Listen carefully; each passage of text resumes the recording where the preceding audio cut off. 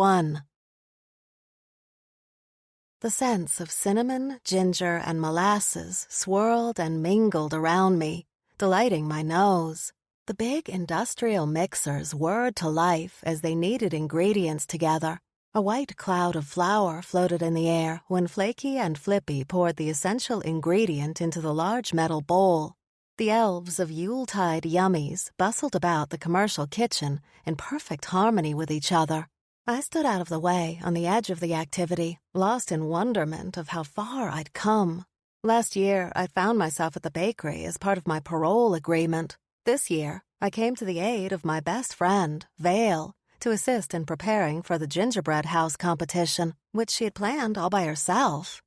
"Don't just stand there gawking," my half-elf friend said, giggling as she caught me stuck in my thoughts. "Grab a rolling pin and get to work." "Oh, you're such a demanding taskmaster," I joked. "If you recall, I was pretty terrible at this job." She tossed me a red and white checkered apron with the bakery logo embroidered on it. "No, you weren't. You just hadn't figured out what you loved to do yet. And now that you have, I truly appreciate you taking time out of your busy schedule to come in and help." I found a free spot on the marble-slabbed counter with a metal bowl sitting next to a rolling pin. Turning the bowl over, I waited until a rich dark brown lump of dough flopped onto the surface. I rolled the raw gingerbread until it flattened into an oblong disc. "How thin do you want it?" I called out. Vale came over and checked my progress. "That's a little too thin. Since you want the walls to be robust enough to hold together, we need the pieces to be about a 1/4 inch thick. Did you use the wooden guides?" I found the long, thin pieces of wood next to me.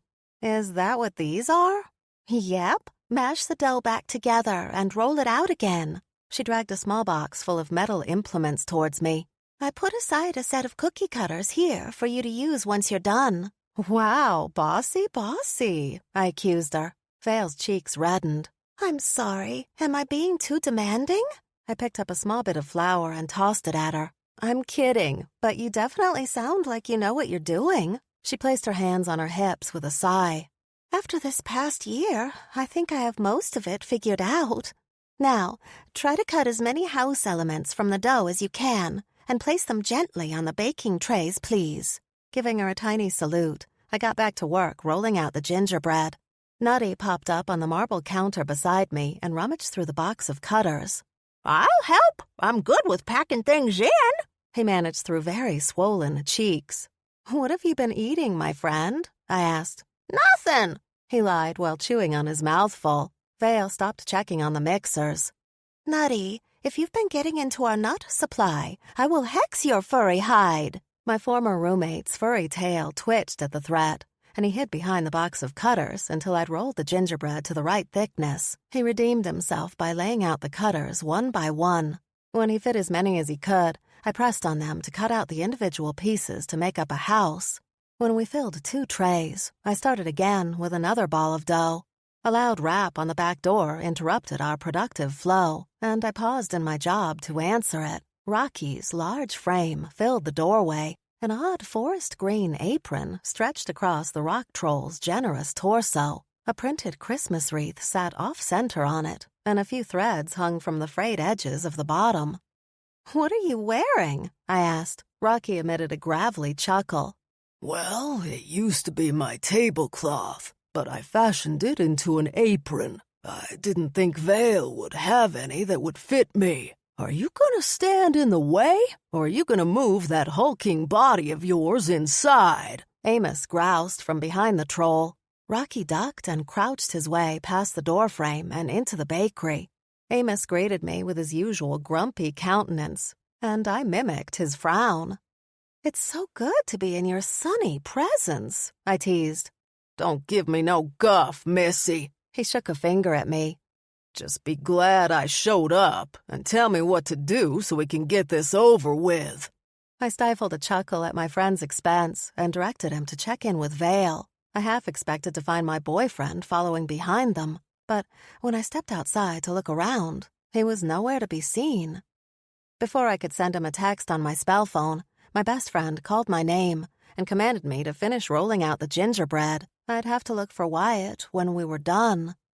Ginger and Pepper suggested the time would go by faster if we sang some carols. The elves didn't wait for an agreed consensus and burst into the first song. When Amos complained, I started singing just to watch him squirm. For the first time I could remember, I actually enjoyed caroling, and maybe because it bothered Amos a little, I sang along with a little gusto.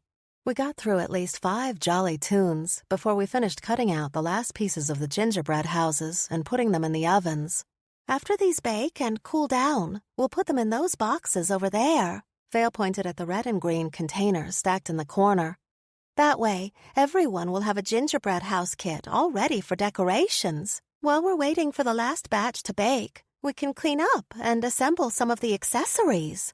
Flaky and Rocky cleaned off the countertops, while Vale asked Amos to help her retrieve the additional boxes of supplies from the back room. Ginger, Pepper, and I divvied up gumdrops, candy canes, and licorice into different piles. Nutty bounced between us, and I suspected more of the sweets made it into his mouth than into the bags he was filling. Hey, squirrel, we'll be here all night if you don't stop eating the goods, Amos complained. Our furry friend attempted to protest any wrongdoing, but could only garble his response through his full mouth. If you eat all that candy, you'll spoil your stomach. Vale separated our bags of candy and placed them into the assembled boxes. Don't forget, I've arranged with Clarence at the wassail to feed you guys as a way of thanks. No need to thank us, I assured her. I think what you're doing is really cool. Now that they've suspended the seasonal spirit awards for being a tad too competitive, I think coming up with a local gingerbread house competition is a fantastic idea. Amos snorted. I can't imagine why they would think the SSAs had gotten too contentious. It's not like the former owner of this bakery went crazy and tried to steal Santa's sleigh. She didn't try. She succeeded, Rocky corrected. My half-elf friend shrugged her shoulders. I felt like we should have an event for Holiday Haven where the competition is friendly rather than cutthroat. Every business has donated so many different prizes that I'm pretty sure everyone will be able to win something, no matter what they enter. And bonus, everyone who participates will be able to take home their own decorated gingerbread house in the long run, Rocky said. So it's a good thing all around. Well, count all of us humbugs in, I declared, even pulling Amos in for a tight side hug. Right? Ever since using Pine and Dandy's shop space for my office, I had been chipping away at Amos's icy exterior all year. When he threatened to hide away from everyone as the holiday season approached, I made sure he knew we would look high and low for him, not giving him a moment's peace unless he tried his best to participate. He earned himself some definite brownie points tonight. We'll see, he grumbled under his breath. Speaking of our group, where's Wyatt? I asked. Amos shot Rocky a look I couldn't decipher, and both of them grabbed towels to wipe down the counters. Nutty scampered off to the back room. My friend's lack of response puzzled me. Vale's cheeks got extra pink again. Oh, he had some things he wanted to get done at the break room. She flashed me an innocent smile. He promised to meet us at the wassail. All the elves set up the kitchen for the next day's work, while the rest of us volunteers packed the boxes with the gingerbread house pieces. I tried not to get too distracted by my lack of answers about Wyatt's absence. I didn't know why he wouldn't come out to help our friend, but I trusted that whatever he chose to do instead must be important. We all cheered and clapped for Vale when we finished. She took the edges of her apron and curtsied. Why don't you guys head over to the pub? I'll finish up here and meet you there. Oh, and tell Clarence whatever you order, put it on my tab. The elves chittered away as they took off their aprons and chatted amongst themselves, following their boss's orders. Nutty scampered up Amos's pant leg and sweater until he settled on top of his friend's shoulder. My friends waited with Rocky for me to join them, but I told them to save me a seat. Whatever Vale had to finish up, I didn't want to leave her alone to do it. I searched around for her, but didn't find her in the empty kitchen or in the darkened storefront. After she had taken over the business, Vale had rearranged some of the building, and I climbed the stairs to find her in her new office. Oh, you startled me, she exclaimed. I thought you had gone with the rest. I wanted to help you out with whatever was left. No sense in you handling things by yourself. You do so much as it is. Vale's smile brightened. Thanks, Rory, but there's really not much else to do other than close out today's books. She held up a stack of receipts. Business has been good and picking up the closer we get to Christmas. Her success warmed my heart. I always knew you could do it. She leaned back in her chair. I'm glad one of us did. I don't know what possessed me to take over Yuletide Yummies after what happened last year, but I'm sure glad I did. We're already talking about expanding into the store space next door. Maybe I can grow my chocolate business or offer a coffee shop, although I wouldn't want to compete against the Candy Cane Cafe. I watched as my friend dreamed big and reveled in her success. Whatever you decide to do, you know you have my full support. And that's why I know I can do it. But I truly do appreciate you taking time out of your busy schedule. I know you are booked solid right now, so your time is precious. Vale stapled the receipts together and paper-clipped them to a sheet of paper. I'll always make time for you. My half-elf friend jumped up from her seat and rushed over to give me a big hug. A small object fell from the top of her cluttered desk and onto the floor. I rescued it after our warm squeeze. And the reality of what I held in my hand took me by such surprise that I almost let go of it. Sweet Santa, is this what I think it is? I brought it up closer to my eyes to examine it. Vale nodded. Yup, that's the shrunken sleigh. I asked Mrs. Claus if I could keep it after everything settled down. I turned it over in my hand, marveling at its beauty, even in the diminutive size. I still can't believe this thing caused such an uproar. And secured your legend as the savior of Christmas, she reminded me. I shot her an annoyed glare. Don't call me that. Vale patted my arm. I'm only teasing, but you really did manage to create a spectacle with the new and improved sleigh. And you kind of did save the holiday last year after all. Did I? Or did Clara? I ran a finger down the side of the tiny sleigh. I'm still not sure she couldn't have created a new sleigh all on her own, considering how similar our magic is. How are those lessons with her going so far? It must be exciting to study with her. Vale straightened up a little of her desk as we talked. They're okay, I guess. I mean, I've gotten way more control over my fire and ice magic than I've ever had in the past. It's why I can take on so many clients and create new ice sculptures. My business was booming, and I should be over the moon happy with my success. And yet, I still felt a slight pain of promise unfulfilled. But I do wonder if that's all I can do. Clara seems to think there's more to come for me. After the debacle of the solstice beach bubble, I had only told Wyatt and Vale about Clara's strange offer. With all the attention I got for creating a new sleigh, I definitely didn't want more unwanted attention or speculation over her proposition. Plus, I didn't really take her seriously about where my future could lead. I figured she just wanted to challenge me to push myself. I'll be headed to the center of the North Pole in a couple of days for another lesson. I don't know how she can fit me in as things ramp up for the holidays, but she seems insistent on seeing me. Vale pushed a drawer closed. Well, you never know with Mrs. Claus. She doesn't share her plans with many people. But if you learn something new, let me know. You'll be one of the first, I promise. I placed the sleigh back on top of her desk. Hey, Vale, why did you keep it all this time? Vale wrapped her scarf around her neck. I wanted to change the memory of it from the negative of what Wren did to how my friend helped save the day. The two of us bundled up in our winter gear and walked downstairs. I wonder whatever happened to Wren Warbler, or to Pandora for that matter. Vale took out a set of keys from her purse. I don't know. Maybe you could ask Buzzy, but I suspect he wouldn't know what goes on in law enforcement outside of Holiday Haven.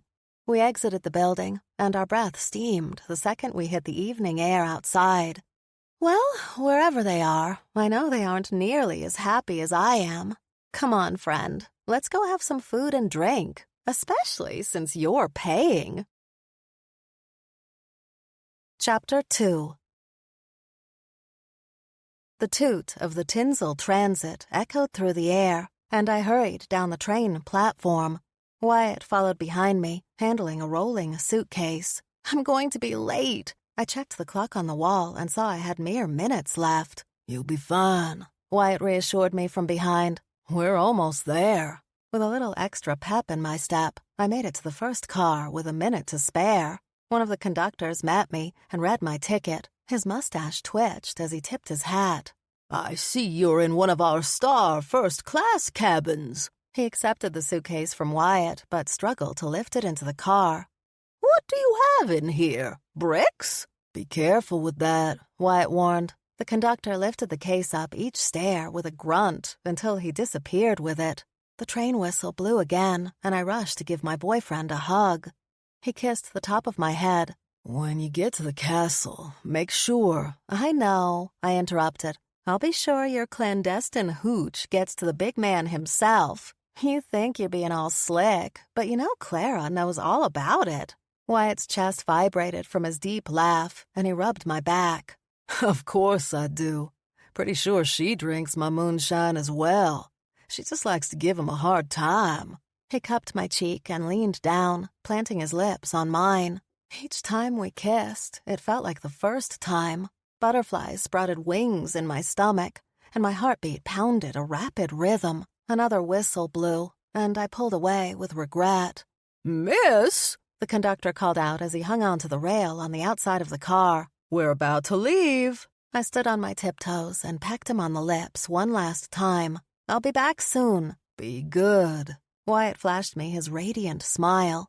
The gears of the train ground to life, and I jumped from the platform onto the stairs of the first car just in time. Secure that I'd made it, I held on and cried out one last goodbye.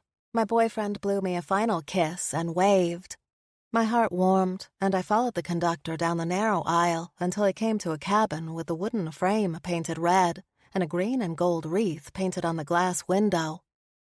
Here's the star cabin. He slid the door open and ushered me inside. One of the crew will be by soon to bring you refreshments. Until then, if you need anything, just press this button and one of us will come check on you. I pulled out my purse and dug in my wallet to give him a tip. The conductor waved me off. Oh, no, miss. Everything has been prepaid for you. Enjoy your journey. The last few times I'd gone to take lessons with Clara, Wyatt had taken me when he made trips into the center of our region for supplies or deliveries. When he told me his schedule wouldn't allow him to leave Holiday Haven so late in the season, Mrs. Claus had been kind enough to arrange for me to take the Tinsel Transit.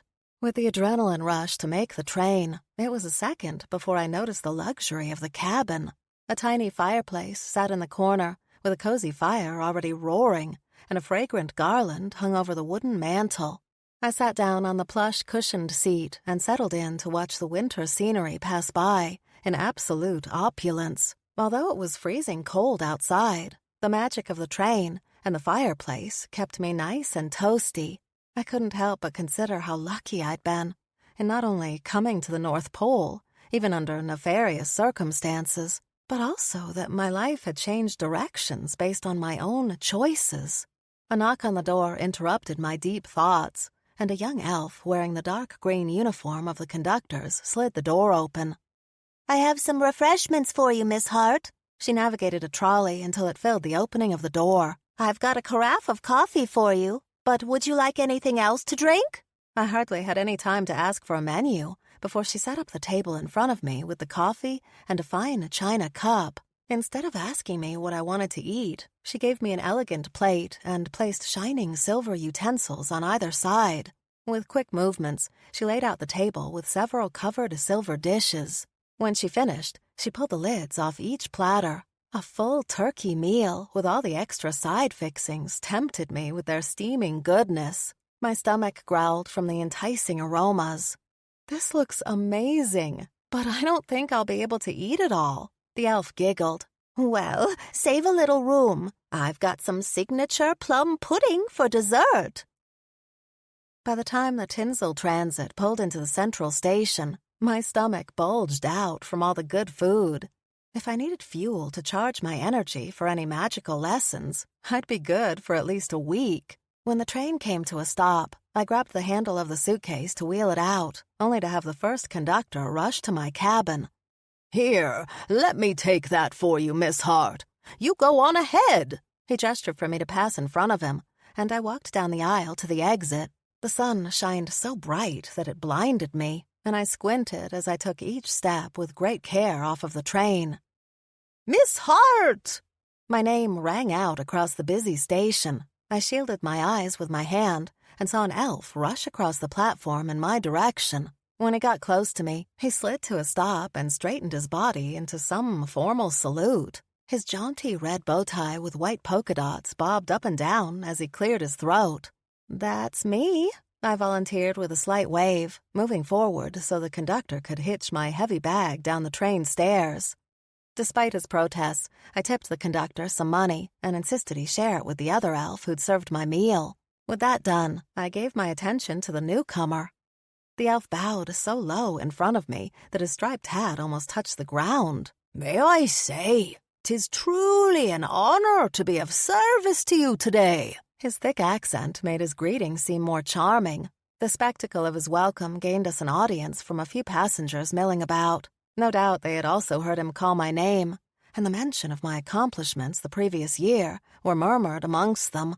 "Let me introduce myself. The name is Argyle, and I am honored to escort you to your transportation, Miss Hart." He started to bow again, but I touched his shoulder to stop him. "Call me Rory," I insisted, wanting him to stop genuflecting. "Let's get to this transportation as quickly as possible." Argyle moved around me to accept the suitcase from the conductor. With his small stature, the elf struggled a bit to pull it behind him, and I offered to take it myself. He refused my help and dragged the suitcase a few paces in front of me with both hands. We exited the station and headed in the direction of a sleek black sleigh with an enclosed carriage. A gold logo with the letters NP was embossed on the side. An elf wearing sunglasses jumped down from the driver's seat and approached us. He offered me a curt nod and hurried to help Argyle with the suitcase. It took both of them to hoist it up into the trunk compartment of the sleigh. "All righty, Miss Rory. We can be on our way to the castle." He gave the driver instructions to get going, and the sleigh slid forward, gliding with grace across the snow. "Have ye ever seen such a glorious city as ours?" Argyle asked, admiring the view from his side of the sleigh. Compared to Holiday Haven, the center of the North Pole was a thriving metropolis. The colorful buildings rose twice the height or more of those at home. Decorative lights and ribbon wrapped around every available pole. Multiple stores lined the streets, and citizens of all shapes and sizes crowded the sidewalks. The city made my town of Holiday Haven feel tiny in comparison. "I've been here before, but never through the main part of it. It's really," I wanted to say Christmassy, but that felt a bit too obvious. "Beautiful." One storefront in particular caught my eye. The Christmas Whisk featured brightly colored baked goods. Despite being full from the food on the tinsel transit, my mouth watered at the tempting display case of several cakes in all different sizes, decorated like Christmas presents. I bet I could convince Vale to come here on a research trip to check them out sometime. Once we passed the shopping area, we drove past several starker buildings with multiple tall chimneys reaching up to the sky with plumes of multicolored clouds of glitter rising from them. "These are our gift factories. We have a whole operation from making the presents all the way to wrapping them," Argyle explained. I'd heard of the major operation at North Pole Central, but seeing it in person intimidated me a little. When I'd come with Wyatt, he'd driven me through back roads and straight to the castle, using one of the back entrances so he could make his clandestine deliveries. I think if I'd arrived for my first lesson with Clara in a North Pole carriage, I might have turned around and headed back to Holiday Haven. "And there's the beautiful gem of our whole region, shining like a beacon of joy and happiness." Argyle pointed at the glittering structure ahead of us. I leaned forward, captivated by the sheer magnitude and beauty of Santa's castle. Oh my stars! My jaw dropped, and I marveled like a little kid seeing the big man for the first time. My reaction pleased the elf, and he straightened his bow tie with pride. It was always my mother's dream for me to work in the castle. It took me several years, and now I am one of their trusted family members." "You're related to the Clauses?" He shook his head. "No, it's just the way they want us to call ourselves. If we've earned the honor of working in the castle, they trust us as if we were one of the family. Mrs. Claus, in particular, doesn't like anyone to use the terms worker or employee." The revelation made me like Clara even more than I already did, and increased my admiration of her tenfold. Vale was right. I was incredibly lucky to be taking lessons from Santa's wife. And if what Argyle said was true, then I wondered how she viewed me. The sleigh crossed a bridge of ice shaped to look like blocks of crystal stones. The sun reflected off of the edifice of the castle, and I realized the whole thing had been forged out of ice as well. Its flawless design reminded me of my own sculptures, but I didn't think I had that much imagination to come up with the arches and turrets and all the other features that made it special. But that would have been one heck of a slab of ice to start with, if someone had sculpted the whole thing. We drove under a large arch with an icy shield of arms shined to perfection. In the middle was the same NP logo as on the side of the sleigh, glowing golden in the sunlight. Living in the cozy town of Holiday Haven, I could almost forget that we were part of something much bigger. But driving up to the front of Santa's castle, I couldn't deny that I lived and breathed in the North Pole that featured in all the Christmas stories.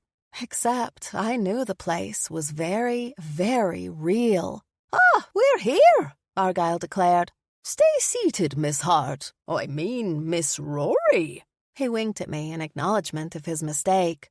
The second the sleigh slid to a stop, a rush of elves approached us. Before I even exited, I saw 4 of them carting Wyatt's suitcase away. Argyle opened the door for me and offered me his gloved hand in assistance. Although I usually liked to take care of myself, I didn't want to insult him or his job. Besides, it felt amazing and kind of regal being so looked after.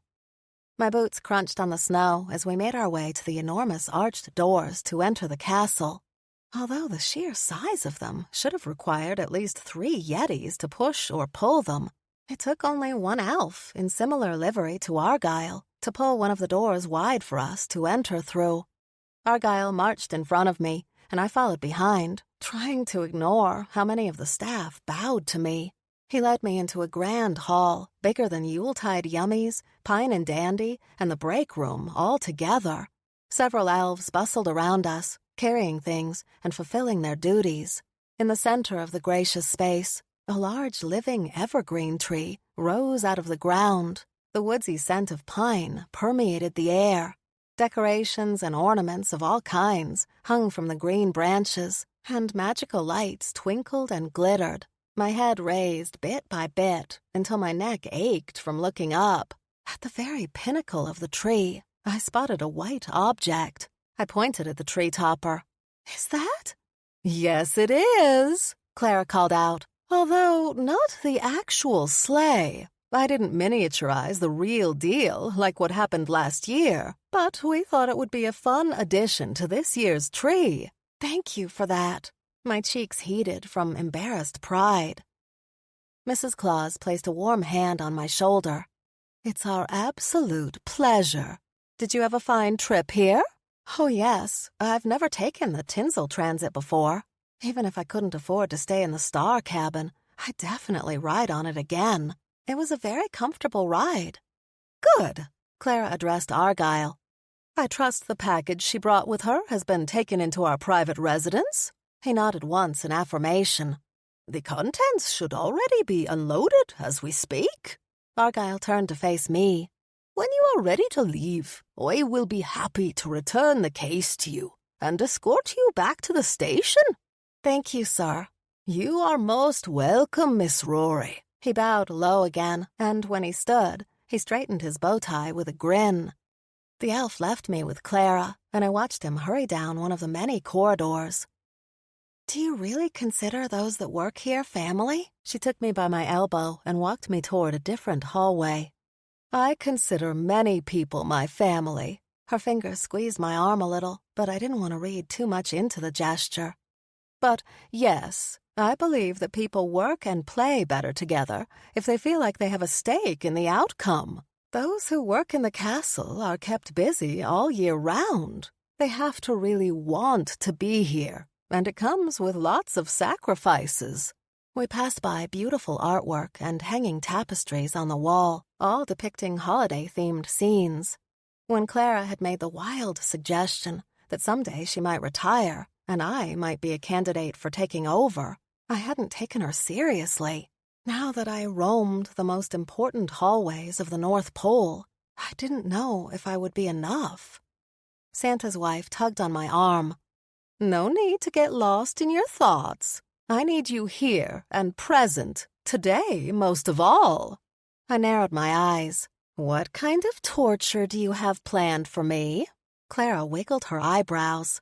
"The jolly kind. Come on!" Chapter 3. After we wound our way through a maze of halls and corridors, we came upon a central courtyard. Although snow covered the ground and the manicured bushes, the temperature remained warmer, no doubt due to a powerful spell. "Rory, you've progressed so much in such a short time with your fire and ice magic," Clara complimented. "Thanks to your lessons, my business is literally booming. I've got clients booked from now until after the new year. So many people requested my sculptures that Cora had created a very long waiting list." Her face turned serious. "And you're finding that you're not expending too much of your energy or getting too tired by the end of the day?" I shook my head. "No, I get so caught up in my work, I have to force myself to quit most days, or Wyatt makes me stop." "Good man. He's a fine partner to recognize that doing well in your work is fine, but you must still make time to live your life. I trust the Humbugs are also helping on that end as well?" I chuckled. "They are. Although I think Nutty is still a little sad that we no longer live together. I've told him he should look into getting a new roommate, but he refuses to stop calling the second room in his cabin my room." "Doesn't that squirrel live next door to you?" Clara asked. "He can come over any time." My furry ex-roommate did like to visit a lot. I almost regretted giving him a key, especially on the few occasions when I woke up with his tiny body curled up above my head on my pillow. After the solitary life I'd lived prior to coming to Holiday Haven, I kind of understood his reluctance to live alone. "It'll take some time for him to adjust." I clapped my hands together and rubbed them. "So, what challenge do you have for me?" Clara motioned for me to follow her to the center of the courtyard. "Since I think you have a good handle on your magic, I want to see if you can take on something new." She placed her hands together in concentration. A breeze picked up out of nowhere, and the scents of mulled cider and fragrant evergreens grew around us. A bright light emanated from between her palms, and a small swirl of light and snow burst out when she opened her hands again. Turning her right one over, she showed me what rested in her palm. The glow of the snowflake pulsed and glittered.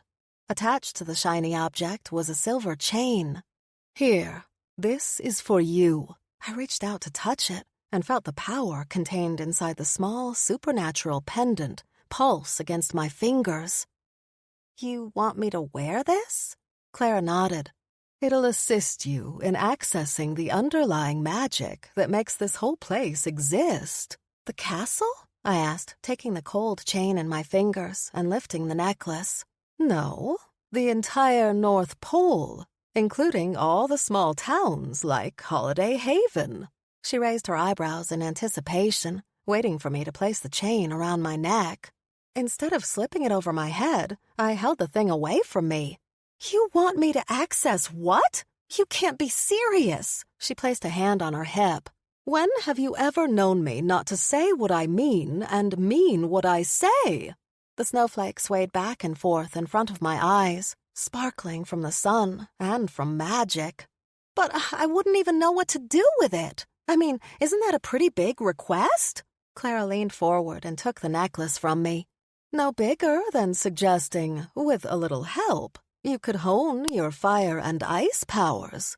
And definitely easier than trying to grow up and survive all on your own. Compared to that life, this will be a piece of ginger cake. She lifted the chain above my head and waited for me to give her permission. I took a moment to consider her offer. According to her, if I wore the necklace, I would be able to tap into the magical energy source that powered the North Pole. I thought of Vale and how my best friend expressed how much she'd love to be in my shoes. I'd be a fool if I turned down such a gift. And I'd be an even bigger one if I walked away, forced to forever tell others that I'd said no to Santa's wife. I leaned my head forward, and she lifted the chain over it. The cool silver touched my neck, and a shiver ran down my spine. Place the snowflake under your sweater so that it touches your skin, Clara instructed. I didn't know what to expect when the strange pendant touched me, but I couldn't have anticipated the sudden rush of energy that filled me. It was as if someone had taken my magical powers and plugged them into a socket. Whoa! I reached out to touch Clara's arm in an attempt to gather my bearings. That's new! She gestured at everything around her. That's the mana, or energy, that surrounds us here, like the Aurora Borealis. Always there, day or night, even when you can't see it. It took me a few moments to get used to the tingles. Okay, so now that I have access to the magic, what do you want me to do with it? Well, there's lots of things you can do, but I want to start with something minor. It's teeny-weeny. No big deal. The corners of her mouth turned up with mischief. I groaned. What is it? Her grin turned into a big fat smile.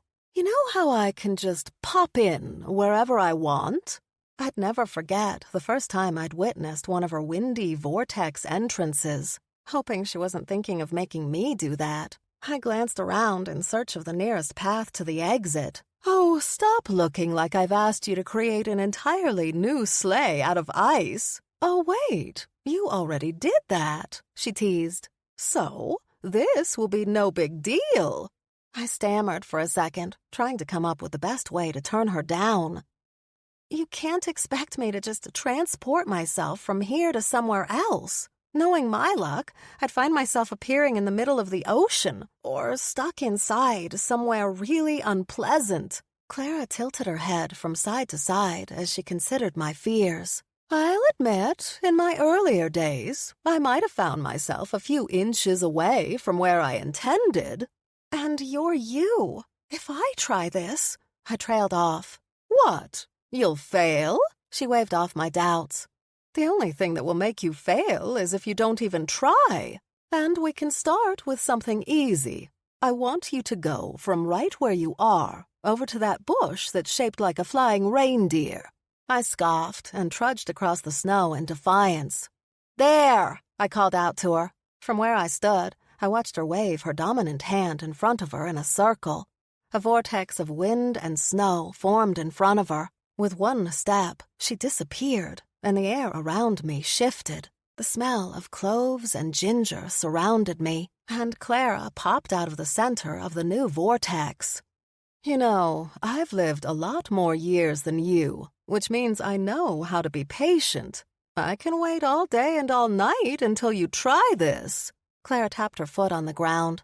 If you watched me, you saw a little of what it took for me to move from there to here. Giving in, I waved my right hand in a circular motion. I saw that you did this. Right, but not so fast. Slow and deliberate. And while you're doing that, you want to picture in your mind where you want to go. And for now, since you're just starting out, you can say your destination out loud if you want.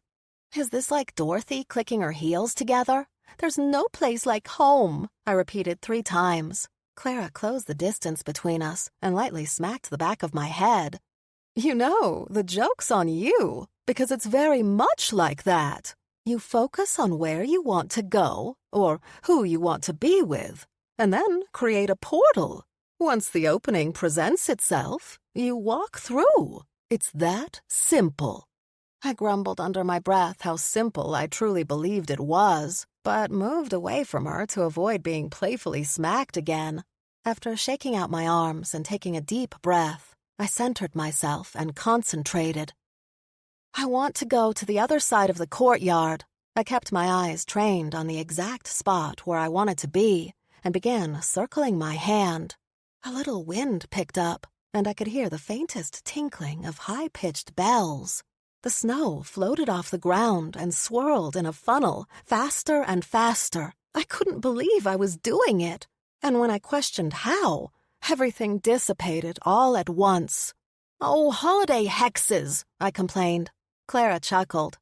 "You actually did remarkably well for never having executed the spell before. I think it took me a week before I could get that far." I lifted an eyebrow. "Really? Or are you just saying that to give me a confidence boost?" "I'm being serious. I was only a few years younger than you, too. Try it again," Mrs. Claus commanded. Knowing how things worked, I enacted the spell with more precision the second time. Snow whirled in front of me in a mini tornado, and then the air split in two, and a shining crack opened. "Now, step through!" Clara yelled over the noise. I gritted my teeth and forced my foot to move forward.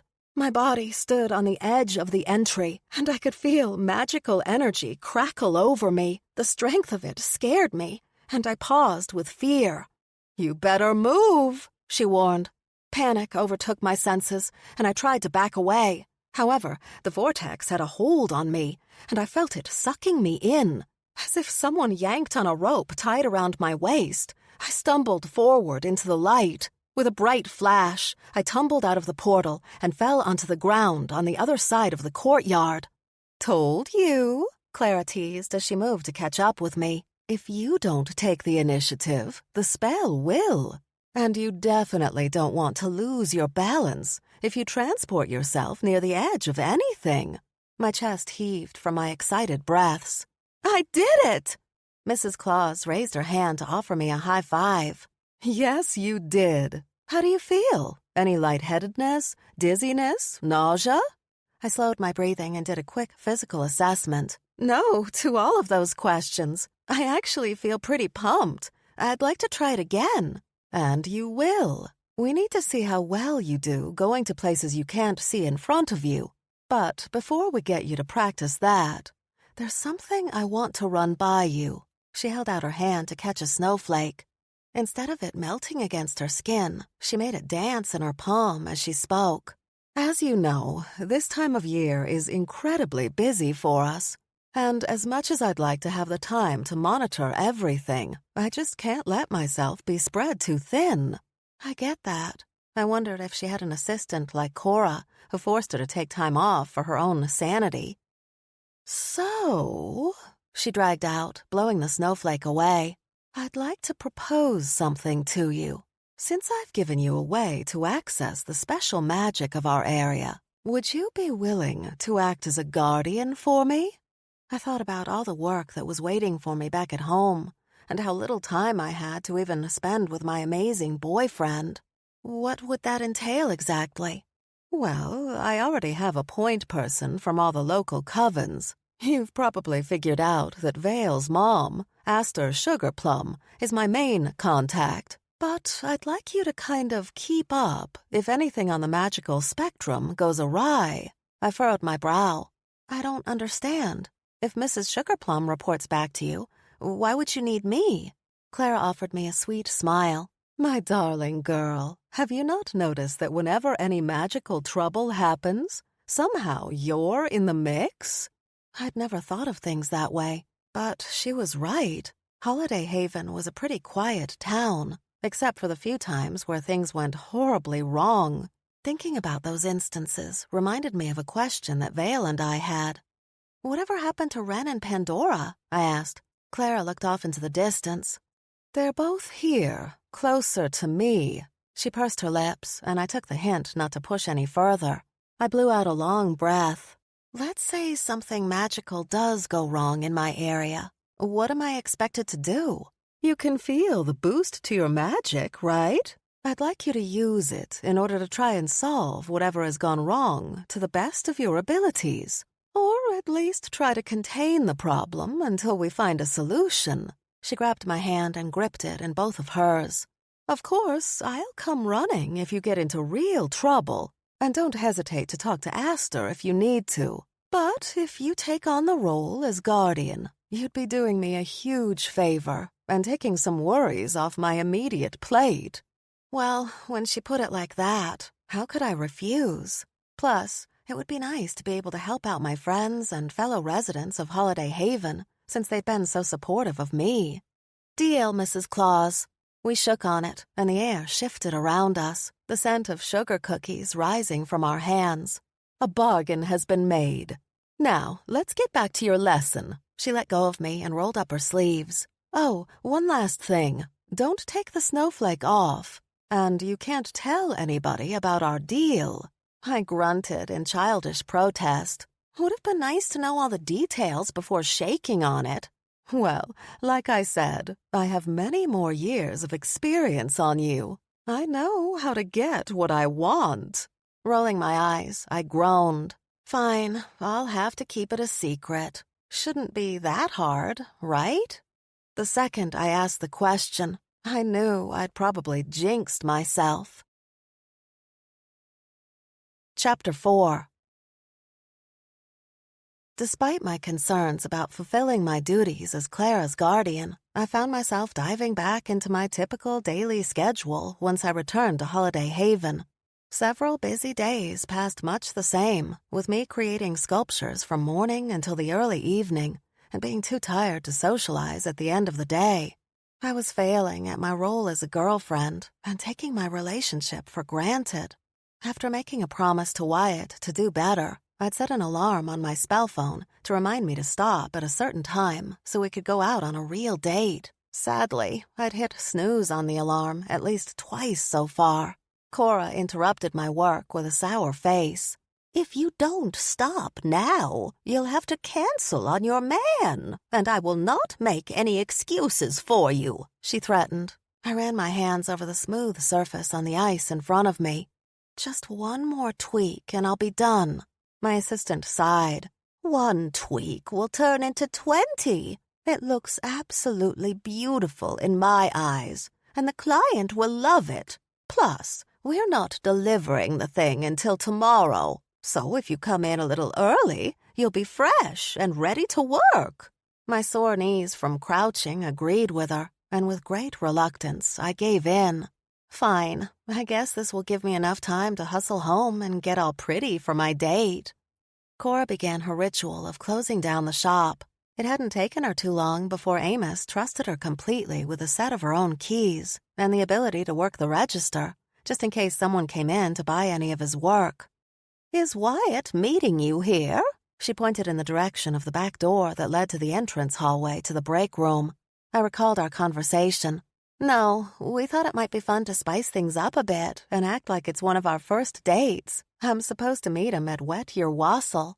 Cora chuckled. "Oh, my husband and I have played those games before, acting like we're meeting for the first time and getting to know each other all over again. It certainly can make things more interesting." She wiggled her eyebrows, and I visibly cringed.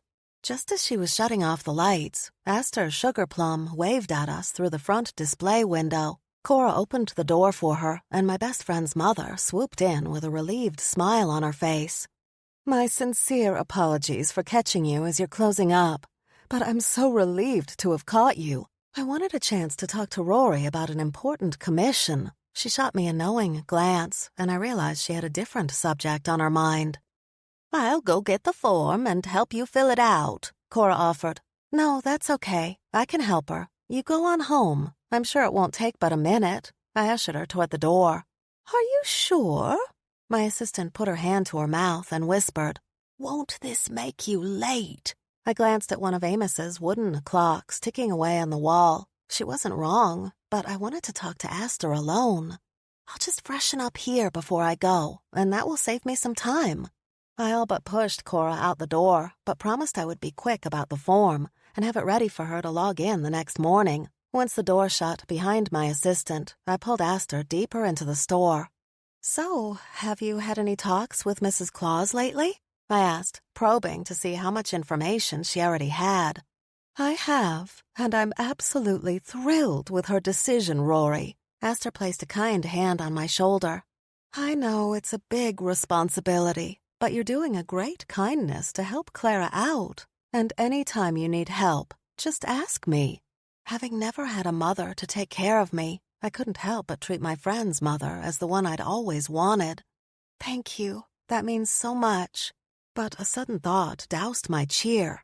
Although I guess I should be apologizing that the offer wasn't made to your daughter. I expected Mrs. Sugarplum to become desolate at the reminder, but she grinned instead. "My daughter has her own talents, and I couldn't be prouder. You know she doesn't have a jealous bone in her body, and is just so happy for all that's happened for you. If Vale had been in the room, I would squeeze her for all she was worth. I know, she really is the best." I let out a guilty sigh and pulled the snowflake out from under my sweater, holding it in my fingers. "I wish I could share this with her." Aster nodded once. "I know, but it's better not to tell anyone about it. If word got out, you never know what could happen. You might have people talking about you at best, or someone might try to take it from you at worst." I hadn't thought about the dangers of telling my closest friends, only the wish that I could have someone else to talk to about it. "If I have any problems figuring out when to intervene as a guardian, may I come to you?" Aster opened both her arms and wrapped them around me. She danced me back and forth in a warm embrace. "Of course, dear girl. I would welcome talking to you any time." My heart filled with love, and I rejoiced that I possessed the opportunity to have a real family in my life now, even though I'd carried so much resentment about missing one growing up. If I could go back in time to tell my younger self anything, I would tell that Aurora to hold on to hope, that love was coming. We both sniffled and wiped under our eyes when we parted. I started to escort her toward the door and stopped. "Oh, I guess I'll have to fill out a fake form to keep up the ruse with Cora." "No need. If you'll go get one, I've definitely got a job for you. I just hope you'll have the time to fulfill it." I rushed to my desk that Amos had handcrafted for me with great care. Grabbing one of the forms, a clipboard, and a pen, I brought them to Vale's mom. She filled out the top part with all the contact information and stopped when she came to the description of the commission.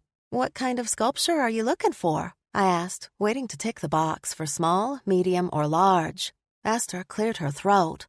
"As you are well aware, I am on the Yule Ball committee. I'm sure I should have asked you this ages ago, but you know how busy we all get this time of year." "The gingerbread general store is probably pretty hoppin'," I agreed. "Indeed it is. Jingle and I can barely keep up with the supply and demand, but we're doing our best to make sure everyone gets what they need." She pointed at the form. "I'd like to ask you if you'd be willing to create the featured centerpiece for the ball." My heart leaped with joy and then sank with despair. A project like that would be very time-consuming, and at the same time, how could I turn down a great honor like that? Plus, the beginnings of an idea for the centerpiece blossomed in my head just like that. "I would love to," I said, scratching a line through the word large and writing XL. "I'll have to talk to Cora to see how we can move around my schedule to fit it in, but I think it would be fun." Aster placed her hand under my chin with gentle care. "I know it will be beautiful. Now, I heard Cora say something about a date. I don't want to delay you any longer." "Oh, my date!" The hands on the clock mocked me as each tick-tock of its mechanism scolded me. I really should get going. I walked Aster out of the store and thanked her for stopping by. My talk with her alleviated some of the anxiety that had been growing ever since I'd returned from Santa's castle. Feeling a little lighter, I practically skipped down the sidewalk in the direction of the wassail. Once I got inside the cozy, warm pub, I searched for my boyfriend. Wyatt sat at the dark wooden bar, holding a pint of amber beer and talking to Clarence. Something the vampire said to Wyatt made him laugh, and his broad shoulders shook. The pub owner tipped his head in my direction, and my boyfriend swiveled on his stool to face me. A bright smile spread on his face. My insides turned to mush in an instant. This man possessed every quality I could ever want in a partner, and even some I never knew I needed. He always made me feel like I came first in his life, and I'd been repaying him by being too busy. I silently chastised myself and promised to do better as I rushed over to hug him. I threw my arms around him with such force that some of his beer splashed out of his pint glass. Ignoring the mess I'd caused, I pressed my lips against his in a grateful greeting. "Well, hello to you, too," he said when I pulled away. He nuzzled my nose with his. "Should I give you two some privacy?" Clarence joked in his impeccable British accent.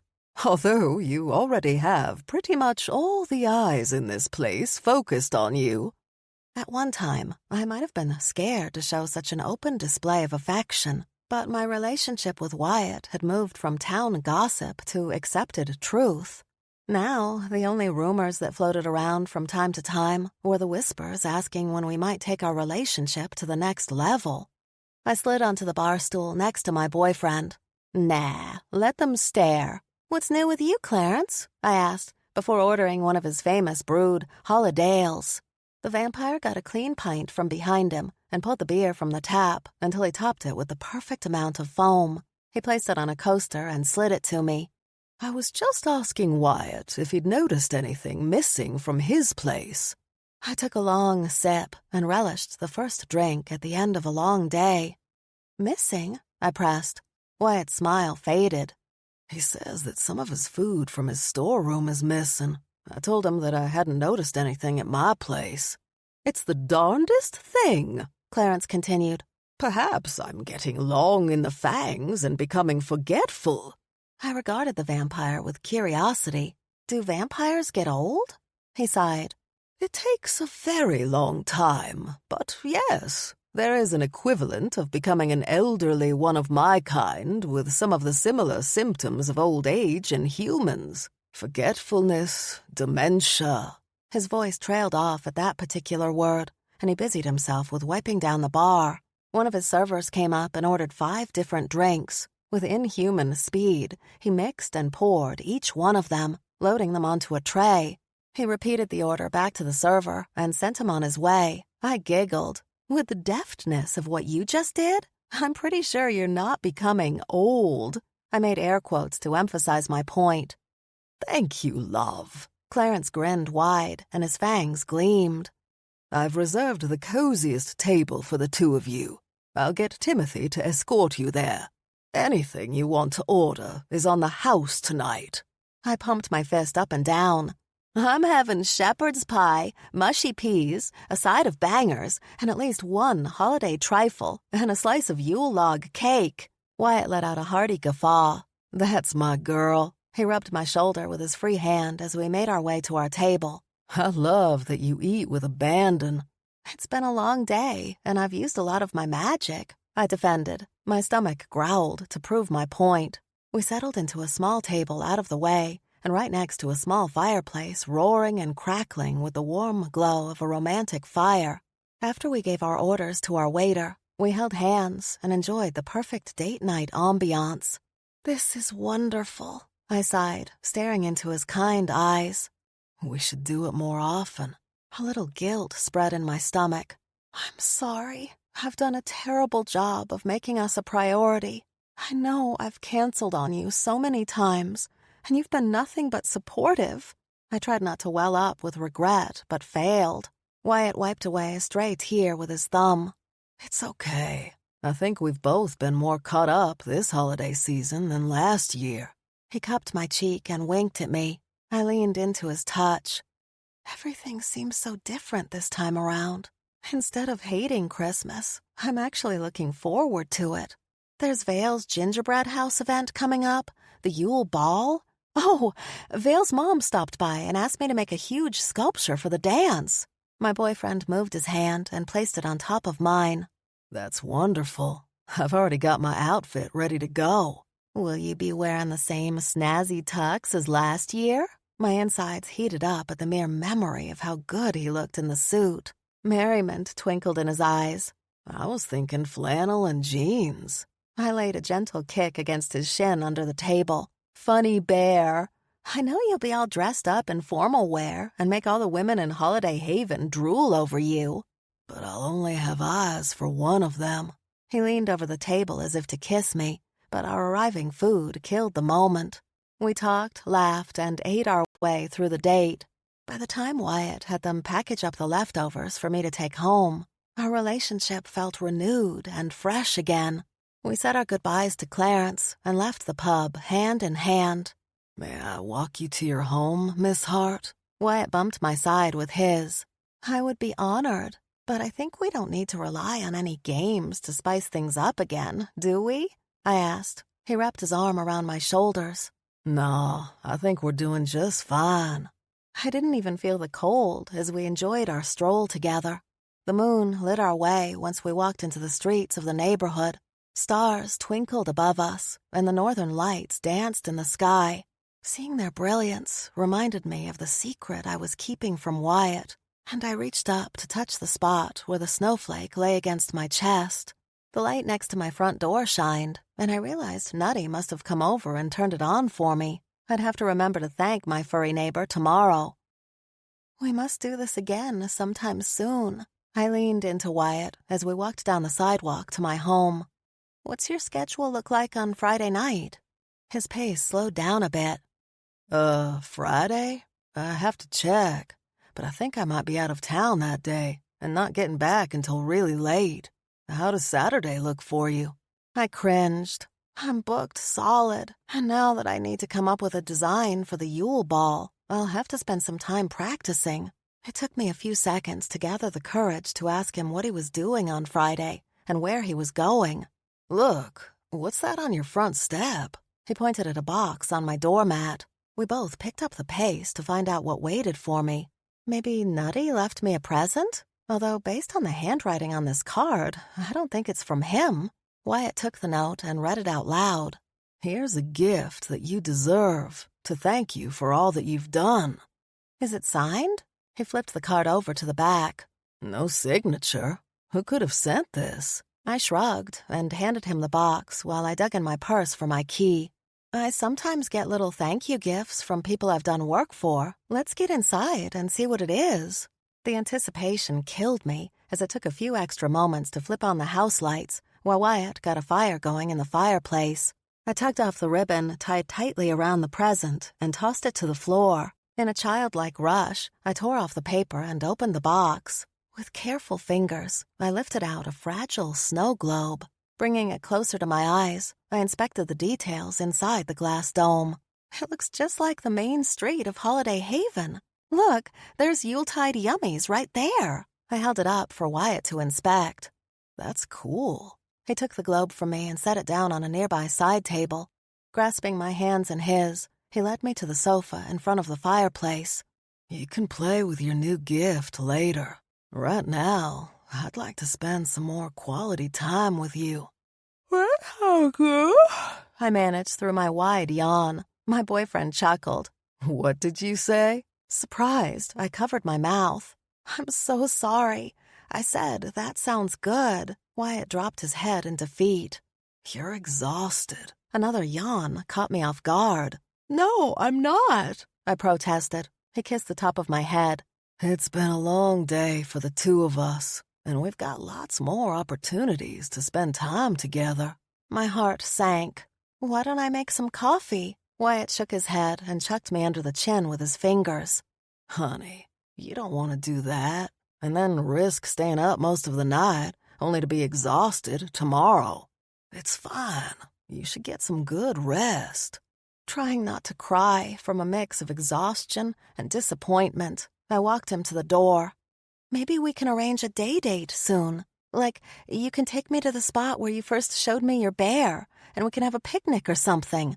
He stopped short of the door and turned to give me one of his signature hugs that shut out the rest of the world and wrapped me up in the comfort of just the two of us.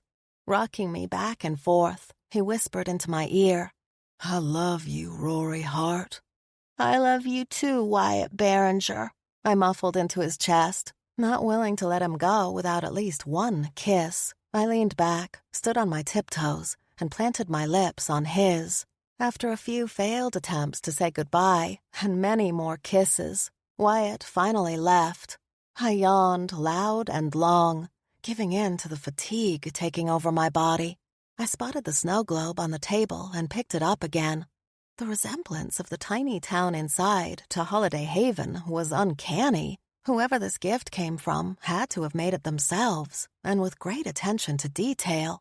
I shook the globe up and down to watch the fake flakes of snow swirl around inside.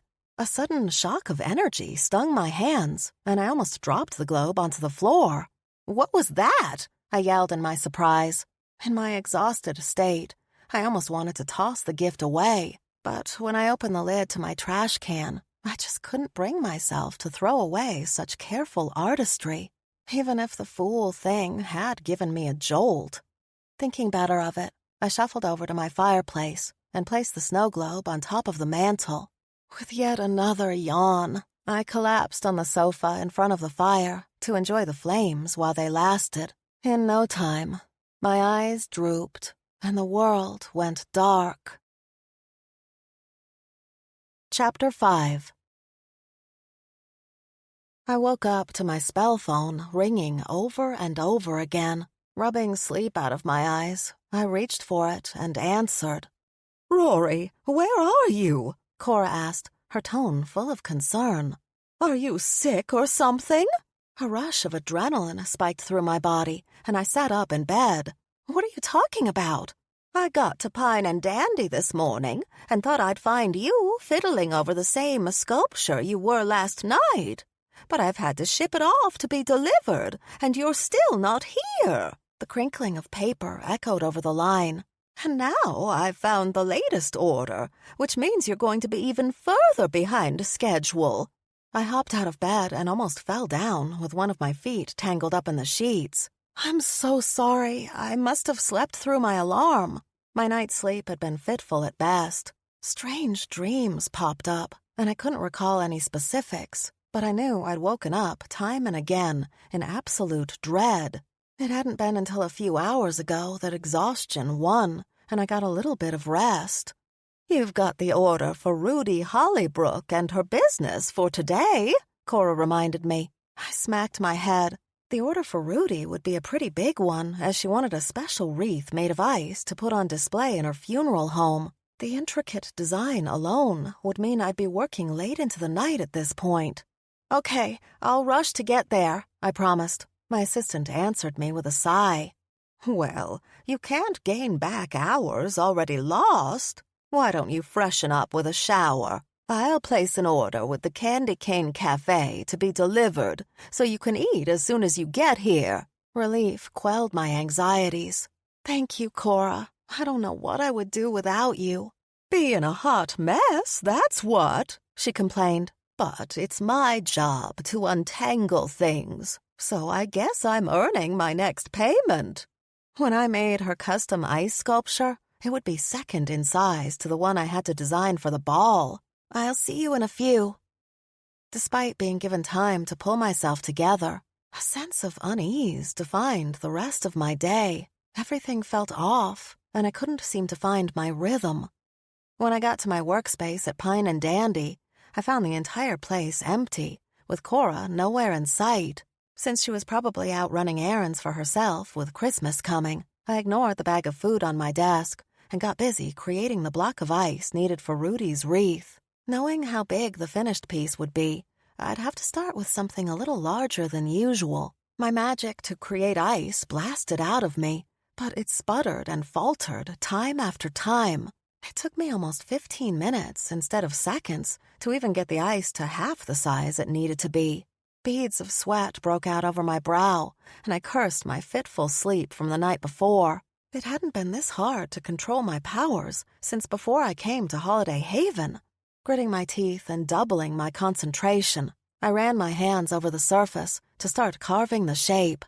I found my fire magic just as stubborn as my ice powers and decided to give it a little boost. I melted a good chunk of the ice away. "You must be kidding me!" Sweat dripped into my eyes, and I wiped it off with the back of my hand. I hadn't destroyed too much of the original structure, and I added ice back into the place I'd managed to melt. My hand hovered over the spot, but nothing came out. "Come on!" I insisted, flexing my fingers and trying once more. A detonation of ice exploded out of the existing block until it rose into a giant glittering shard. In my confused aggravation, I almost missed the jingle of the bells on the front door. I wiped my sweaty brow with my sleeve again and took a step back in puzzlement. The room spun a little as I swayed on my feet. Cora rushed over to me. "What's going on?" "I don't know. Everything's been a little off today." I gestured at the block of ice with the weird, crystallized piece jutting out from the side. "Maybe it's because I haven't eaten anything yet." She frowned at me. "This is why I left the bag for you on your desk. Didn't you see it?" I nodded, regretful I hadn't taken advantage of her goodwill. Since I was behind in my schedule, I thought I'd better get right at it. Cora rapped her knuckles against my forehead. "Hello? Witch Lesson 101. Magic takes energy, and to have a reserve of it, you need to be properly fueled." She marched over and grabbed the bag. "Wait a minute. You haven't even touched your coffee." With everything so topsy-turvy since the moment I woke up, I had completely forgotten my most important fuel. I should just go back to bed and start this day all over again. I accepted the cup from her and swallowed some of the lukewarm drink. "Your breakfast burrito will be cold, but I suppose you could use your fire magic to warm it up."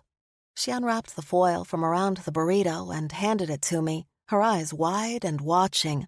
I opened my mouth to take a bite, but stopped. "You going to stare at me the whole time?" "I want proof that you've eaten something." I took a bite and was pleased to find the food warm enough to be edible. The way today was going, I didn't know if my fire powers would heat up the burrito or burn it to a crisp. A wry laugh escaped my lips, and I shook my head while taking another bite.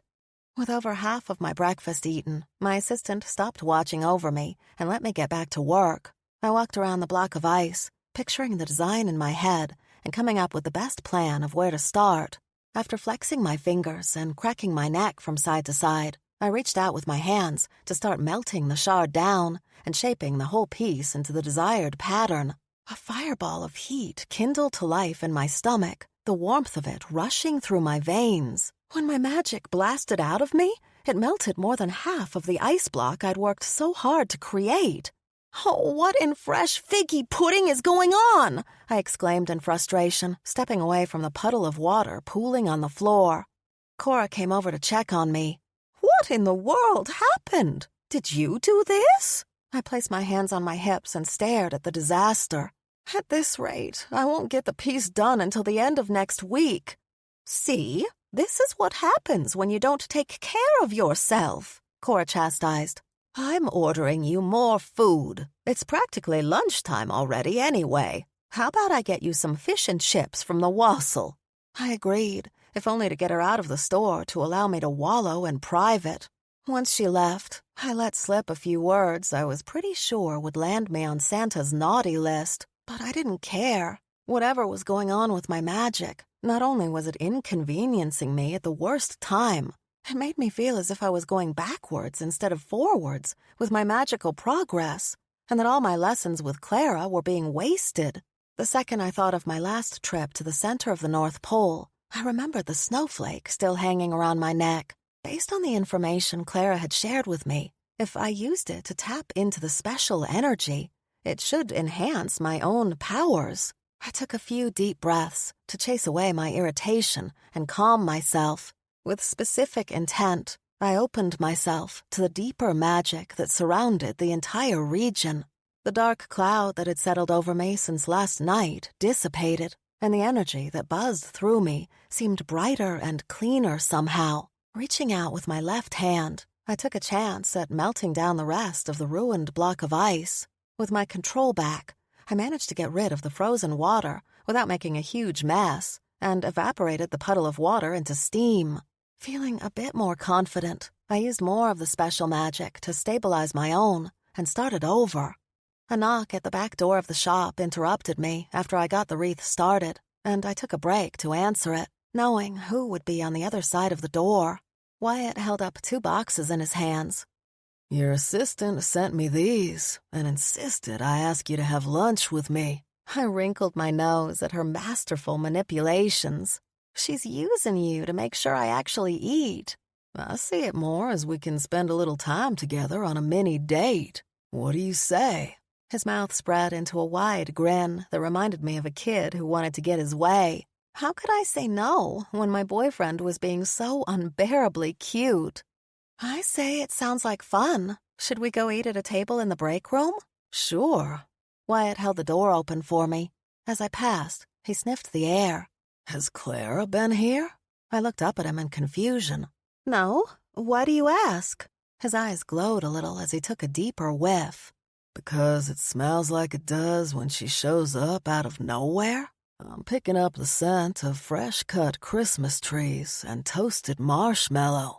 Instinctively, my hand touched the spot where the snowflake lay hidden under my sweater. Maybe Cora's wearing a new perfume. The second the lie came out of my mouth, I hated it. I'd have to be more careful in the use of my new guardian powers, or make sure to open a window to clear the air. Chapter 6. When Vale put out a call to gather all of us humbugs, none of us could refuse her. I might have tapped into a little more of my guardian magic in order to finish my work for the day, but I managed to make it in time. It didn't hurt that my best friend wanted us to meet at the break room. After locking the front door, I slipped out the back door of Pine and Dandy and headed down the darkened hallway to the speakeasy. Wyatt's bar had been billed as a place of refuge from all things Christmassy for years. However, I noticed that little by little, more holiday stuff showed up. After the success of his themed drinks for the summer solstice celebration, my boyfriend had acquired an unending supply of Santa's snow to make holiday-themed drinks. The speakers throughout the joint blasted holiday music from WKNP, the North Pole's biggest radio station. My handsome bartender hummed along to the current song while he mixed the ingredients together for his latest concoction. Vale sat on top of the stool in front of him, with her feet dangling and swinging in rhythm to the beat while she sang the lyrics. Amos sat at the opposite end with Rocky, looking more miserable than usual. Hey, Rory, Wyatt called out. You're just in time to try out my drink in honor of our friend here. He stopped the blender from whirring and poured the thickened contents into V-shaped, long-stemmed glasses rimmed with crystallized brown sugar. This is a gingerbread martini. It's got cream, vodka, Irish cream liqueur, and some actual baked gingerbread in it. Vale beckoned me to come join her. Wyatt helped me find a use for the gingerbread scraps and broken cookies so they won't go to waste. I gave her a side hug before settling into the seat adjoining hers. I'm guessing you've got your extra special ingredient in there as well?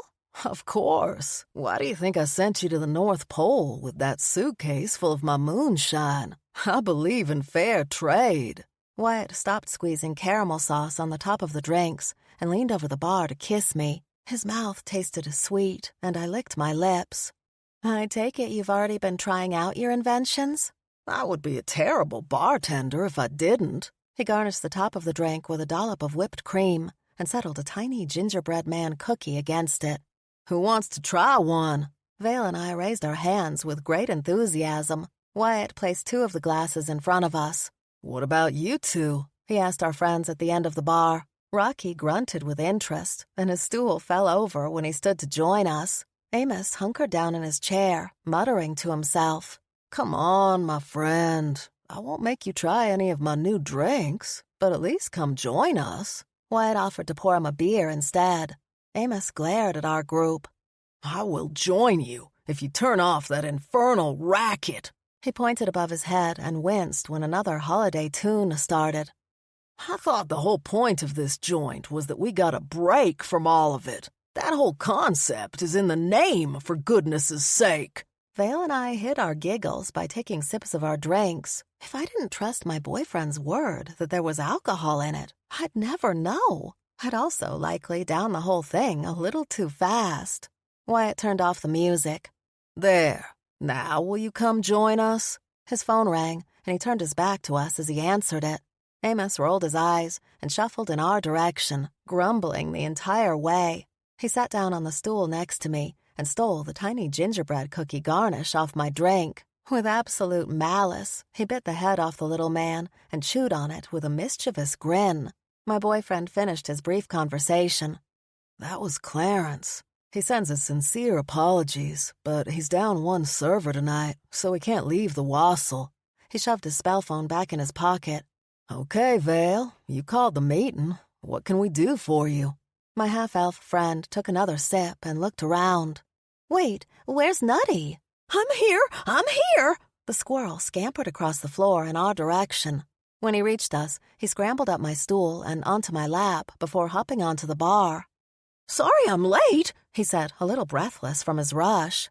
Where were you? I asked. He stuck his head into the glass of water that Wyatt had pushed in front of him and lapped up large sips. The more he drank, the more his body tipped over until he almost fell forward into the glass itself. When the liquid was almost gone, he stopped and wiped his mouth and whiskers off with his paws. Sorry again, Nutty repeated. I had to finish my errands for the day. What were you talking about? He cocked his head a little to the side and glanced in Wyatt's direction. The two exchanged a strange look, but when Wyatt caught me watching them, he busied himself with prepping another drink, and Nutty crawled forward on the bar until he sat in front of Vale instead of me. Now that we're all here, I want to thank you for all the help you've been giving me lately. I know you all have busy lives, but you've made the task of putting together the gingerbread house event much easier. She made sure to grace each one of us with her bright smile. And I have some good news to share with you. Somehow you found a way to fast forward through time and get us past Christmas? Amos asked, his voice laced with mock hope. I smacked the side of his arm with my hand. Vale tittered at the one humbug who was determined to live up to that title. No, I'm afraid you still have to suffer through the holiday season, but I don't have to suffer anymore. With Yuletide yummies being so busy this time of year, I was having a hard time coping with the business and the competition. I frowned. You should have told us sooner. We can all chip in more time, right, guys? Vale waved off my offer. You don't have to. I've decided to call in a professional to help with finishing up all the preparations and handling the small details. Mistletoe was more than happy to help donate some of her time and has even gotten some of her team to help coordinate things. After the summer solstice debacle, the fairy that used to be Pandora's assistant had taken over the business and fixed everything until she turned it into a flourishing party-planning success. When Vale mentioned Mistletoe's name, I regretted I hadn't suggested the idea long ago. That sounds perfect. I picked up my glass and held it up to salute my friend. Here's to good decisions and knowing when asking for help is a strength and not a weakness. My friend clinked her glass against mine in appreciation of my toast. Thanks, but I didn't ask you here to celebrate my decision. Mistletoe's given me a list of positions that I need volunteers to fulfill if things are going to go off without any major mishaps. She pulled a paper list out of her pocket and read off the duties. Rocky leaned forward so he could see Vale and raised his chin. I can cover several shifts of security. I think it's smart that you want to protect the fancier exhibition entries. Wouldn't want anybody to mess with the specialized gingerbread structures. My assistant had been cagey about what she was making to be put on display, but I knew she'd been planning and practicing it for months. Cora would have somebody's hide if they did. Wyatt, Nutty, and I signed up to be volunteers to walk around and help in the room where the gingerbread house assembly would take place. Vale clarified the times we wanted to work and when we wanted off before scribbling our names into time slots on our paper. There, I'll be asking others to donate their time as well. But I wanted to give you all first shot at picking the best times that worked for you. She waited an extra moment to see if Amos said anything. When he stayed silent, she put her pen down. Thanks again. I nudged the ribs of our resident curmudgeon with my elbow. Ow! What? He complained. Are you seriously not going to help? I glared at him. I have, Amos whined. I've baked more gingerbread in the last few weeks than is good for me. Wyatt moved to stand in front of the older man. And what about the event? What about it? He grunted. Listen, Vale, I'm very happy for you that things are coming together for it. and I know it will be very successful because of you." A heavy silence followed his well wishes, and I lifted my eyebrows at him. "Is that it?" Vale patted my hand. "It's fine. I want people to be happy to volunteer, not help me because they were voluntold. Amos, you've been a big help." I wanted to fuss at our grumpy friend some more, but since Vale wanted peace instead of a fight, I let it go. Still, as much as I knew about his mood when it came to the holidays, it didn't mean I had to accept it. All of us humbugs had pasts that affected how we treated the seasonal period in years gone by, but every one of us, except Amos, had been able to change and move on. Heck, even the term humbug had taken on a much happier and lighter meaning when applying it to our little friend group. Perhaps an intervention was way overdue. Instead of looking relieved after Vale let him off the hook, Amos's wrinkles deepened as he frowned. He opened his mouth to say something else, but his phone rang in his pocket. He popped off his stool and walked away from us as he answered the call. "Well, that's a tad disappointing," Wyatt admitted. Yeah. Nutty's tail twitched as he watched his friend find a private corner to take his call. "But you know how he gets." Vale shook her head. "It's fine. I'll be able to fill the other time slots easily. We should all be gentle with Amos." She let out a wistful sigh. "But I have to compliment you on this martini. It's wonderful." "It is tasty." Unlike my half-elf friend, I finished the last of my gingerbread martini. "I assume you're playing around with more seasonal concoctions?" I asked my bartender boyfriend. Wyatt lifted his chin with pride. "I've got a few other ideas I'm playing with, like a white Christmas margarita and a merry mojito. But unless you have any suggestions on the gingerbread martini, I think that one's a definite yes." Vale and I agreed with vehemence. "It's so good that I'm having a hard time not drinking all of it." She took another sip and pushed the glass away. "But if I finish all of this, one of you will have to carry me home." Nutty regarded his two short arms. "I guess I could try." I patted my former roommate's little head in approval of his ridiculous offer. "You could help, but I think we could arrange a way for her to get home without crushing you." "Who's getting crushed?" Amos called out as he rejoined us. "Vale, my dear, I must apologize for my earlier response to your request. I will happily help you out. Put my name down to join Rocky in security duty." The rest of us stared at him with dumbfounded surprise at the smile spreading on the older man's face. Are you sure?" Vale stammered. "Yep, I think I'd be perfect for the job," Amos chirped. "If anybody tries to touch what they're not supposed to, I'll just give them one of my famous scowls." He gave us an example and then broke down into an amused cackle. "Well, this has been fun, and it's been a blast to spend time with you, but I'm afraid I've got somewhere else I need to be. Ta-ta!" Amos offered us a slight wave as he walked toward the exit. The rest of us gawked as we watched him go, and it took an extra moment to register what had just happened. Wyatt whistled long and low. "Well, that was jarring." I agree. What in the world changed his mind? I looked at Vale and Rocky for a helpful answer. The rock troll stroked his broad chin. "He didn't have a change of heart until after he finished his phone call." "You're right," Vale exclaimed. "I wonder who he was talking to." Whoever it was, they are a miracle worker. I scratched the top of my head. Or maybe it was the ghosts of Christmas past, present, and future who changed the heart of our personal Scrooge. "Hey, Wyatt!" Amos called out from the door, shutting us all up quickly. "There's a package for you out here." My boyfriend mouthed a sheepish oops at us getting caught talking about our friend and went to retrieve the delivery. When he came back, he hugged the brown-wrapped box to his chest. "What did you get?" I asked with interest. Wyatt hugged the box closer. "It's just some stuff to make drinks with. I'll go ahead and take this back to the supply room." He hustled away with great haste. Something about his behavior pinged my suspicions. We'd both been struggling to find time to spend together, but there'd been other occasions recently when he disappeared from where I expected him to be, or shared furtive looks with friends. "Hey, squirrel," I called out to Nutty. I feel like you know something. What? Who? Me? My former roommate glanced from side to side. I don't know what you're talking about. I pointed at the supply room. Do you know what that's all about? Nope.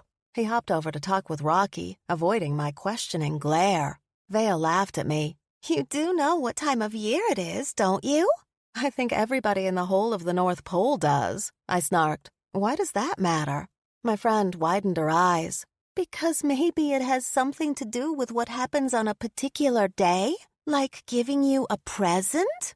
I smacked my forehead with my hand. A Christmas present. The thought that Wyatt might be acting secretive because he was trying to keep things quiet to surprise me hadn't even occurred to me. But then a sudden realization hit me, and I cried out, "Oh no!" "What's wrong?" Vale asked. I looked at her in panic. A Christmas present! What am I going to get Wyatt? Chapter 7. I invited my 2 closest friends besides Wyatt to help me figure out what I should get for my boyfriend, with my entire schedule being booked up for so many months, plus my lessons with Clara. I had completely forgotten about getting a gift for him, and after seeing him receive the box at his place of business, I knew I'd screwed up more than just missing a few dates. A knock on the door rang out as I finished pouring the hazelnut hot chocolate I'd prepared for my guests. Vale brought in a bakery box with her and handed it to me as she took off her scarf. I'm supposed to serve you treats. You didn't have to bring anything. I opened the box and marveled at the goodies. Although these are far better than the cookies I made. Vale sniffed the air. I sense that the making of them did not go quite as planned. My head hung in chagrin, and I showed her the dark brown discs still stuck to the baking sheet. The recipe promised they would be easy. It lied. My friend stifled her laugh at my expense. What were they supposed to be? I pointed at the plate of the only edible ones I could salvage. Oatmeal, chocolate chip, and walnuts? How long did you keep them in the oven? She picked up one to inspect it. The bottom was burnt black. I grimaced with a shrug. I might have forgotten they were in there. I guess baking is not my thing unless you're there to help. I did manage to make cocoa. After squeezing out a generous amount of store-bought whipped cream on top, I handed the mug to her. Another knock alerted me to the presence of my former roommate. Nutty bounded in and stopped in the middle of the floor, sticking his nose into the air. Hazelnut? You are good, my friend. I brought him his own mug of cocoa. Thanks for answering my SOS. I think I went so many years not celebrating Christmas with others that it doesn't come natural to me. And with Wyatt and me about to hit our 1-year anniversary of being together, I think I might be in real trouble. Nutty dug through the baked goods that Vale had brought and pulled out a nutty cinnamon roll dripping with gooey frosting. I say a bag of nuts is always a good gift. Yes, but that would be a good one for you, Vale countered, and not a very romantic one. I think it's romantic. The squirrel swished his tail. I love nuts. I narrowed my eyes at my former roommate. Tell me the truth. Do you know what Wyatt's gotten for me? Nutty shook his head and swallowed his mouthful. It's not polite to ask. But if I knew what he was getting me, then maybe I could get a better handle on what I should get him. I sat down in the chair by the sofa. Like, if I knew he got me a sweater, then I could get him a piece of clothing. Oh, maybe you could ask your parents if he ordered anything specifically from them. Vale tossed the burnt cookie from her plate at me. You can't cheat at gift-giving. It's better to choose something that comes from the heart. And you nailed that last year when you got Clara to help you bring his granddad here to spend time with him. Yeah, Nutty agreed. The look on Wyatt's face was priceless. His jaw was all hanging open and stuff. That's what you should try to achieve, that same look. My eyes widened at the reminder. Wyatt said he had the best Christmas ever because I assisted in the surprise with his granddad. And with my access to the same magic that Clara used, I could do everything myself. Assuming I could manage it on my own, even if I were repeating myself, it would still be an incredible gift. Except it would definitely reveal the secret that nobody was supposed to know.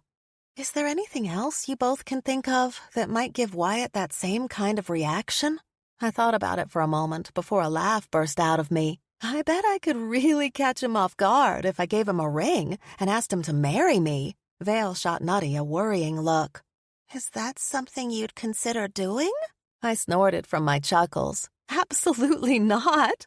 I think it might be the only other thing that might make him truly surprised. But we haven't really gotten to that point yet, I don't think.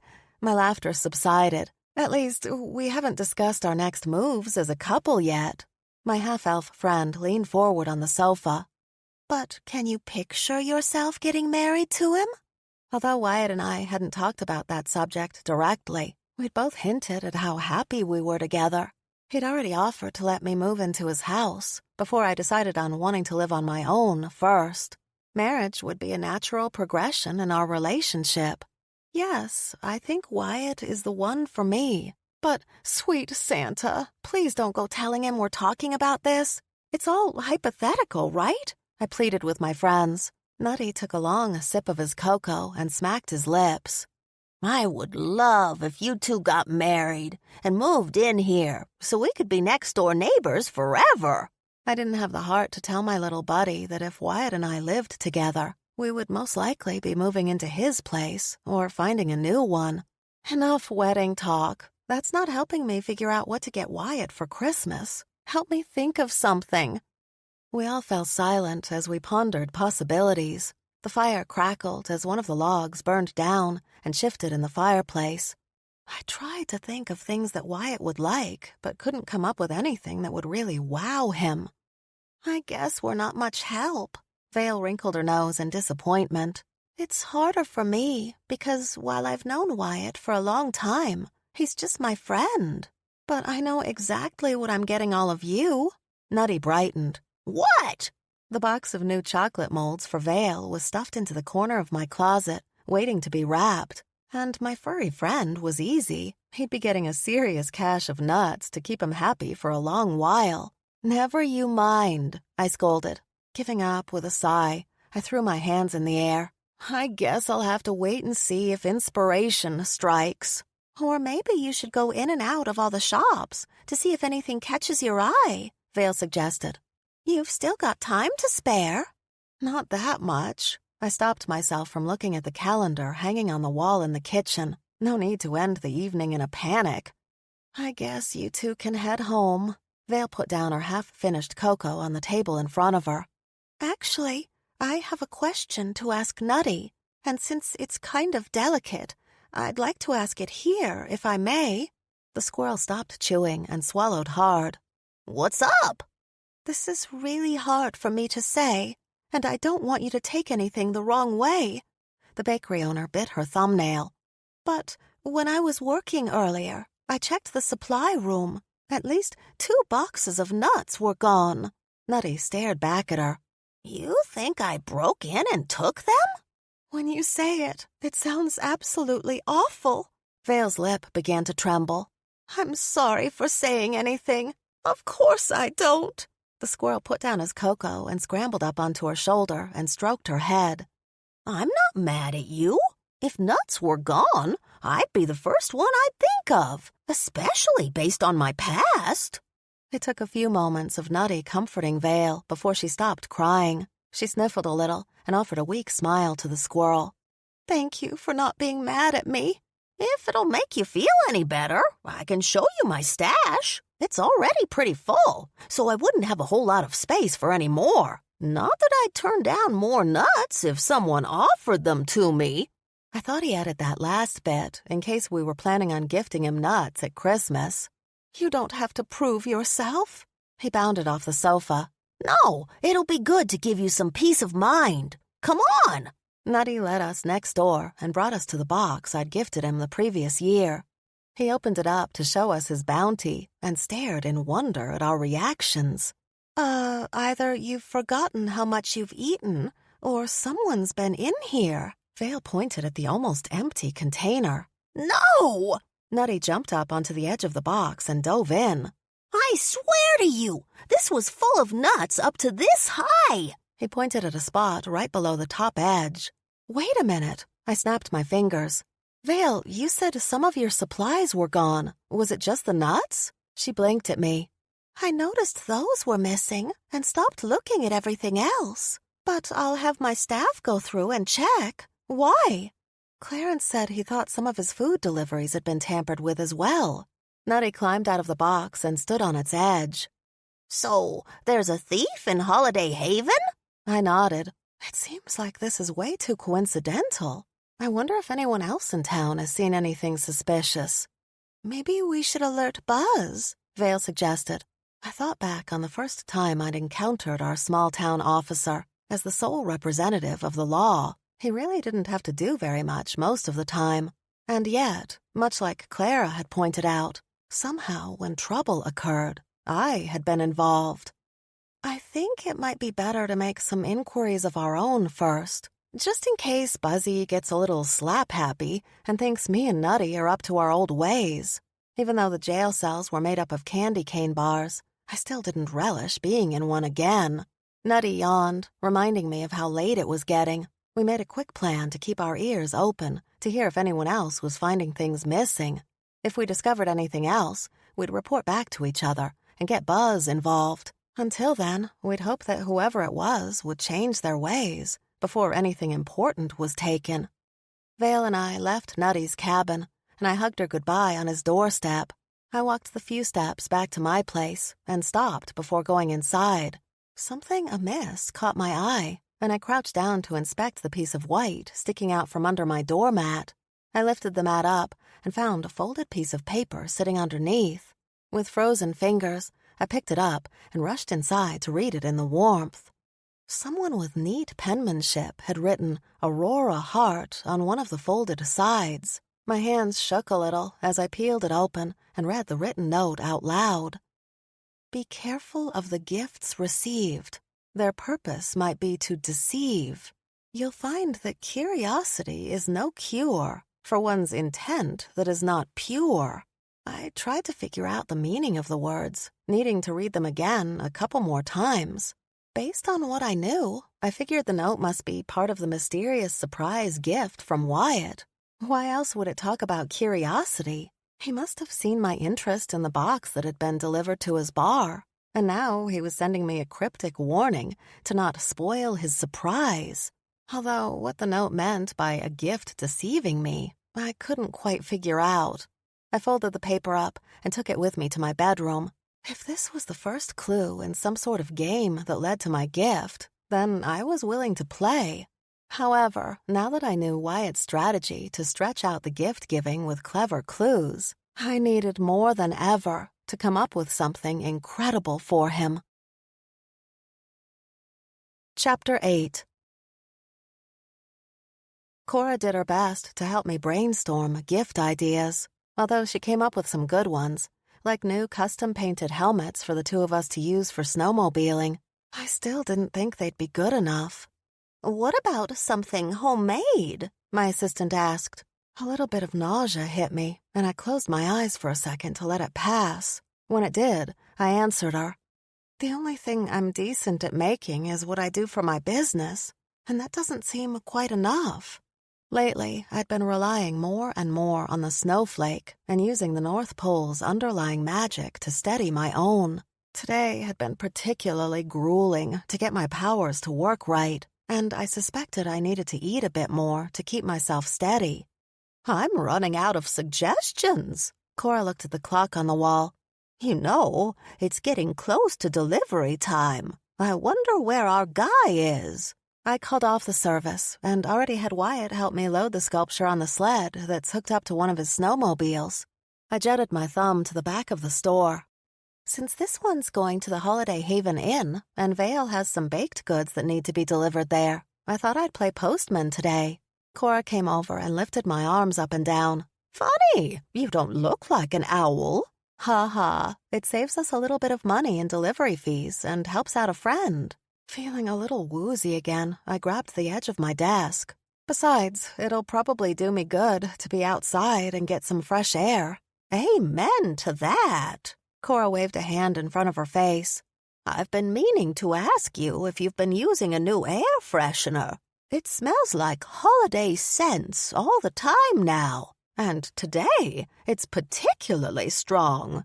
Panicked, I dodged answering her question and encouraged my assistant to take the next couple of hours off. As clever as she was, I think she knew something was up, but she thankfully didn't push me too hard for an explanation.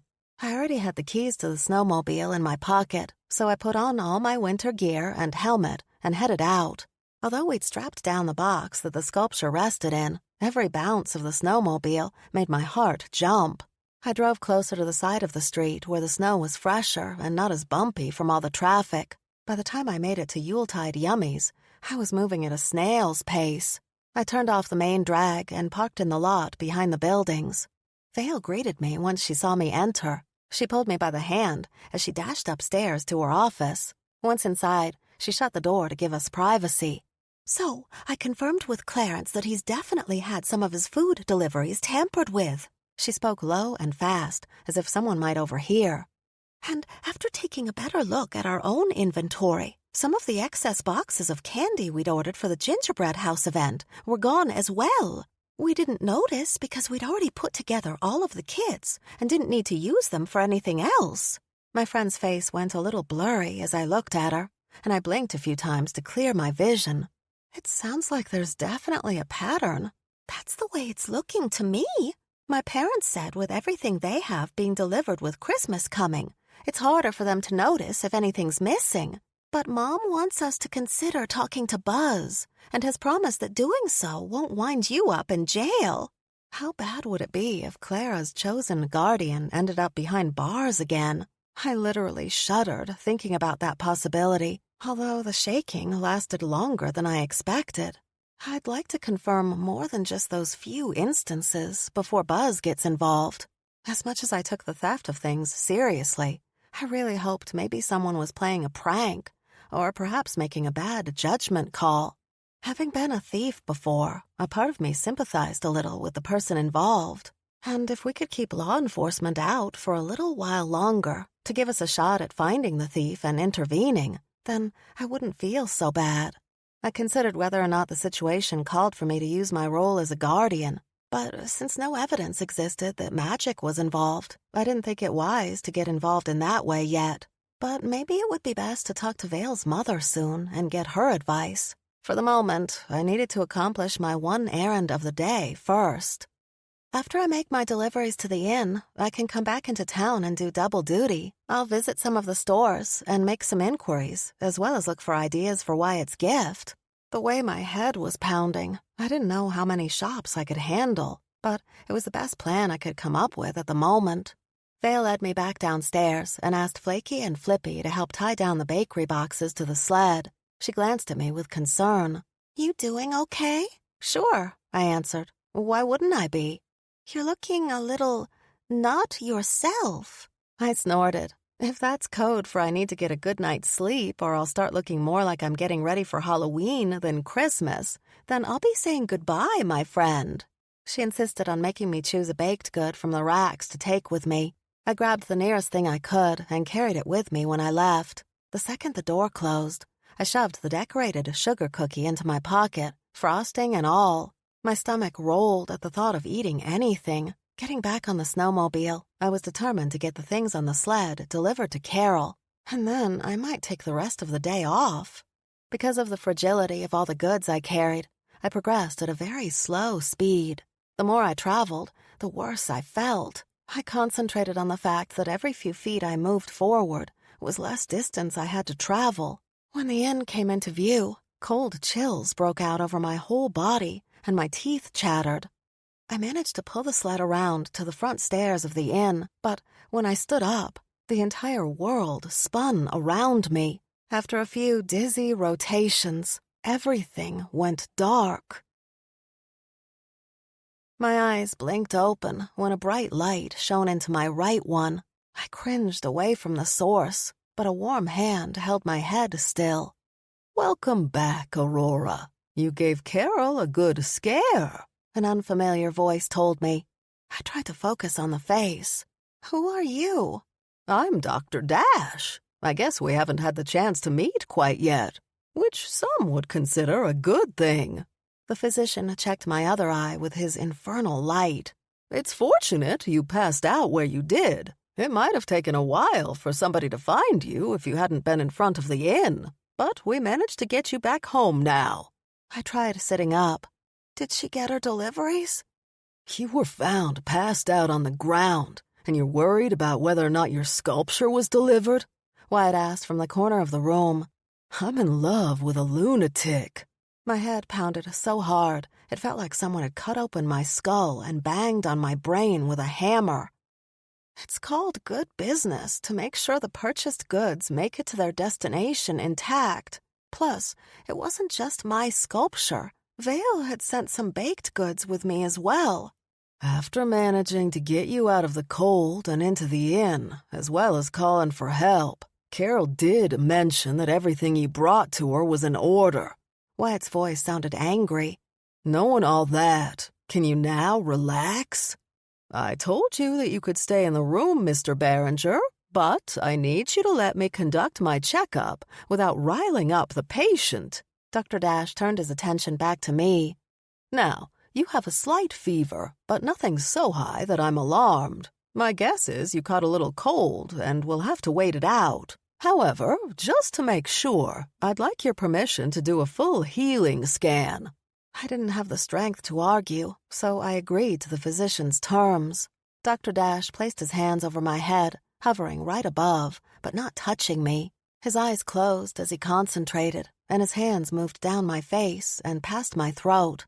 When they hovered over my chest, he paused. His calm countenance changed to one of great concern. My heart sped up in panic that he might ask me to do a more thorough inspection, which would mean removing my clothes and revealing the snowflake I still wore. About the time I decided I better stop the doctor's healing scan, Dr. Dash continued moving his hands down my body. His silent study of me ramped up my anxiety. The town's physician opened his eyes.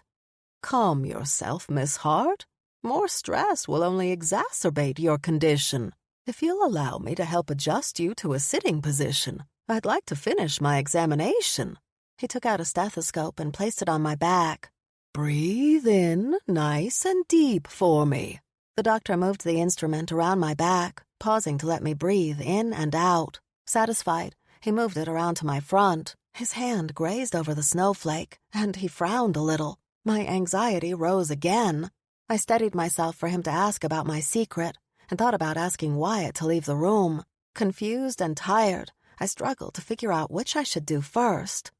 "Miss Hart, I'm hearing a bit of congestion in your lungs that concerns me."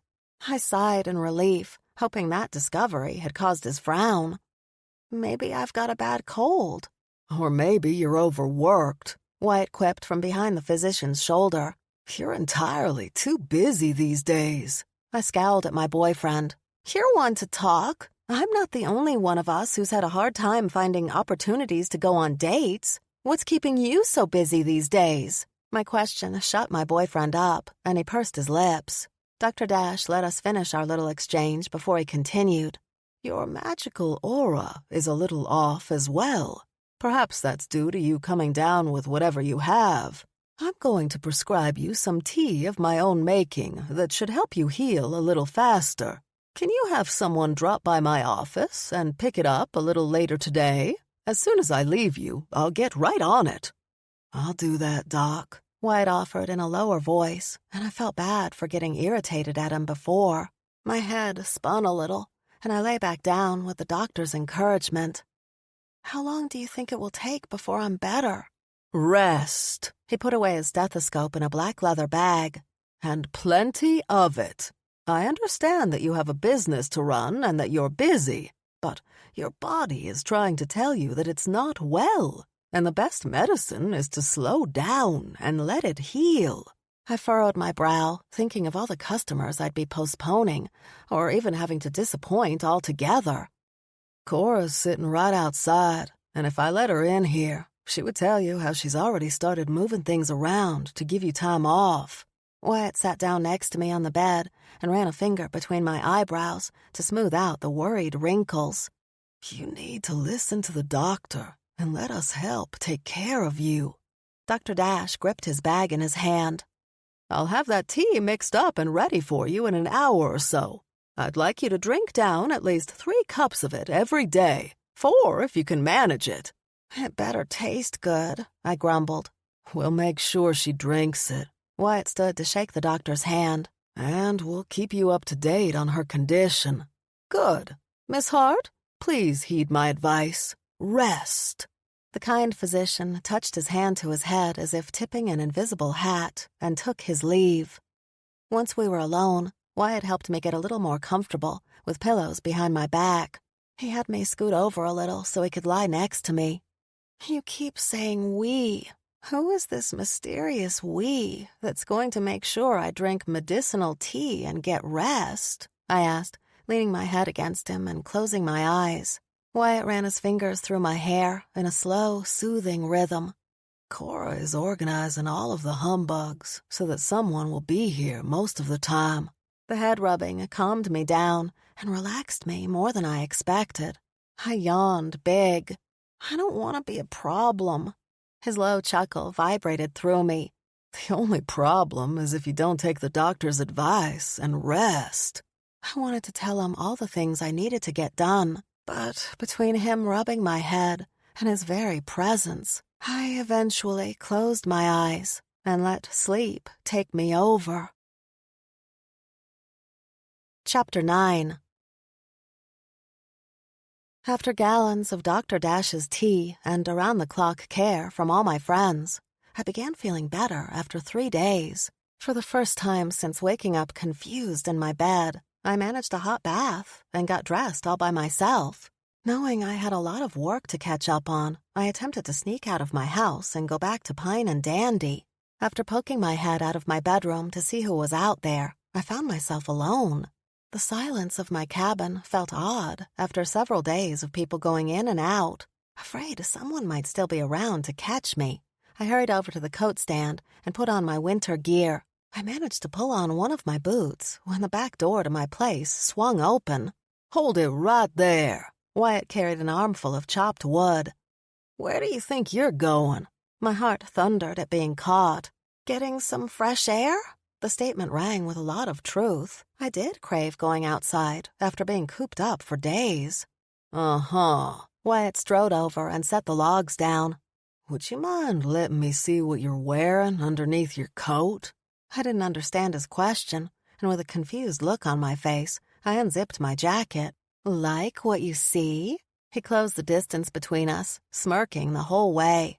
"I always like looking at you, even when you're sick and snoring." "I do not snore," Wyatt chuckled. "You do a little, but that's not the point. If all you wanted was to go outside for a little fresh air, then you could do that in your pajamas." He picked at the yarn of my sweater. "You definitely wouldn't need to be all dressed up as if you were going into work." My lips curled into a sheepish grin. "Busted. But how did you know?" He touched the end of my nose. 3 things. First, I'm your boyfriend, and I've gotten pretty good at knowing the ins and outs of who you are. Second, I know you've got a stubborn streak a mile deep. If you want to do something, you'll do it at whatever cost, even of your own well-being. I opened my mouth to protest, but realized he really did know me. Have I become too predictable? I wouldn't say you were predictable. Knowing somebody at a deeper level allows us to care for each other better and better. Wyatt wrapped me in one of his tight embraces and kissed the top of my head. Put yourself in my place. If I'd been sick and the doctor told me I needed to get some real rest, what would you do? I sighed into his chest. I'd make sure you stayed quiet until you were 100% better. He released me from his hold. Exactly. And just so you know, Cora wouldn't have let you near Pine and Dandy. She's gone to a lot of trouble to rearrange your schedule. Also, you don't realize how valuable your work is. People want one of your creations so much that they're willing to wait and get them whenever they can. You're a hot commodity, Rory Hart. Not me, my work. I wanted to cover my flaming cheeks with my hands, but Wyatt took both of mine in his. You are very much part of everything you create, which is why each piece is so valuable. Very much like you. He leaned in to kiss me. I leaned away from him. You don't want to get sick?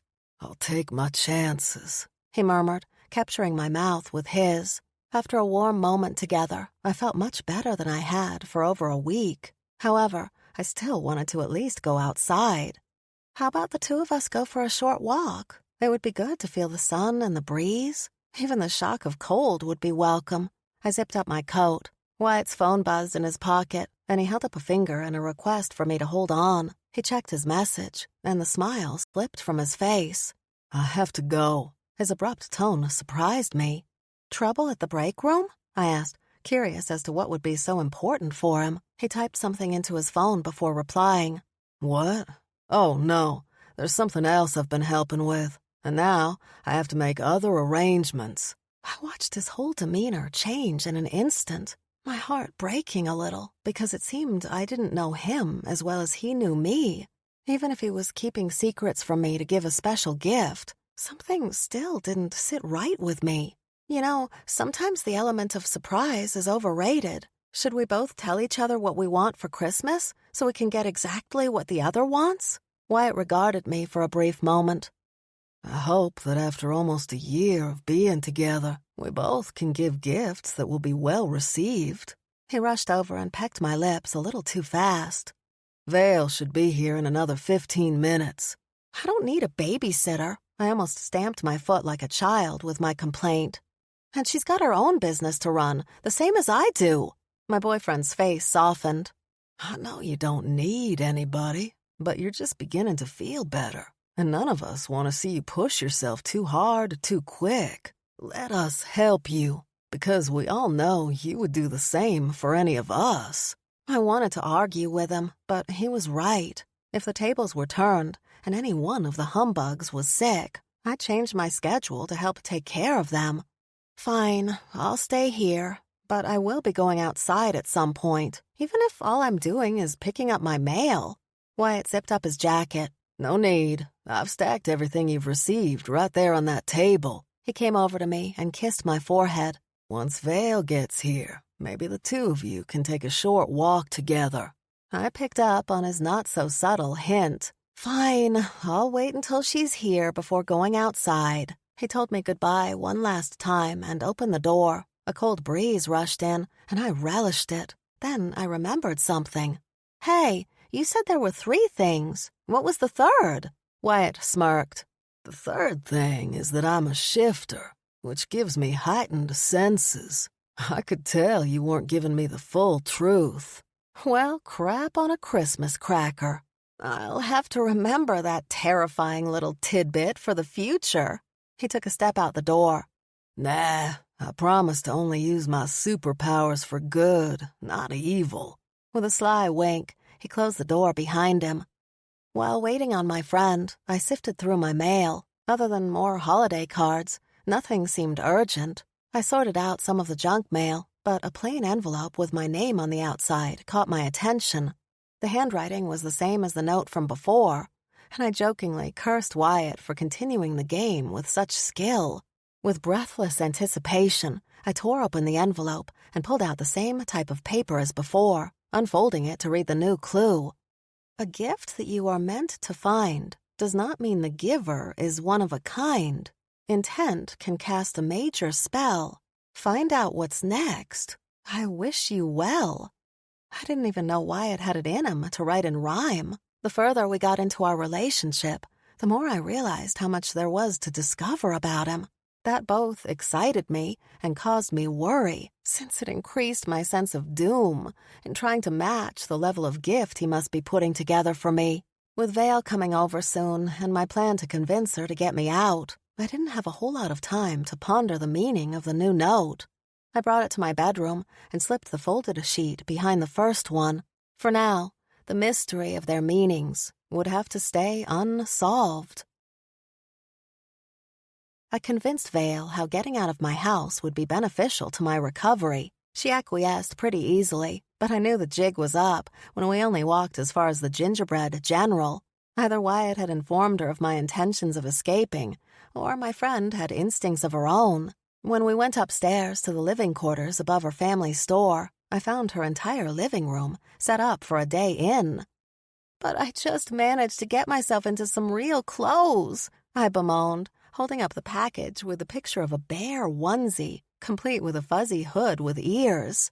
"Oh, come on. When's the last time you and I had a girls' day?" Vale slipped on our unicorn onesie and pulled up her hood to reveal the rainbow-colored horn on top. I giggled. "Okay, I have to admit, that's incredibly adorable. But why didn't I get a matching one like yours?" Vale's delight dropped. "I thought you'd like to be a brown bear like Wyatt." The second she gave me her reason, I regretted my lack of enthusiasm. "You know what? This is kind of brilliant. And to answer your question, we've never really spent a day just loafing about doing nothing." I opened the package and unfolded the onesie to take a proper look. "Okay, this is seriously cute." Vale went to the kitchen to get us something to eat while I stripped out of my clothes and into the onesie.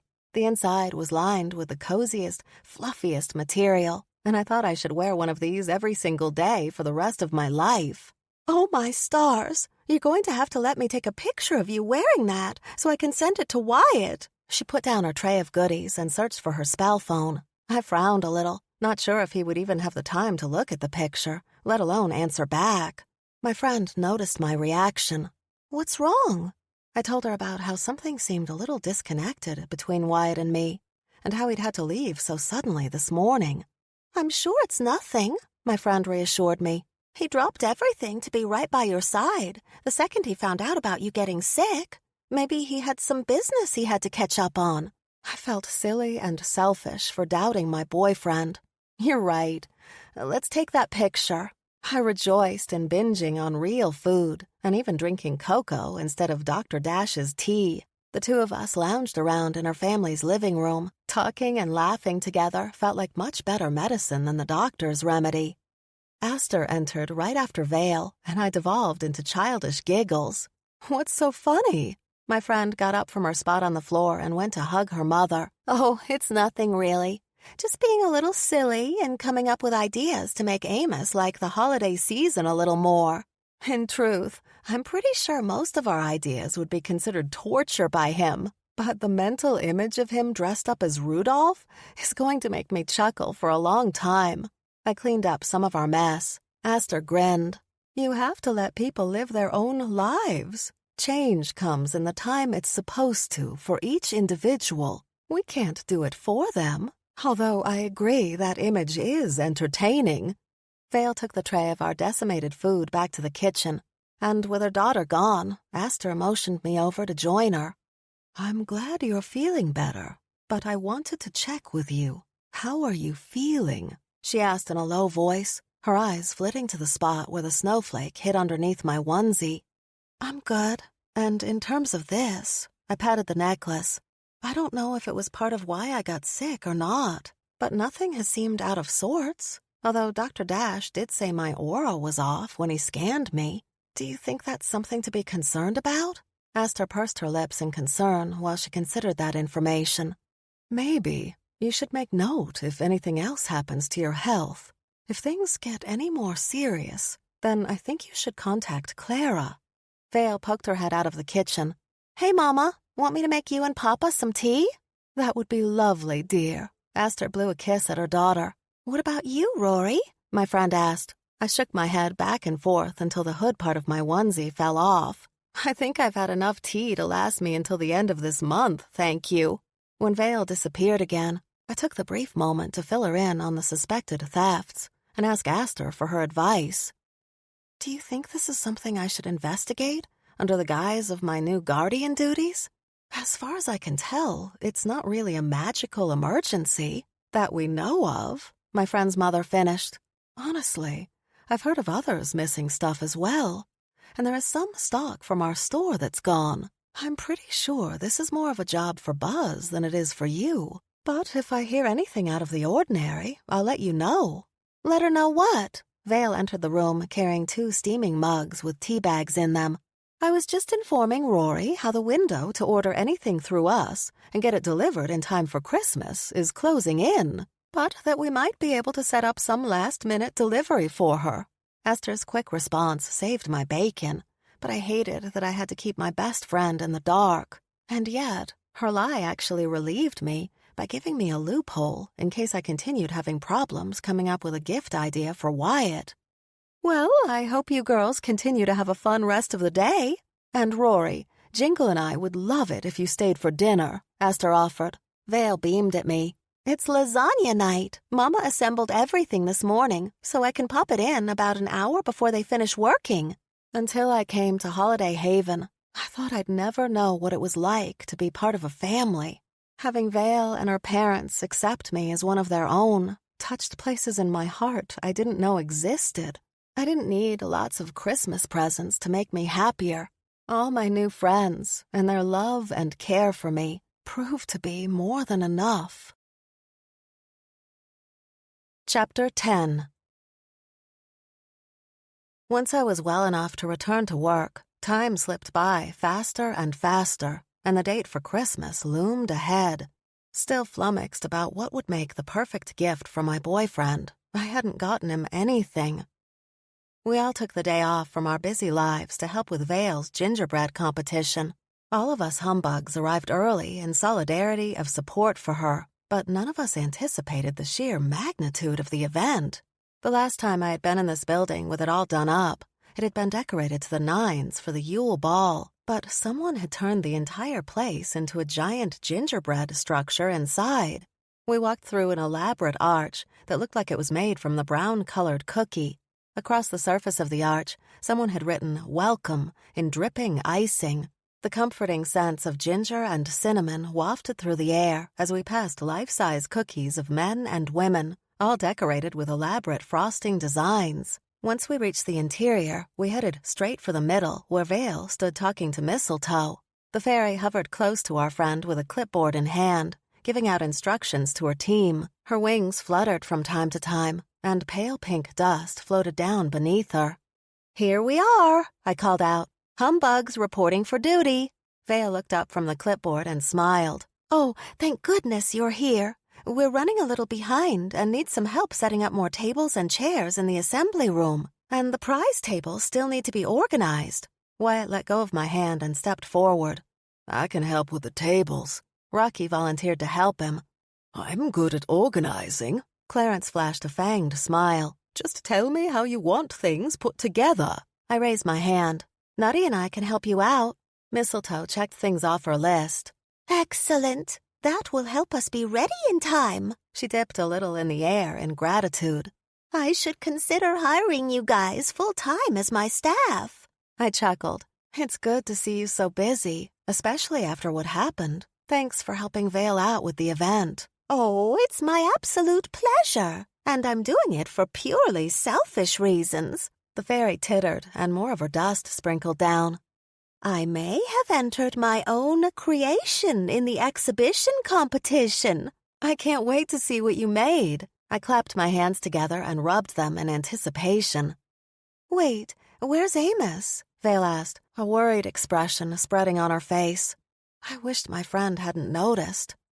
"He called Wyatt before we gathered to come here. I guess he lost track of time and got busy doing something. But he promised he'd be here to cover his security duties." Nutty bounded over to the three of us and stood on his hind legs. "Clarence sent me over to fetch you, Rory. There are more prizes than he knows what to do with, and he needs the help sorting things out." I glanced at my friend. "How many winners are you picking?" Vale emitted a nervous titter. "Well, I didn't want anyone to feel left out, so I asked every place of business to donate stuff, and they all really came through. I'm pretty sure everyone will be able to leave having won a little something." Unable to hold myself back, I rushed forward to hug my friend. "You have such a big heart." She squeezed me back. "It's nothing." I took a step back but held on to her shoulders. "No, it's a whole lot of something. I had no idea the size of this whole thing and how much of your time it must have taken. You're pretty amazing." Mistletoe bobbed in the air. "I agree." I left my red-cheeked friend to accept the compliment to help sort the prizes. After we made sense of the different categories and sizes of the winnings, I searched to find the gift certificates Cora had put together for the event. Where she had written that the person with the certificate had won a small ice sculpture, I scratched out the word and wrote large instead, and called my assistant to have her bring a few more certificates with her to add to the prizes. After everything got set up to Vale's satisfaction, she gave us a sneak peek of the exhibition side of things. We entered a room with tables covered in black cloth and a spotlight on each piece. I thought the exhibition would feature the same structured house over and over, but just decorated in a different way. However, I didn't expect castles, mountains, and entire scenes crafted solely out of gingerbread, frosting, and candy decorations. I didn't know you could do that with gingerbread. I took a step closer to inspect the intricacies of a gingerbread replica of Santa's castle. There's even lights inside. I reached out my hand in disbelief, as if touching it would confirm its reality. Rocky cleared his throat to remind me not to touch, already taking to his role as security. Oh, yes. There are gingerbread competitions all over the world that feature very elaborate designs. Vale walked to the next display. The recipe for the cookie structures they use is one that makes it a little harder and isn't really meant for eating. I looked around for any sign of who made which piece and only found placards with numbers on them. How will you pick a winner if you don't know who made them? Vale handed me a card. Everyone who enters will get a chance to vote. We didn't want anyone biased by knowing who made what, and those who entered were told not to tell in order to keep things fair. We'll tally up the votes at the end and give out the prizes. But we've made sure every person who entered will get something. My admiration for my friend increased a fraction more. I think that's a fantastic way to make things fair. Oh, sweet Santa! I need to know who made that. I pointed at a pretty sizable version of the sleigh I had created the year before, all made out of gingerbread. My half-elf friend nudged her hip against mine. Yeah, I thought that one might catch your eye. But you have to be at least a little impressed that they piped your intricate design that you carved in ice out of royal icing. Vale, the whole thing is impressive. I gave her one last hug. You did good, my friend. All of Holiday Haven trickled in at some point during the day. People had a lot of fun with their gingerbread house kits and sat at the tables assembling them together. Some chose not to enter their creations in the competition, instead wanting to take them home as decorations for their houses, or to consume while they were still fresh. Others brought their completed masterpieces over to a section with long tables where they could write their name down on an entry card. While on duty, Wyatt and I patrolled around the tables. If someone had a question or issue, they raised their hands, and we would do our best to help. I learned how to refill piping bags with icing, replace broken house pieces, and suggested other candy to use for decorations when someone in the group had eaten all the gumdrops. I walked by a table where Nutty assisted Illumi Northrup by holding the walls of a house together while the frosting cemented and held everything in place. The squirrel's tongue stuck out in his seriousness of the job, and he offered a tiny high five to both Lumi and her boyfriend Corbin when the structure held after he let go. Toward the end of the evening, Vale called everybody's attention so she could make some announcements. First, I want to thank everybody for participating. I know some of you were disappointed that the Seasonal Spirit Awards ended. However, I hope that you've had a little fun tonight. We've had a lot of fun, someone yelled from the back of the room. A murmur of laughter followed. Vale beamed from the stray compliment. Good! Well, we've tallied your votes for the exhibition entries, and I'm so excited to distribute the prizes. Wyatt stood by me as our friend matched names with numbers. We all clapped for each creator, but I waited to hear who number 24 was so I could find out who had dared to make the sleigh. And next is number 24. Vale looked at me with shining eyes. Here we go, I said under my breath. Congratulations go to Cora Winterbourne for her version of Santa's sleigh, otherwise known as Aurora's Hart. My jaw dropped as my assistant made her way to the front to accept her prize. She scanned the crowd, and the second she saw me, she stuck her tongue out. Everybody turned to gawk at my surprised expression, and I did my best to cover up with a weak smile and wave. My assistant would have a lot of explaining to do, including how she kept it a secret from me all this time. Vale held up her hand to quiet everybody. And now for the grand prize winner, Although I hope everyone feels that they have taken something away from this whole event. But we did feel the person with the most votes deserved something a little special. The entire room quieted down to hear who had gotten the most votes. Since so many of the exhibition participants had been announced, I couldn't keep track enough to figure it out on my own. Number 13, you are the grand prize winner for your entry of the detailed replica of downtown Holiday Haven. Vale clapped her hands. Come on up here, Amos Pine. Both Wyatt and I repeated our friend's name in the same incredulous tone. We glanced over at Rocky and Clarence, standing off to the side, and both of the other humbugs shrugged their shoulders in ignorance as well. Nutty woo-hooed for all he was worth from Rocky's shoulder. Amos trudged to the front with his normal reluctance. For a man who hated a whole lot of attention, it baffled me why he would enter the contest. Then again, I knew his skill in designing and creating things well, since I used his shop as my place of business. The old grump offered the crowd a half-hearted wave and shook Vale's hand. She listed all the things he had won, and every second he remained the center of attention, the redder he got. Wyatt and I snickered loud enough that a few people shushed us. Amos nodded his head, mumbled a quick thanks, and zipped out of sight. Vale thanked everyone for coming, and the crowd began dispersing. Wyatt and I went against the stream of people exiting and made our way over to the assembly tables. We took one of the leftover kits and sat down to decorate a house together. This has been way more fun than I expected. With great concentration, I piped frosting along the edge of the gingerbread walls. It has. I'm glad we both took the time to help out. Wyatt provided the stability while I pushed the edges of the structure together to erect the house. With my boyfriend captive while the foundation icing dried, I brought up something that had been bugging me. Do you think we're in trouble? He frowned at me. What do you mean? I mean, as a couple, we used to spend lots of time together, and everything seemed easier. I avoided his gaze out of sheer embarrassment, and yet I wanted to know where he stood about us. Honey, the honeymoon period of a relationship doesn't last forever. He waited for me to glance at him before he continued. It's all new and exciting at first, which makes it so much easier to put your life aside and spend time together. But eventually, things change, and you have to make time for each other. I focused on piping icing on the gingerbread roof. But if being together isn't easy, doesn't that mean there's something wrong? Hey, look at me. Wyatt shifted in his seat and waited for me to put the icing bag down and give him my full attention. He took my hand in his. Up until you got here, did you find your life easy? I snorted. Heck no. But then again, I was making horrible choices for myself, which made everything harder. Okay, I get that. My boyfriend leaned forward in his chair.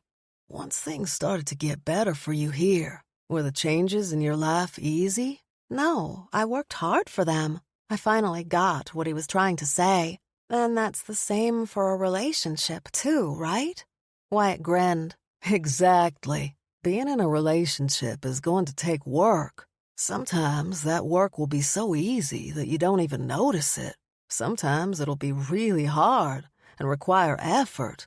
But if we both choose to do the work because we want to be together, I think our relationship will be all the stronger for it. He kissed the back of my hand and turned back to the gingerbread house. My worries dissipated the more we talked and joked while decorating our house. A part of me wondered if it would be this fun when we moved in together and decorated a real house together. At least I would make sure not to plant licorice flowers outside of our door. There you two are. Vale came over to inspect our house. Very nice. Mistletoe said that her crew will be in charge of cleaning up. So I want to take you all out to the wassail to pay you back. I placed the last gumdrop on the roofline of our house and raised my hands in the air in a victory pose. It's called volunteering for a reason. You don't have to pay us with anything. A holiday would hit the spot, Wyatt admitted. But first, let's take a picture of our masterpiece together with our new home sweet home. Yay, an Elfie with our home sweet home. I stood and picked up the gingerbread structure with great care. Vale held up her spell phone. Okay, on the count of 3, I want you both to smile big. 1, 2. Right after my friend said 3, she took our picture. However, an overwhelming need to sneeze tingled in my nose. A buzz of heated energy flowed down my hands. The second the sneeze exploded out of me, some of my fire magic shot out of my palms, and the whole house went up in flames. I dropped the house onto the floor, and Wyatt stomped on it to put it out before it got too serious. When he felt it was safe enough, he lifted his foot off the destroyed house. "I'll make you a kit so you can have a do-over," Vale offered, failing to stifle her giggles. "But I have to say, those Elfies might become legendary. If I share those around at Clarence's pub, it might earn us free drinks." I fake sobbed at the sad little rubble of burnt gingerbread. "I think after this, I'll need at least a drink to drown my sorrows." As we walked out of Vale's event, Wyatt put an arm around my shoulders. Don't worry. I'll make sure the house we share together in real life will be much sturdier, and maybe even fireproof. Chapter 11. Most of the residents of Holiday Haven packed the town hall so full that Wyatt, Clarence, and I had to squeeze our way to the far right side just to have room to stand. Our town's law enforcement officer had called the meeting to discuss with everyone the latest developments on things going missing. Buzz stood at the front with his thumbs hooked into his belt loops, the keys for the jailhouse jangling, and looked out over the residents with wide eyes full of nerves. Wyatt leaned in close so I could hear him over the noise of everyone talking.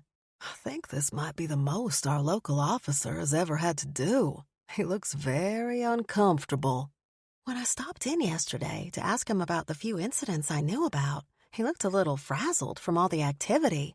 After a quick scan of the crowd, I spotted the rest of the humbugs seated throughout the room. Since the reports are piling up, he told me he thought it would be quicker to talk to everyone at once. I'll bet he's regretting that decision now. Wyatt pointed at the poor officer, who poured himself a glass of water and drank down most of it. With the room full, Buzz raised his hands in the air and asked everyone to quiet down. He wiped his fingers over his mustache, smoothing it out. "Now, I know this meeting is a tad irregular, but due to the multitude of reports that have been coming into my department, I thought it best to address you all at once, rather than one at a time.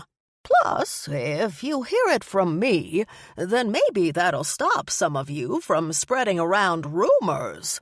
"Hey, I resemble that remark," someone piped up from the middle of the room, gaining a few laughs. Buzz waved off whoever spoke and rocked back on his heels. "First, before I get started, I did want to congratulate Miss Vale Sugarplum for the fine event she planned for our community. Let's give her a big round of applause." Wyatt put his fingers to his lips and blew out a shrill whistle while I whooped and hollered for all I was worth. Vale's parents encouraged her to stand up, and when she did, the applause grew. My poor friend turned a color of red that matched Santa's suit and sat back down as fast as she could, burying her face on her mother's shoulder. Buzz waited for the clapping to die down. "I've got the replica of my gingerbread office right on my desk. Although I'll admit it isn't much of a secure jail cell anymore, because someone might have eaten half of it already." A smattering of groans echoed around the room. I appreciated the man's attempt to lighten the mood before getting down to business. "Let me catch everyone up to speed." He held up a stack of papers. "I've been taking reports for a few days now, and it seems as if someone or some group has been helping themselves to other people's property. I gathered you all here to find out if anyone else has noticed anything that has been taken." An older lady in the back stood up. "I can't find my glasses." "They're on the top of your head, Mabel." The man next to her tugged on her arm to get her to sit down. Buzz cleared his throat. "Let me clarify. I'm hoping to get a clear picture as to what's being taken and from where, to see if a pattern emerges." I whispered to Wyatt, "I have to say, I'm impressed. He seems to know a lot more about how to do his job than I gave him credit for. The officer continued while raising his voice a little louder to rise above the underlying murmur of the crowd. So, if you'll all be quiet and a little patient, I'll ask for those who have something to share to raise your hand and wait to be called on. Several arms shot in the air, and Buzz stopped talking and used his finger to count them. He pulled off his hat and scratched his head. Not knowing where to start, his eyes darted around until they landed in my direction. You! Why don't you begin? He directed. I pointed at my chest, ready to deny that I had anything to add, but Clarence spoke up beside me. I know that I have already filed a report with you. However, upon further inspection of my stores this morning, I've found that more of my food has gone missing. The vampire crossed his arms when he finished speaking. Buzz wrote down notes on a pad of paper. Uh-huh. And can you identify exactly what goods are gone? 3 packages of bangers, a case of suet, and several boxes of dried fruit. Clarence sighed when the officer didn't understand what to write down. Bangers are sausages, mate, and I doubt whoever took the suet will know what to use it for. But I won't be able to make mince pies without it or the dried fruit. A few moans of disappointment came from those in the audience who enjoyed the British fare at the vampire's pub. Buzz finished taking his notes. Okay, who's next? He pointed at Vale's cousin. Crispin and his father, Jangle Sugarplum, stood up together. The young man spoke first. Someone nicked one of my Christmas trees, and they knocked over a whole row of them when they dragged it out, which damaged some of the other trees. A man seated in the center of the room raised his hand in the air. When I tried to get a better look at who it was, I spotted Star Clearwater and her boyfriend Everett seated next to him. The man didn't wait for Buzz to call on him and stood, interrupting the discussion. Whoever this is must be a prankster because they took the lights off my porch. Sounds like this might be a bunch of kids rather than an emergency. The noise of others who agreed interrupted the process. Buzz did his best to regain control. I leaned closer to Wyatt. I can't see a pattern at all. With food being taken, I might have thought it was someone in need of it, but I don't think you can satisfy a starving stomach with a Christmas tree and lights. Jangle Sugarplum raised his hands in the air and waved them around to get everyone's attention. I don't think this is a prank at all. I've been taking complaints from people who are missing clothes from their loads at the laundromat next door to the Mary Mart, and a case of soda disappeared out of our stockroom as well. He waited for Buzz to write down those items before he sat down next to his brother, Jingle. The meeting took over an hour, and more people spoke about items missing. Almost every business in town had something taken, but in such small quantities that their absence might not have raised any alarms, except it was happening everywhere. Several of the stories didn't seem credible, and Buzz would have his hands full trying to suss out the real crimes versus suspicious citizens who might have misplaced their belongings or were reporting something missing that they never had in the first place. My heart sympathized with the exhausted officer as Buzz attempted to bring the meeting to a close. Okay, everyone. It sounds to me as if whoever is taking things is pretty clever when it comes to getting in and out without being seen. My advice to all of you is to lock your doors and secure anything of value. I will get in touch with the Department of Law Enforcement in the North Pole and see if they can send us some reinforcements to help patrol. His words of action caused a ripple of murmurs to break out. I heard a woman in a chair near us exclaim that she had never locked her door, and she didn't like that our town had become that kind of place. Wyatt pulled me close to him with his hand around my hip. I don't know about you, but since I'm not a native to Holiday Haven, I've always locked my doors, both at home and for my business. Me too. I remembered how I used to use my magic to create keys that unlocked any door that I wanted in my past life. If I hadn't made great strides to change my way of living, I might have been the first culprit accused. Knowing that my powers were involved in the break-ins back in the day caused me to suspect someone might be using magic now to slip in and out undetected. I touched the spot where the snowflake rested against my skin. Perhaps I needed to use the magic in my given role as guardian rather than to steady my own powers. If I could come up with the right spell, I might be able to use a portal to take me to wherever the criminal was hiding. With most of the audience already standing, Buzz ended things by telling everyone to report any suspicious activity to him. He turned back all the pages of his notes and leafed through the mighty amount. He'd be kept busy for days to come, going through it all on his own. Clarence excused himself to return to his pub, knowing that several of the people leaving might stop by for a pint or some snacks. Wyatt and I waited for the other humbugs at the back of the room. Rocky walked over with Nutty on his shoulder. Vale gave her parents a quick hug before stopping off to stand with us. I nodded at Jingle and Aster as they passed. A part of me wondered if I should ask Vale's mother for advice, but I grew more assured that using the guardian magic might be the best way to find the mysterious thief. I wanted to stop the senseless pilfering before anything more valuable was taken as we got closer to Christmas. "Where's Amos?" I asked the others. Rocky shrugged, and Nutty held onto the rock troll's ear to not fall off. "I saw him come in, but didn't see where he ended up finding a seat." Wyatt took a deep breath. Okay, does anybody else think that our friend is acting stranger than he normally does? Nutty raised his paw. Yeah. He's canceled on hanging out with me almost 3 times now. Always has some excuse. And what about his entry to the gingerbread event? I glanced at Vale. How could you keep that a secret? The baker bit her lip. I had to in order to keep the voting fair. Don't think it wasn't killing me not to spill that Amos, of all people, had made something so incredible. I didn't even know he could bake.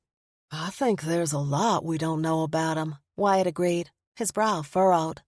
You don't think it's possible that Amos is involved with what's going on? I finished. No way. I don't think it could be him. Although as hard as I tried, I couldn't come up with a plausible reason why not. Rocky shook his head with enough force that Nutty jumped down from the troll's shoulder. The squirrel scrambled to perch on the back of one of the chairs, his tail twitching in agitation. Wyatt glanced down at the floor. It's not like I want to accuse our friend, but I know that he's openly admitted to us about his shady past, and that it took meeting his wife for him to become reformed. Yeah, but I don't think someone goes from years of living a better life to all of a sudden taking things. And why would he need any of the missing items that people reported? I couldn't get over how none of what had been taken made any sense or showed any kind of pattern or motive. Vale's bottom lip trembled, and she sniffed hard. I don't like thinking that way about Amos. Yes, he's always made a lot of noise about not liking Christmas, but I don't think he would turn into another person all of a sudden. I didn't need to talk to my friend's mother anymore or get Aster's advice. With too many questions about Amos's behavior and my growing suspicions that magic had to be involved with all the strange thefts, I'd already made up my mind to get involved in my official capacity as Mrs. Claus's appointed guardian. I wanted so much to let the rest of my friends in on my secret decision, but because of my agreement with Clara, I couldn't. And that almost killed me as much as giving even a minute's consideration that Amos might be involved in some way. We walked out of the town hall and into the brisk, dark night. The northern lights danced above us, merry and bright, in contrast to our mood. In an effort to lighten the moment, I brought up my disastrous sneeze that led to the burning destruction of the gingerbread house. Can you send me the Alfies? I leaned into Wyatt. I'd like to remember our first house together before we lost it. Vale took out her spell phone and shared the photos with me. I'll give you all of them. There's at least 2 good ones out of the bunch, but it's the last one that's the best. The picture of me holding onto a flaming gingerbread house in horror, with Wyatt standing wide-eyed beside me, caused me to laugh. Our half-elf friend had continued snapping photos, including one of my boyfriend stomping out the last of the flames and crushing the house into smithereens. I scrolled through the other pictures to find a nice one, but something in one of them caught my eye. Bringing the phone closer to my face, I inspected the picture more closely. I used my fingers to increase the size of the image until it was a little blurry. Wyatt peered over my shoulder. What are you looking at? I tapped the home button. I wanted to see if the picture of us with our house was good enough quality to have it blown up and framed to give to you for Christmas. He bumped his shoulder into me. Hey, you're not supposed to tell me what you're getting for me. It's all supposed to be one big surprise. I thought about how much fun he was having writing me strange clues and leaving them as little surprises for me. Well, now I'll have to figure something else out. Let's go see if Clarence has any holidale left for us. As we walked toward the pub, I did my best to stay calm and hide my excitement. That one picture gave me something I could use to target my guardian magic. Tomorrow, I would try it out and see if I could solve the mystery all on my own. Chapter 12. Knowing I'd need as much energy as possible, I did my best to get a good night's rest. However, my eyes flew open in the early hours of the morning. I picked up my spell phone and went through the pictures one more time before even getting out of bed.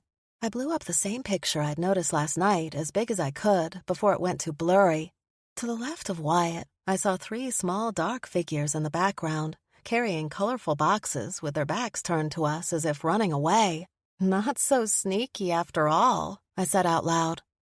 In a rush to try out the special magic, I tore the covers off and leaped out of bed. As I got dressed, I went over the possible plans I could use to find and capture the culprits. One possibility was to create a trap with something they might want. If I spellcrafted a border around the items, the second the tiny group showed up, they'd be captured by the magic. The plan had low stakes for me and would seem the safest choice. However, since all of the items they'd taken so far were so different, it would be hard to pinpoint the best bait, and it might take multiple tries before I succeeded. The quickest course of action would be to use a portal to pop up wherever they were hiding. If I could focus my intention on their location, then I might be able to find them and mark their hideout so I could alert Buzz. Other than the portal, this plan utilized a whole lot less of the magic and didn't require a lot of moving parts in order to make it work. Gray light filtered through the sky, and a little orange seeped in at the horizon. The sun would be up soon, and I would have less cover to hide once I found whoever those dark figures were. I bundled up in all my winter gear and went outside into the frigid dawn. I removed one of my gloves and retrieved my spell phone, pulling up the picture with the best visual of the thieves. Staring at their image, I tried to memorize them. When my fingers got a little numb from the cold, I stuffed the phone into my pocket and pulled the glove back on. Touching the snowflake underneath all the layers, I bowed my head and closed my eyes in concentration. I want to go wherever these culprits are hiding. With my intentions clear, I lifted my right hand and made a circular motion with it. The wind picked up around me, and the scent of pine and cinnamon filled the air. A vortex of glowing snow whirled to life in front of me, and in the center, a shining crack opened. However, unlike before at Santa's castle, the light of the magical doorway blinked on and off a few times, and I thought I heard a low rumble like thunder in the distance. I paused before stepping through, a little nervous as to what might be going wrong, but the force of the portal took over and started pulling me toward it. If I didn't take control and walk through, it would yank me in and spit me out on the other side. I clenched my gloved hands into the best fist that I could and prepared myself. Here goes! In 2 steps, I made it to the edge of the portal. The second my body passed through, the energy shocked and stung me. Tiny lightning bolts hit me as I was transported to the other side. Nothing felt like it had before, and I regretted my decision that I couldn't take back. Closing my eyes, I hoped for the best, but prepared for something worse.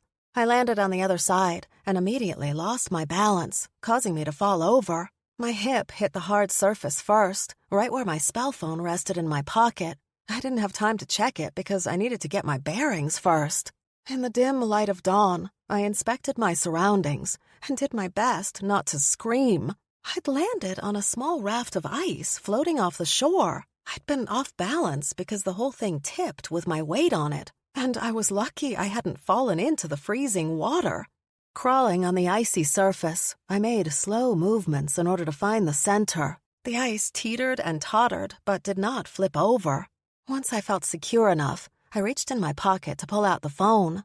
As I predicted, my initial fall had cracked the screen. Nothing happened when I pressed the buttons, and I now had no way of contacting anyone to come find me. My heart thundered in my chest at the scary predicament I found myself in. Whatever had been messing with my powers must have affected the special magic as well, because unless the culprits were mermaids, I doubted that they lived under the water.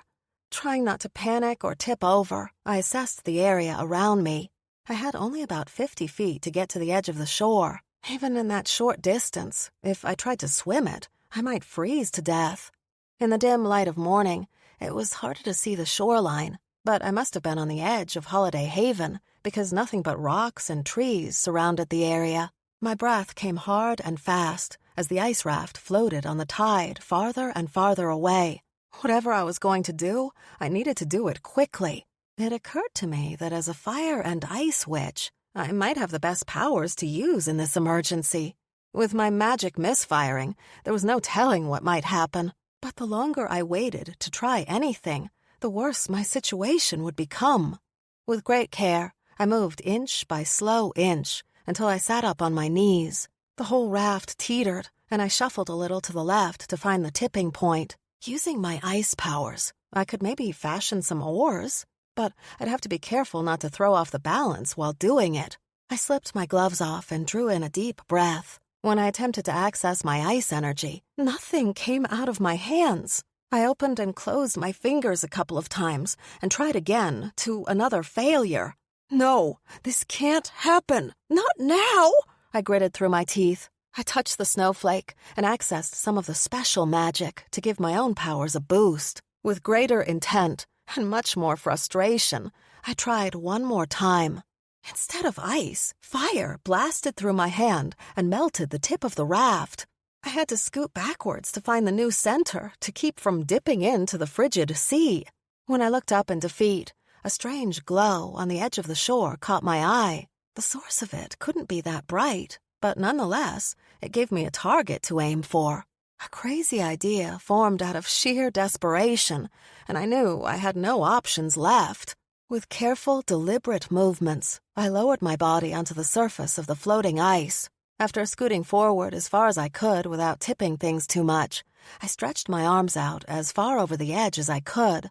My one last idea would be to try to use either of my powers and see which one came out. If it was fire, then I might be able to use it like a jet engine to propel me to the shore. If ice blasted out, then I might be able to create enough of it to touch the floor of the sea and push me in the right direction. Or I might fail at both. "Come on, magic. Please don't fail me now," I begged. Tingles ran down my arms, and a low flame spluttered to life. Nothing else came out, and I wanted to cry from my defeat. My only choice left was to jump in and swim for it. I pulled my hand back, but the fire from my palm stayed lit. It melted the tip of the ice until it resembled an object that gave me inspiration. I didn't have to get into the water itself if I could melt enough of the sides down to be thin enough so my arms could paddle me in. What I needed to fashion was an ice surfboard. The sky turned a brighter orange as I worked what little magic I could over the edges of the ice. The great effort tired me out as I melted the ice little by little, taking care not to throw off the balance again. When the raft was thin enough that I could place my arms in the water, I hoped I could maintain the fire magic long enough to protect my body. Here goes! I squeezed my eyes tight and thrust my arms into the icy sea. My fire powers stayed activated, and my hands didn't feel the chill. However, without knowing how long I could keep my magic going, I needed to paddle as fast as I could. By the time I got close to shore, my fire magic had died down. The sound of waves lapping over the rocks called to me, and yet I still had a short distance to go. The last of the Aurora Borealis lights danced above my head, and I pleaded with whatever energy flowed through the area to help out. The spot where the snowflake still rested on my chest buzzed, and a warmth broke out over my whole body, fighting the chill of the wet cold. With one last burst of effort, I made it to the shore. The pain of crawling over the rocks and onto smooth ground didn't faze me in my absolute relief to not be on the water. I wanted to collapse on the ground and catch my breath, but if the sky lightened any further, I'd lose the opportunity to find the source of light I'd spotted. I walked in the direction I thought I'd spotted it last. I fought my way through some prickly brush as the light grew a little easier to see. When I reached the mouth of the ice cave, I realized why it had been harder to spot. With my arms up and at the ready, I entered the unknown space, unsure of what I might find. The sound of dripping water echoed off the walls. The deeper I went in, the more boxes and piles of stuff I had to be careful not to trip over. Without conjuring a torch to be able to read the labels, I wouldn't know for sure where the bounty came from, but I would bet everything I had that I'd found the stash of the thieves. The light turned out to be a roaring fire in the middle of a wide opening in the ice cave. I plastered myself against the wall and peeked out with great care to see if I could spot who the dark figures in my picture were. The second I saw the culprits, I dropped my defensive pose and gasped. 3 young penguins stopped waddling around the room and looked at me. The smallest of them squeaked a scared noise and disappeared in an instant. He reappeared with a slight pop behind one of his larger companions. That penguin then vanished from sight, leaving the smallest one out in the open. The 3 birds did their disappearing act over and over again, but they never reappeared too far away from where they started. So, that's how you guys were able to take things without being seen. I crouched down so I wouldn't tower over them and waited until they sensed I wasn't a threat. After a few minutes, they popped in and out of visibility until they moved closer and closer to me. Once they felt comfortable enough, they stopped disappearing and waddled slowly in my direction. The smallest one kept its distance, but the largest of the 3 inched forward until it stood right in front of me. "Hey there." I wanted to reach out and touch it, but feared I would scare it into disappearing again. "I promise you, I'm here to help." The other 2 shuffled a little closer, their curiosity getting the better of them. I didn't know much about penguins, but at first glance, I guessed they had to be pretty young. "Where are your parents? Do you have a mom or a dad?" The tallest of them tilted its head to the side, regarding me in silence. I repeated myself while pointing at them and gesturing with my hand to a height taller than the one closest to me. I'd have to do my own investigation of the space to see if I could find their parents. "Stay here. I'm going to have a look around." I stood to my full height, and the 3 of them scuttled backward, the middle of the 3 falling over. The echo of dripping water and the crackle of the fire in the middle of the room were the only sounds. I walked around, trying to find any entrances to other spaces, but couldn't find where else a parent might be hiding. As I searched, the penguins would appear and disappear around my legs. Having somehow decided that I wasn't a predator or intending to do any harm, they stuck pretty close to me, even if it was for brief moments before popping away again. We returned to the center of the room, closer to the fire. I tried to figure out the best thing to do with them when a long, thin stalactite cracked away from the ceiling and crashed on the floor very near the young ones. They evaporated away from the danger zone and reappeared close around my ankles. The fire that they had built was keeping the penguins warm, but it also threatened the structure of the ice cave. Looking up, I could see others hanging, ready to drop at any minute. "Listen, I can't leave you here. You'll need to come back with me. Do you understand?" The 3 young birds kept staring at me, but gave no reaction to my question. I grunted in frustration and pulled my spell phone out of my pocket. In the light of the fire, I determined the battery status and found it to be truly dead. "Now what?" I asked myself under my breath. The ceiling above us creaked and groaned as the heat from the fire affected the ice. I had to try using the guardian magic one more time to get us out of here. Even if it didn't transport us where I wanted to go, we'd end up far safer than in here. Another spike of ice dropped from the ceiling, and in a panic, I gathered the penguins underneath me and shielded them with my body. The poor birds shook in my arms and burrowed into my hold. Taking advantage of their trust, I raised my right hand and made a circular motion to open a portal. The wind blew around in the ice cave, and the penguins nestled closer to me. Adding the vortex into the environment didn't help with the stability of the stalactites overhead. In my haste, I hadn't given much thought or intent to where we needed to go, and at the last second, I called out my destination. "Take us to the safest place in Holiday Haven." The second the shining crack grew big enough, I gathered the penguins into my arms and ran toward the portal, jumping through it with all my strength. Chapter 13. When I made it through the portal with the penguins, we ended up inside a quiet, sparse cell with candy cane bars. For a second, a familiar panic rose inside me until I remembered my request for the portal to take us to the safest place. Although I would have preferred showing up inside the Wassail pub instead, the inside of Holiday Haven's jail literally fit the letter of my request. The penguins squirmed for me to let them down, and in their own alarm at their new surroundings, they squeaked and tried to disappear out of the cell. However, whatever containment spell was cast over the place kept the little ones from doing their disappearing and reappearing act. But that also meant I couldn't free myself either. "Buzz?" I called out. "Hey, Buzz! You out there?" I heard the scrape of a chair on the floor, and the officer's confused face appeared around the corner. "What in tarnation? How did you get in there? And what are those?" He pointed at the birds and then sniffed the air. "Did you bring cookies with you?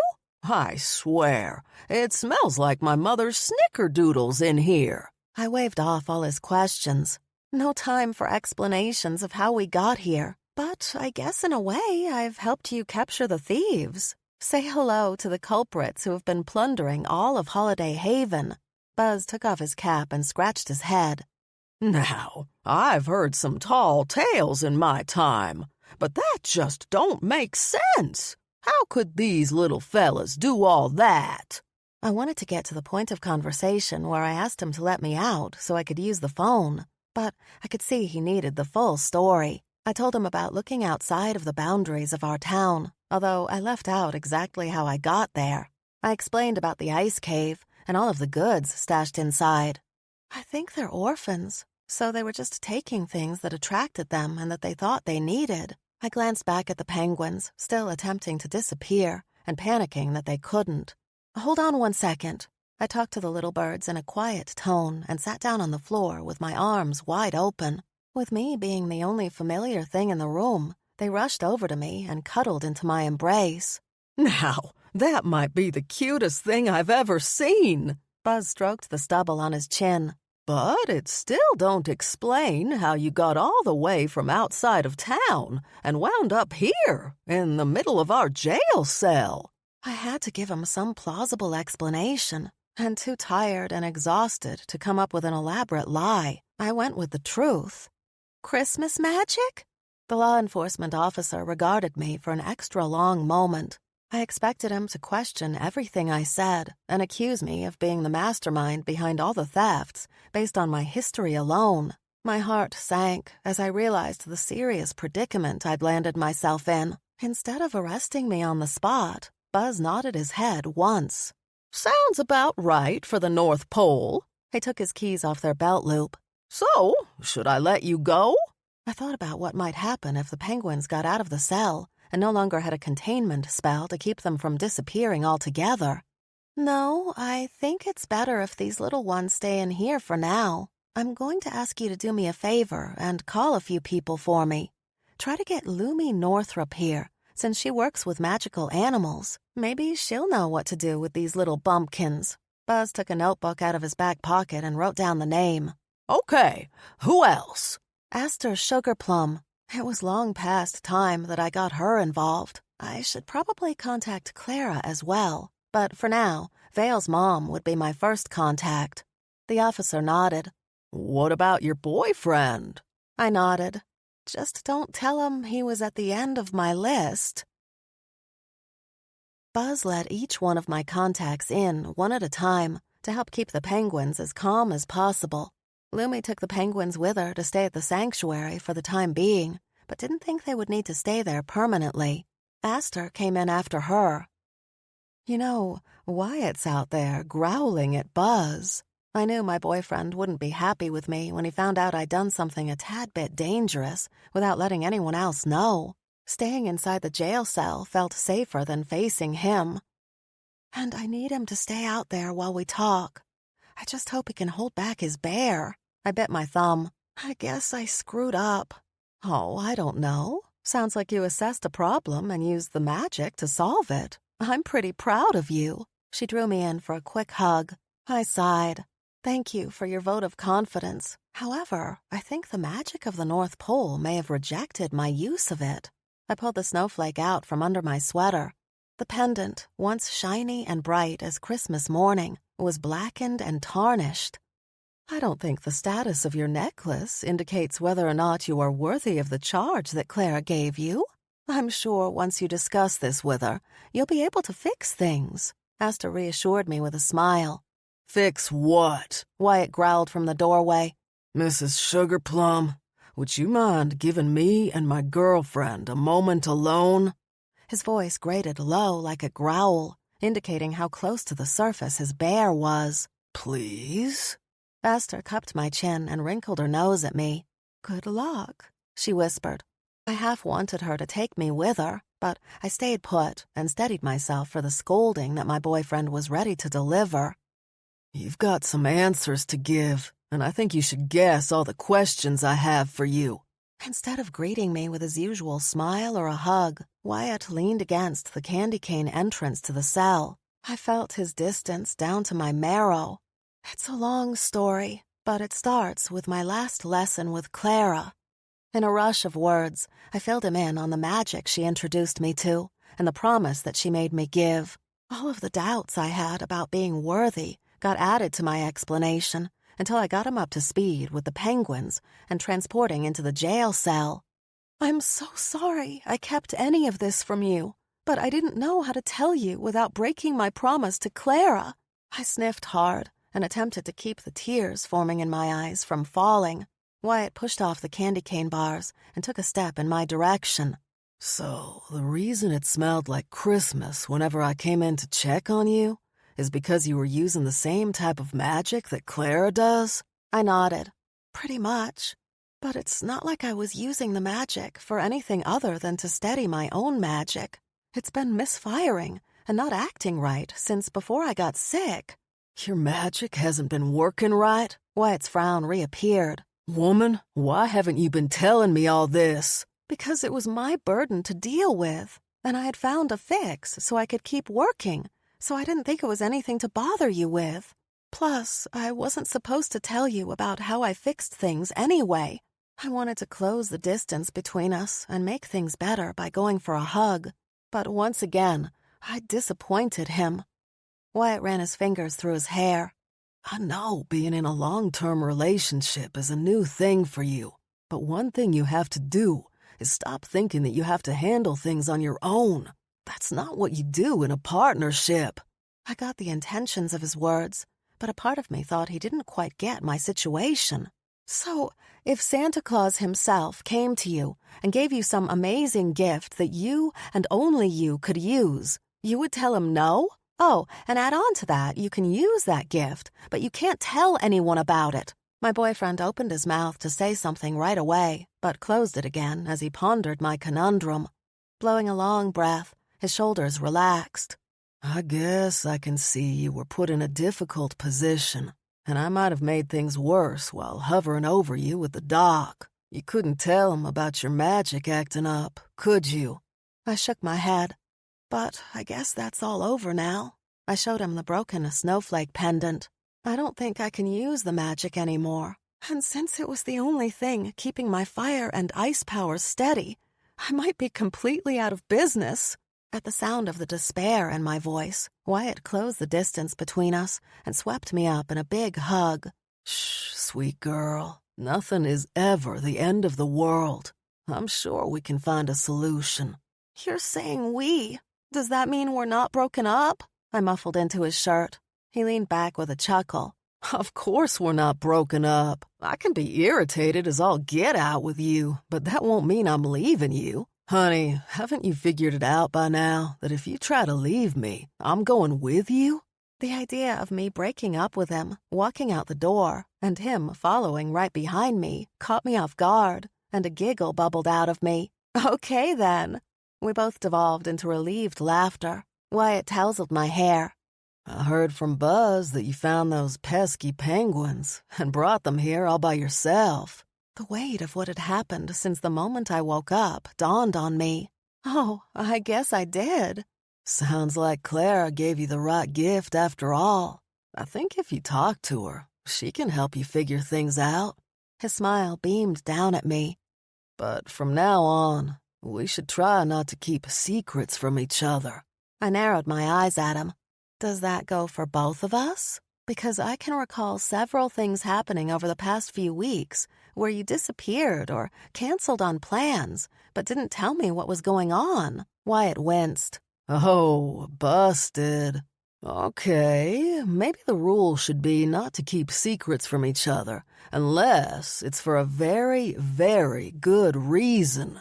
Like clues for Christmas gifts? I teased. Puzzlement filled his face. Clues? What clues? I smacked his arm in play. You know, the ones that you wrote out on the stationery and made sure to hide in places I would find them?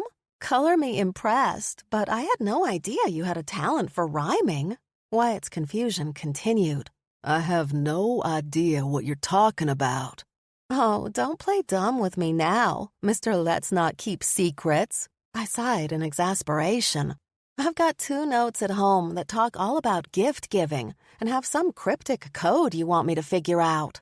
Wyatt took a step away from me. I swear to you, I haven't written any clues, and I sure can't rhyme. What are you talking about?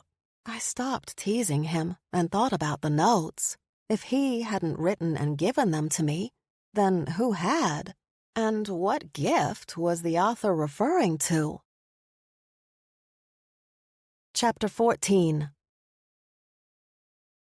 After I shared with Wyatt more details about finding the notes and the gist of what each one said, he wanted to see them right away. Before we left the station, Buzz stopped us. I just want to thank you for your help in the matter of the thefts. He rocked back on his heels and grinned at me. I'll take some of the reinforcements that were already coming this way with me to check out this ice cave you found. Without hesitating, I threw my arms around the thin man and gave him a quick hug. Thank you for not thinking I was behind the whole thing in the first place. After I let him go, I noticed the shocked expression Buzz wore. Oh, no, Miss Rory. You may have had a rocky past that brought you here, but you've done nothing but proven yourself to be someone of great value to our community. Besides, if I were to arrest everyone in town who's had past indiscretions, they'd have to build me a bigger building. He twitched his mustache and winked. While I had been talking to Buzz, Wyatt had taken the time to call in our own team of reinforcements. By the time he took me home, most of the Humbugs were there waiting for us. Clarence stood at the stove while he fried up some breakfast, and the scent of freshly brewed coffee almost made me cry. Vale fixed me a steaming cup, and my friends let me drink most of it before they bombarded me with questions. So, this whole time, it was a bunch of penguins? Amos asked with an incredulous tone. Yep, 3 young ones, and they have some sort of magic that helped them sneak in and out, which is why it was hard to catch them. Nutty swallowed his bite of pecan cinnamon roll. And they're all alone? No mom or dad? I shook my head. It doesn't seem like there is, although I think Buzz is going to confirm that when he checks on where they've been staying today. The squirrel paused to consider my words and put down his food. I think I may go to Lumi's to visit them later. Make sure they're okay. My former roommate's concern for the little ones touched my heart. I think they'd like another friend. I suppose their youth might explain the higgledy-piggledy chaos of the items that went missing, Clarence added.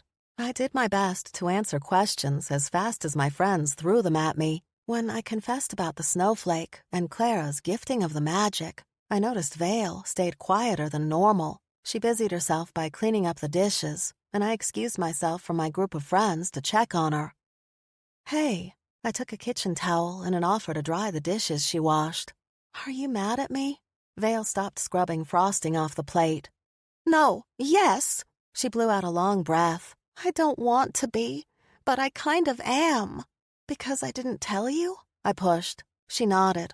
A little bit, but more so because having to keep that secret from everybody meant that you went off on your own and put yourself in danger. If you hadn't figured out a way to get yourself to shore, we could have lost you." A fat tear rolled down her cheek.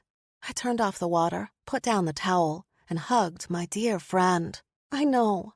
I was questioning my own sanity out there on that ice. "If we'd known, we would have gone with you to help," she said, giving me a big squeeze and letting me go. "I know it must be amazing to be asked to help Mrs. Claus, but if using the special magic comes with so much sacrifice, is it really worth it?" Her question made sense, and I might have even come up with it myself after having time to process all that had happened. But now that she'd brought it up, it would niggle at the back of my mind for a while to come. I beamed at her, so glad I had a close friend whose issue wasn't one of jealousy, but of absolute concern and care for me. That's something I'll have to consider once I talk with Clara again. "Hey," Amos interrupted, "are you two girls done squawking together? I've got things to do, and we haven't even gotten to these mysterious notes Wyatt told us about." In the rush of the morning, and since I'd forgotten to eat before my entire adventure, my head was all over the place. I went to my bedroom and came out with the 2 notes I'd saved and read them to the group.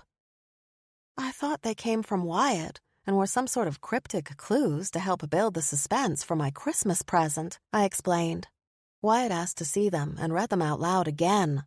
"They don't make any sense." Yeah, I like the rhymes, Nutty chimed in, but the rest is very confusing.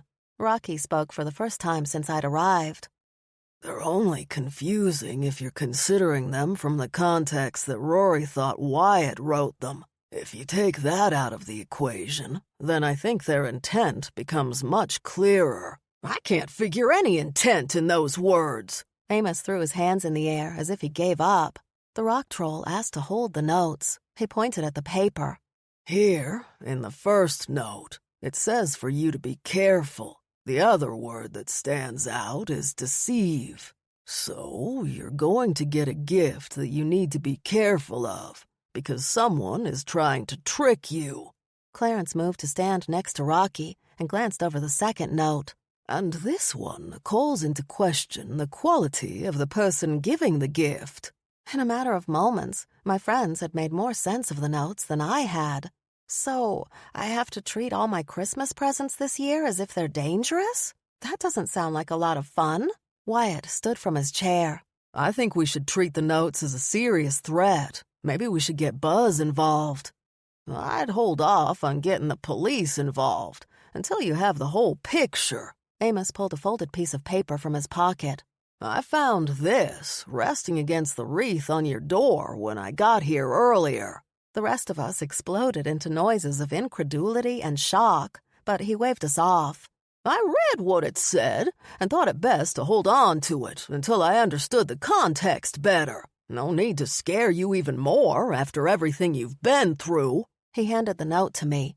I read it to myself in silence before repeating it out loud. Read this note and heed its rhyme. Not every gift is meant in kind. For those who aren't remembered well, be careful of a nasty spell. Well, that one is a little more terrifying. Vale glanced at me with great concern. "It seems as if whatever gift is coming your way, it is meant to harm you." Clarence moved to stand next to Wyatt. "I think you may have the right idea, my friend. We should report this to law enforcement." "Hold on a minute," Amos interrupted. "You guys are only cherry-picking parts of the notes. Let me see those dang things." He ran his finger across the written lines. "See, there's nothing on here that says the gift is one for Christmas. Rory, I've seen you get lots of small presents as thank-you gifts for your work while at Pine and Dandy. Are you sure it ain't one of them?" I tried to recall the last time someone brought me something. I mean, I guess it could be one of my clients, although most of those gifts tended to be food or something small. And it's been a while, so I'm not sure why I'd be getting strange notes about them. "Wait, what about that box you found on your doorstep not too long ago?" Wyatt asked. "You told me then that sometimes your clients give you gifts and thanks." Oh, the snow globe! I rushed over to where it sat on the mantel. It has the most intricate miniature replica of Holiday Haven inside. I reached up to retrieve it, but stopped when everyone yelled warnings at me. Everyone gathered around my fireplace to take a closer look at the snow globe. Wyatt placed a hand on my shoulder and gently pulled me back. So, when you opened the box it was in, you touched it? I had to, in order to get it out. I thought about that night. I'd been so tired, but one thing stuck out about receiving that gift.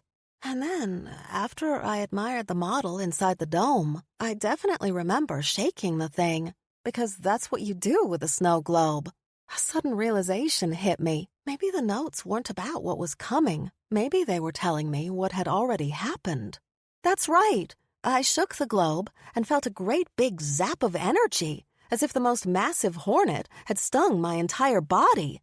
I rubbed my arms to get rid of the chills that broke out all over me as I put the pieces of the mystery together. That sounds like a good old-fashioned jinx spell to me. Amos reached out and took the snow globe off my mantle, despite the shouts of protest. Relax. Once activated, the jinx hits only once. Wait a minute.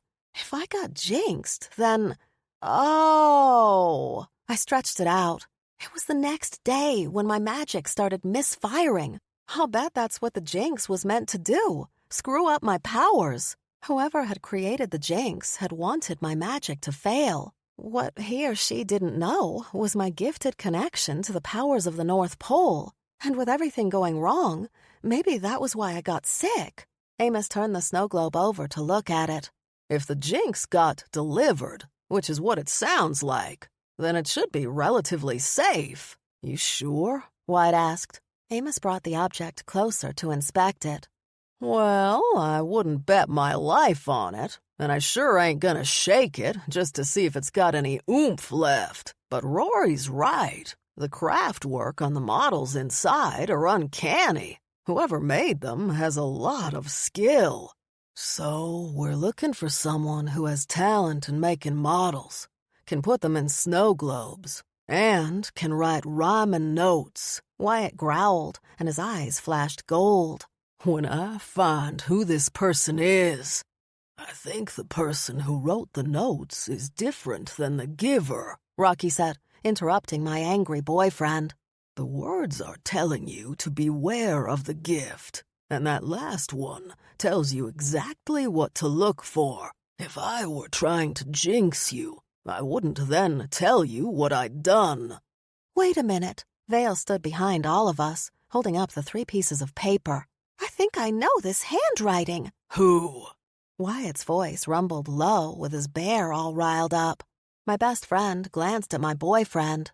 I'd like to call Mistletoe to confirm, because I only saw glimpses of it before. Mistletoe? I narrowed my eyes at my friend. Why do you need to get the fairy involved?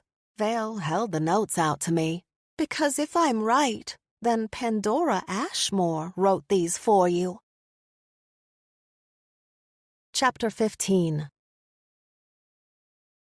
I took everyone's advice and got Buzz involved right away.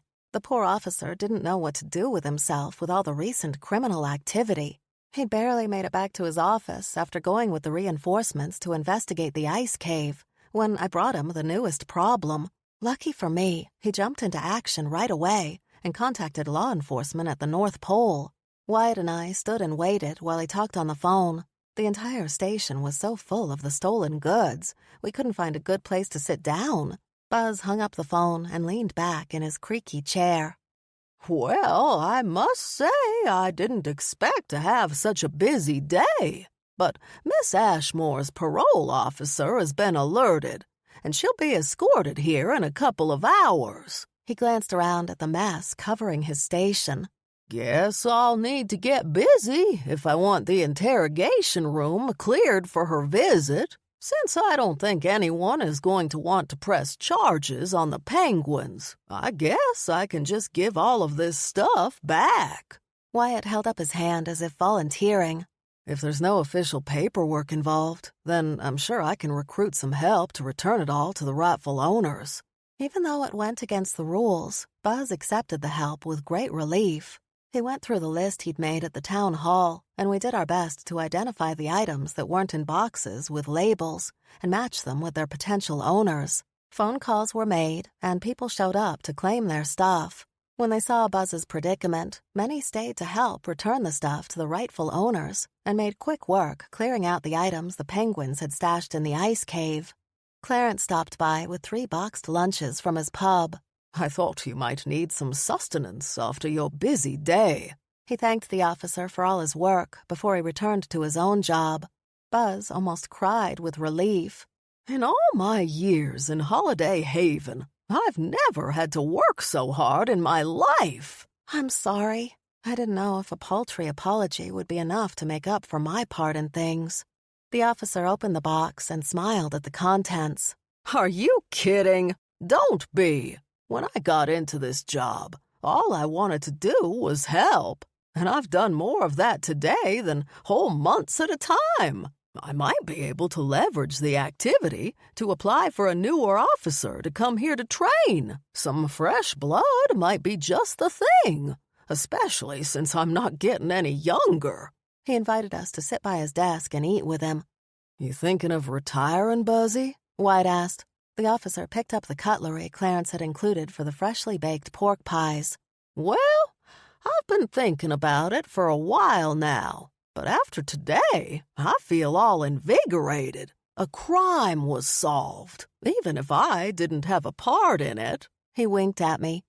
Most of the stolen goods have been returned, and now I get to be part of questioning a convicted criminal. Not too shabby for this old man. We chatted about the notes and the snow globe while we ate, and Buzz offered his point of view about the whole thing. I know Pandora did something bad, but it sounds to me like maybe she was trying to warn you. That is, if she's the one who wrote the words. I swallowed my bite of lunch. She is, or someone did a good job of imitating her handwriting. We told Mistletoe about it, and she stopped by with some of her former boss's papers so we could compare. Unless you want the confirmation from a specialist, I would say that I'm 99% sure Pandora wrote the notes to me. Buzz wiped his mouth with a napkin. Then we'll see what she has to say, and take it from there. The phone rang, and he answered it, his voice sounding more official. I will be right there. She's in town? I asked. He nodded. She's being escorted here as we speak. The rest of lunch will have to wait. I'll go set up the interrogation room. I waited for the officer to leave before asking the question that had been nagging me. This place has an interrogation room? Wyatt nodded. You've never seen it because they didn't take you there to ask you questions. They just rounded up all of us former criminals and threw us in the jail cell instead. Oh, right. Once again, I marveled at the big changes that had happened in only 1 year. Buzz finished setting things up and asked Wyatt and me to follow him into a tiny room with a large window that looked into the interrogation space. This isn't exactly following the rules, but I think you deserve to hear what she has to say. He pointed at the window. That's one way, so she won't be able to see you. With a slight nod, he left us alone. My body buzzed with anticipation. I can't wait to hear what Pandora has to say for herself. The last time I interacted with her wasn't the most pleasant. She did cause a lot of problems for you. Wyatt put his arm around my shoulders. But remember that you ultimately overcame things and came out way on top. Which might have exacerbated her existing resentments. I leaned my head on him, but however she felt about me, it's strange that she wrote the notes. Voices and footsteps sounded from down the hall. My heart rate increased, and I took a step closer to the window. The door to the room on the other side of the window opened, and Pandora walked in, followed by an elf wearing a black uniform with the same dark-colored hat. That must be the parole officer, Wyatt identified. Things look way more official for her than it was for me when I was brought here to serve out my parole period. I couldn't keep my eyes off the former party planner. Instead of wearing the latest fashion and having her hair and nails styled, she wore a simpler outfit with her hair pulled back and secured at the nape of her neck. No makeup adorned her face, and she appeared to be a little more weathered than when she had been taken away after the solstice celebration debacle she'd caused. Pandora sat down in the chair Buzz pulled out for her. The parole elf stood behind her and waited for our small-town officer to take his seat on the chair right in front of the one-way window. Buzz took out the notes and laid them on the table in front of him. Pandora's eyes flitted to them, and her lips curved up into a slight smile. Watching her, I couldn't decipher her mood or intent from the small movement. The officer took out his pad of paper and pen to take notes and cleared his throat. Miss Ashmore, do you know why you've been summoned here? Based on the lack of a ticker-tape parade you had for my return to Holiday Haven, I'm guessing it wasn't because you missed me. The former party planner's sarcasm screamed her lack of concern, in sharp contrast to the message in the notes. Buzz didn't allow her response to interrupt his purpose. I'd like you to answer my questions truthfully and curb your attitude. He held up the notes one by one. Are you the progenitor of these? Pandora sneered. I didn't give birth to them, if that's what you're asking. Okay, let me put it in simpler terms. Did you write these notes, Miss Ashmore? Buzz slammed the paper on the table. The sharp noise caused Pandora to jump a little. Yes, I did. Why? What purpose did they serve? The officer pressed. Pandora placed her hands on the table and leaned forward. Exactly what they were meant to do. Warn the person that someone wanted to hurt them. She turned her gaze to look directly at me through the window. As much as I dislike the recipient of my messages, I don't think she deserved what was coming to her. Buzz wrote in his notes. Why did you feel a warning was necessary? Look, Pandora dropped her confident tone and spoke in a more defeated manner. Let's drop the pretense. I know you've got Aurora Hart in there listening to all this. I'd rather speak to her in person. Buzz took off his cap and scratched his head. That's highly irregular. The parole officer took a step forward. So is having Miss Hart listening in to this interrogation. On our journey here, Miss Ashmore has filled me in on everything, and I think it might be beneficial for them to talk face to face. I promise, if anything happens to endanger Miss Hart, all of this will end, and I will deal with Miss Ashmore directly. After a moment considering the proposition, Buzz rapped his knuckle on the window. I guess that's my cue. I looked at Wyatt for any advice. Go in there and listen to what she has to say. Don't give her anything back. He pulled me in for a quick hug. You can do this. I opened the door to exit the smaller room and entered the larger one. It took me a moment to gather my strength to be able to look directly at the former party planner. She cocked her head to the side as she regarded me. You look better than I expected.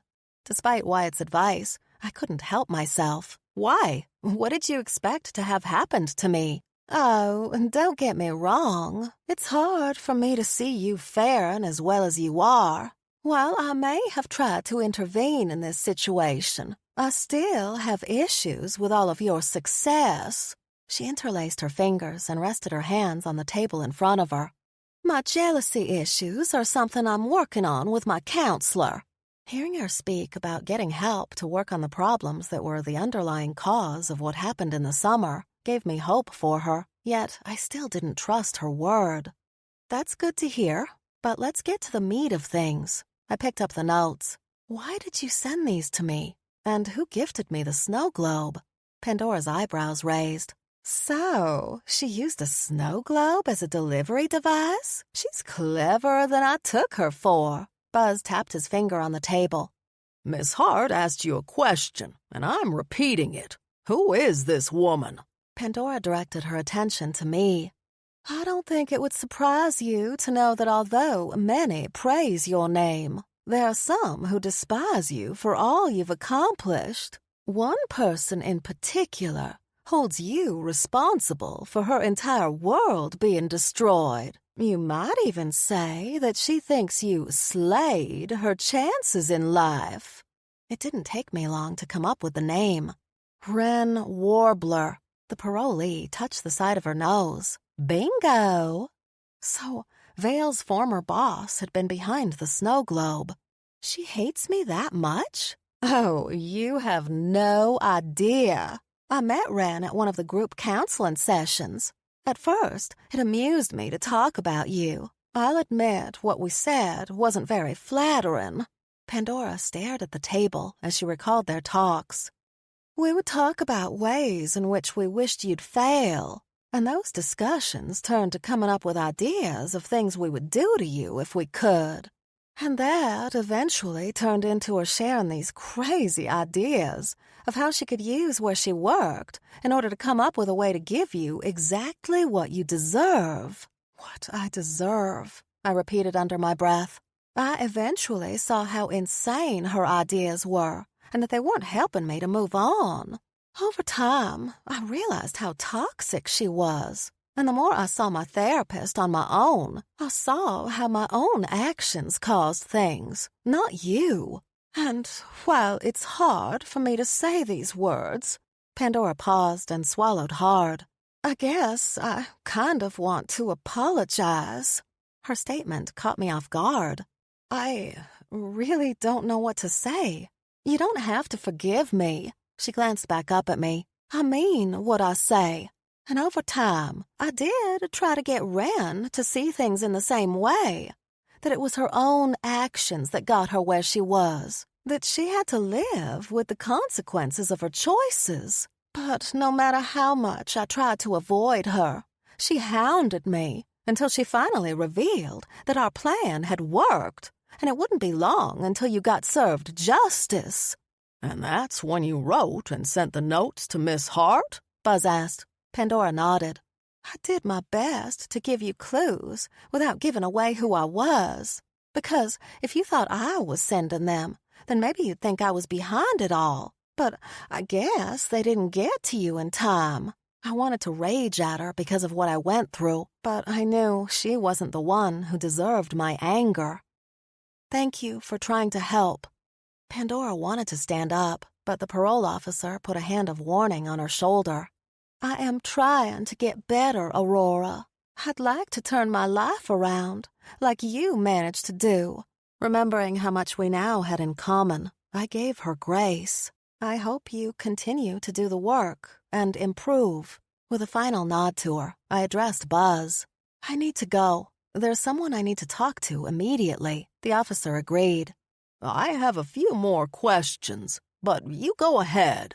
I turned to exit the room, but paused in the doorway. Pandora? Yes? I closed my eyes and took a deep breath. I do forgive you. At the sound of her gasp, I left the room and closed the door behind me. Wyatt met me outside. Who do you need to get in touch with? I took his hand in mine and walked toward the exit. It's time to call in the big guns. I need to contact Clara. Chapter 16. I took the tinsel transit into the center of the North Pole since I no longer possessed the ability to create a portal. Even though I had been offered the same luxuries of travel as before, I had a harder time enjoying them since I was returning to the castle as a bit of a failure. The entire trip, I tried to come up with the best way to tell Clara how I'd lost the special magic, but every time I pictured her disappointed face, I grew more anxious. Argyle noticed my mood as soon as he picked me up and got me into the sleigh. Now, Miss Rory, what's a pretty lass like you got to be sad about? I didn't want to burden the elf with my woes. Not sad, just a little nervous. But you've been to the castle several times now. You should feel right at home. He smiled under his fancy mustache. Like family. After what he'd shared with me the last time, his statement warmed my heart and chased away some of my concerns. Thank you for that. The elf nodded in reassurance and readjusted his dark green bow tie with red stripes. I find that your family are some of the people you can most count on, even in your darkest times. I swallowed hard. What if it's your family that you fear you've disappointed? Argyle patted my hand.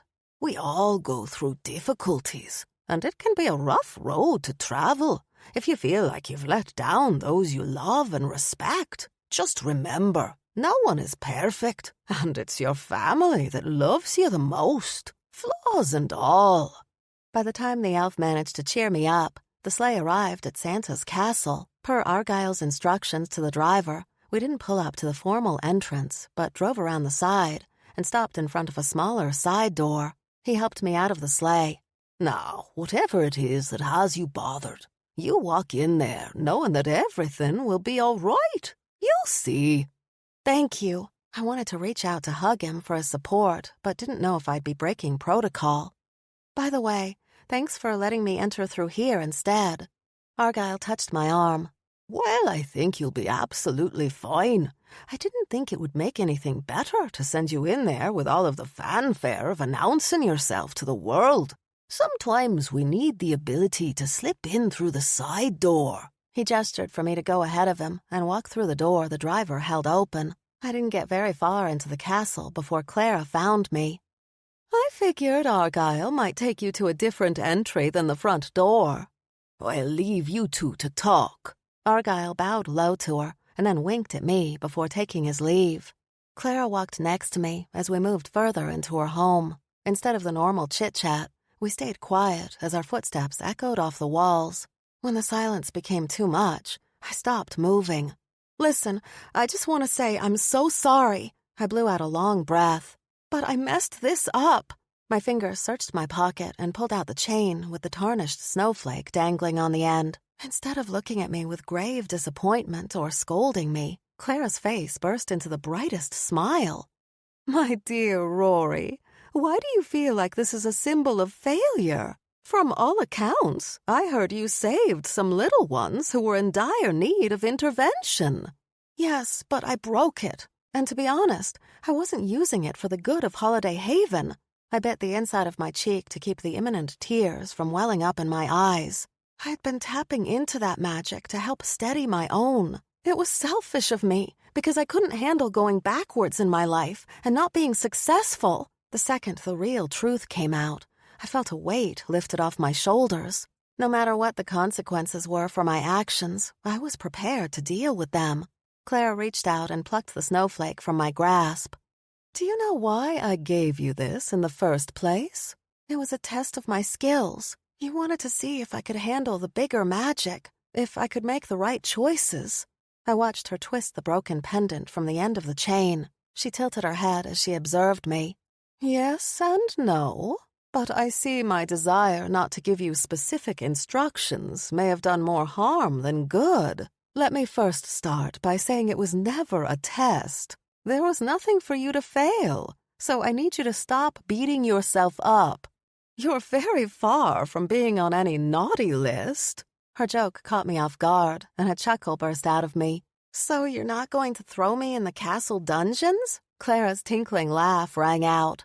Not at all. Because you don't have any dungeons? I pressed. No, because there's no room down there anyway, since that's where we've been keeping our ice dragon. Although, if Snowcone gets hungry, I suppose you could be his snack. She raised an eyebrow at me with a smirk. Ha ha, you've got an ice dragon and you've named it Snowcone. When she didn't say anything, I doubted my assumption. You don't, do you? She couldn't keep a straight face for too long. Wouldn't it be cool if we did? Mrs. Claus linked her arm with mine. No, there's nothing to apologize for on your end. I think perhaps I owe you one, though. For what? She tugged me forward to continue down the hallway. When I asked you not to tell anyone anything, I meant to force you to make the decisions on your own. Of course, I gave you a failsafe with Aster Sugarplum, but I thought you could gain confidence in your own abilities. However, I forgot there's strength in relying on others, and I may have stripped you of your biggest asset with your friends. They came through for me in the end, although Wyatt may be a little cross with you for a while, I admitted. Clara bumped her hip against mine, knocking me a little off balance as we strolled.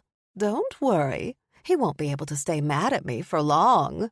I was sure nobody could be mad at Mrs. Claus for any length of time, although I had experience dealing with someone who held a very serious grudge against me. I think things might have been different had I not been jinxed.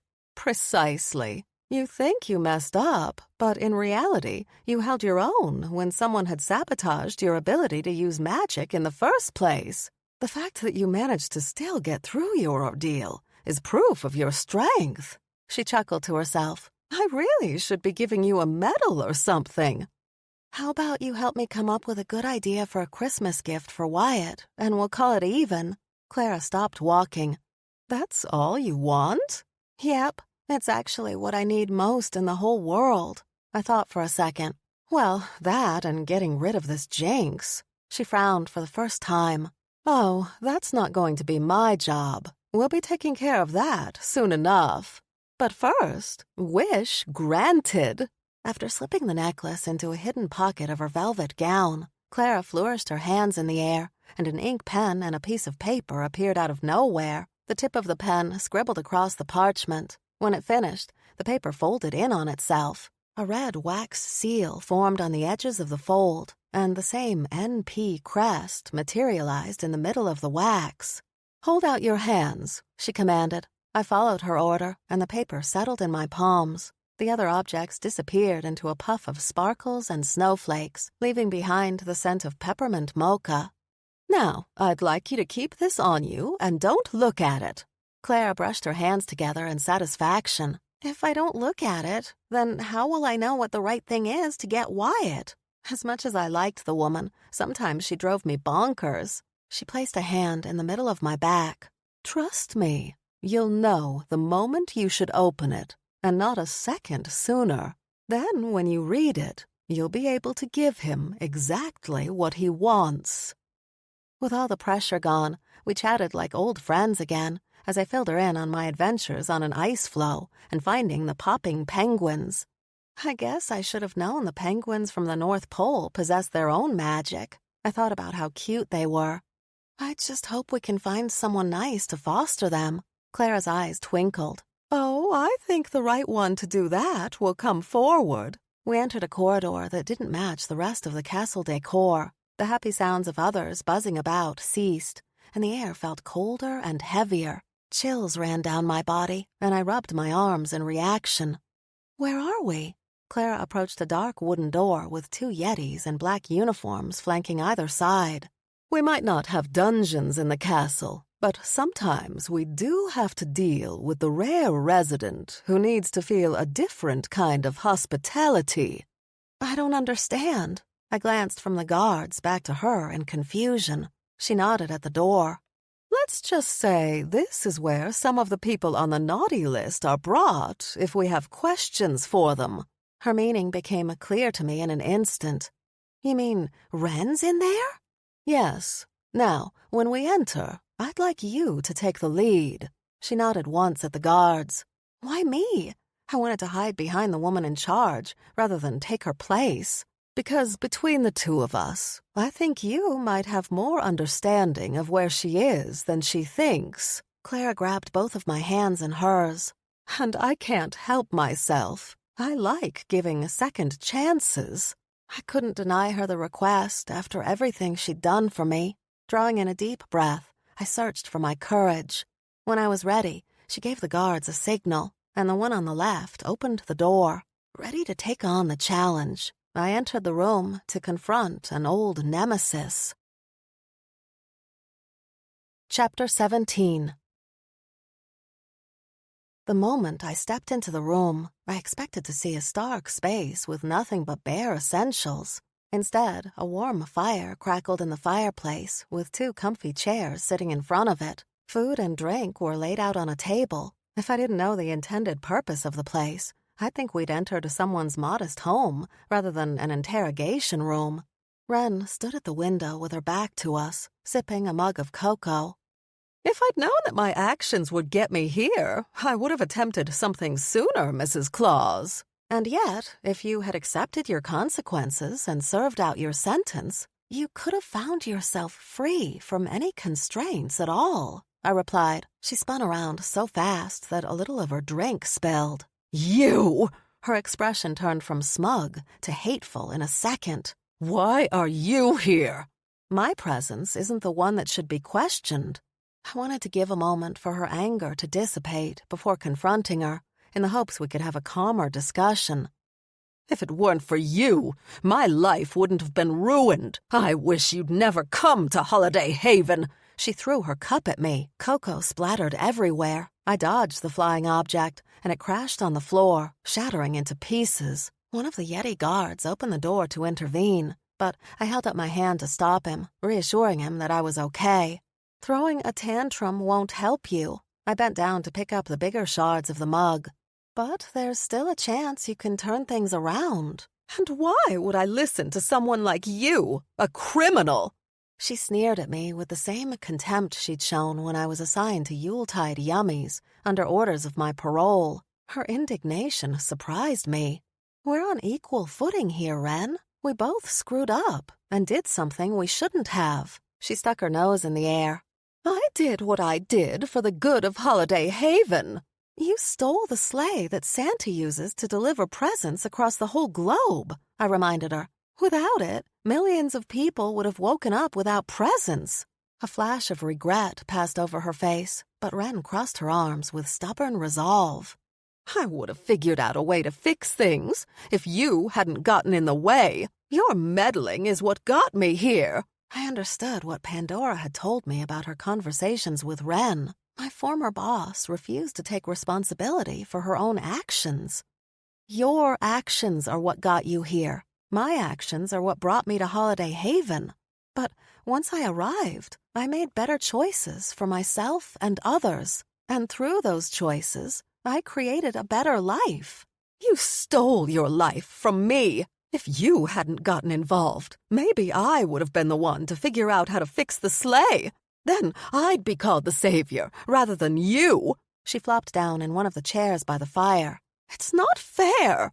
It occurred to me that, in a way, Wren's actions had given me the opportunity to prove myself. Because of what happened with the sleigh, I now lived in comfort and success. I profited off her failure, and that thought made me very uncomfortable.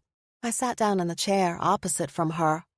There is some truth in what you say. Her eyes flashed to mine, but she remained quiet, watching me with great intent.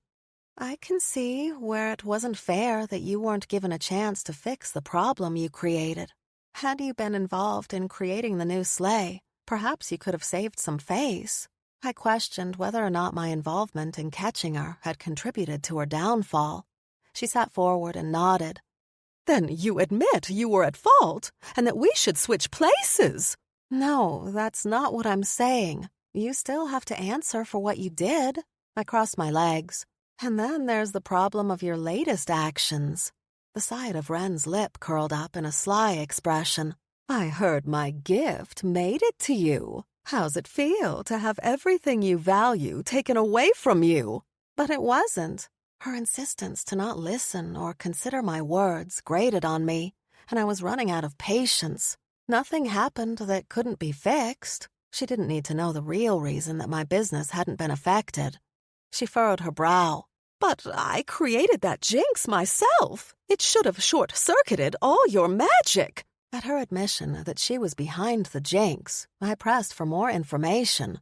You must have been monitored at all times. How did you manage it? Her eyes sparkled with excitement. I've had so much time to think about ways to get back at you. Hundreds of different ideas. Even tried to get the other woman you interfered with to go in on it with me. And for a while there, I thought we had a good team, until she turned on me too. Poor Pandora. She had found someone to sympathize with when she first arrived to serve out her sentence. But over time, she saw the real consequences of not taking charge of her own life and making real changes to improve things. Maybe Wren's negativity did have a positive outcome after all. How did you manage to create the snow globe? I asked. Wren snorted. I found a total dupe in the factory where I had to work. Someone stupid who loved to go on and on about how great you were, how you made a whole sleigh out of ice, blah, blah, blah. She grimaced. It was truly sickening to listen to.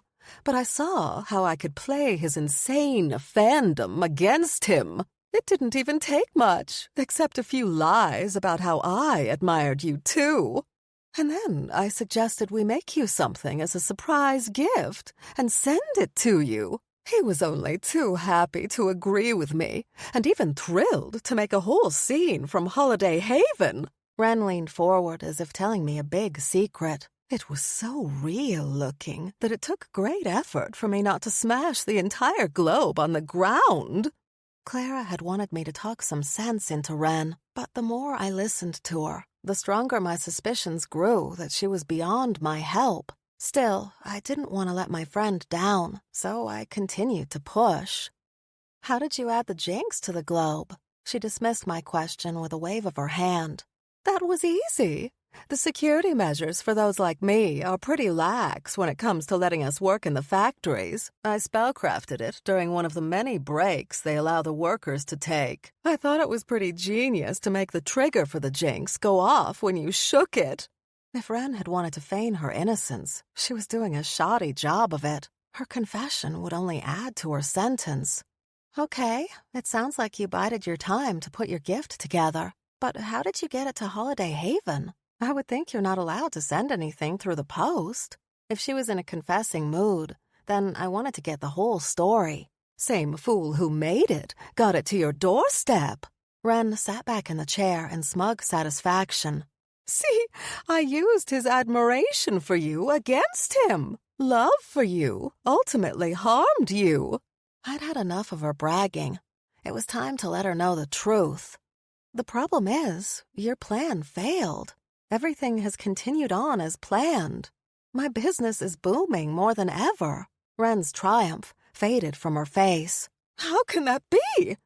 I made sure the jinx would short-circuit your magic. Instead of being so popular with your ice sculptures, your business should have been ruined. Where did I go wrong? The opening of the heavy door interrupted us, and Clara walked in. You went wrong when you assumed Rory was the cause of all your problems. If you had taken responsibility for your part in what happened to the sleigh, you might have been on the road to recovery. However, everything I've heard leads me to believe that we may need to rethink some things. Ren popped out of her chair and pointed her finger at me. All of this is her fault. She's the criminal who should be living in a halfway house with guards and working a job in the gift factory, not me. I had a nice life, a good business, friends and family, and she's taken everything away from me.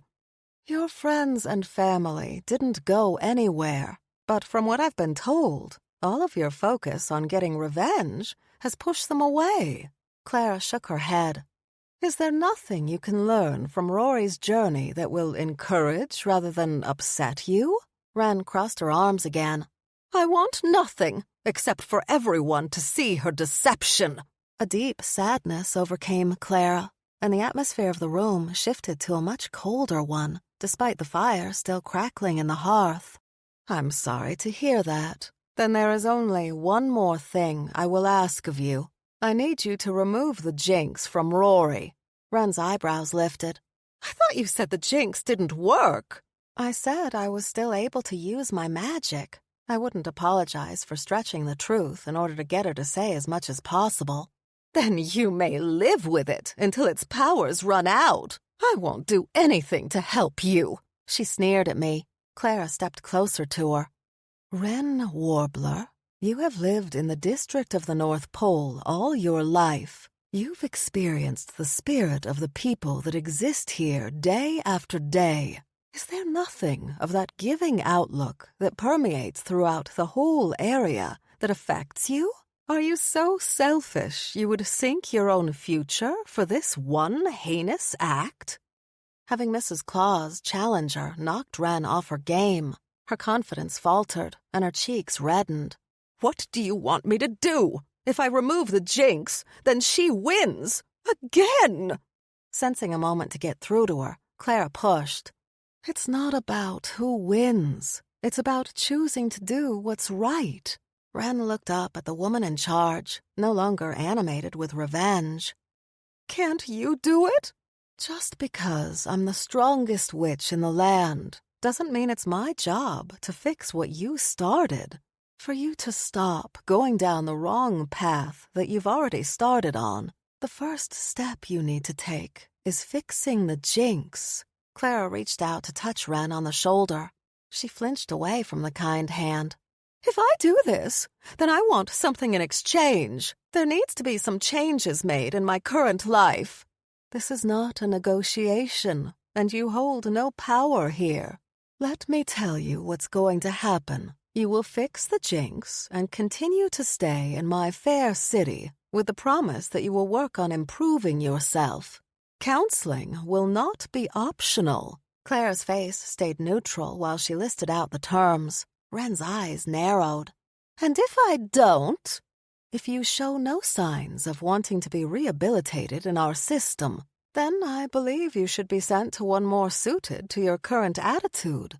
The guards will take you back to your quarters and watch you pack, and you can expect to be sent away from the North Pole with immediacy.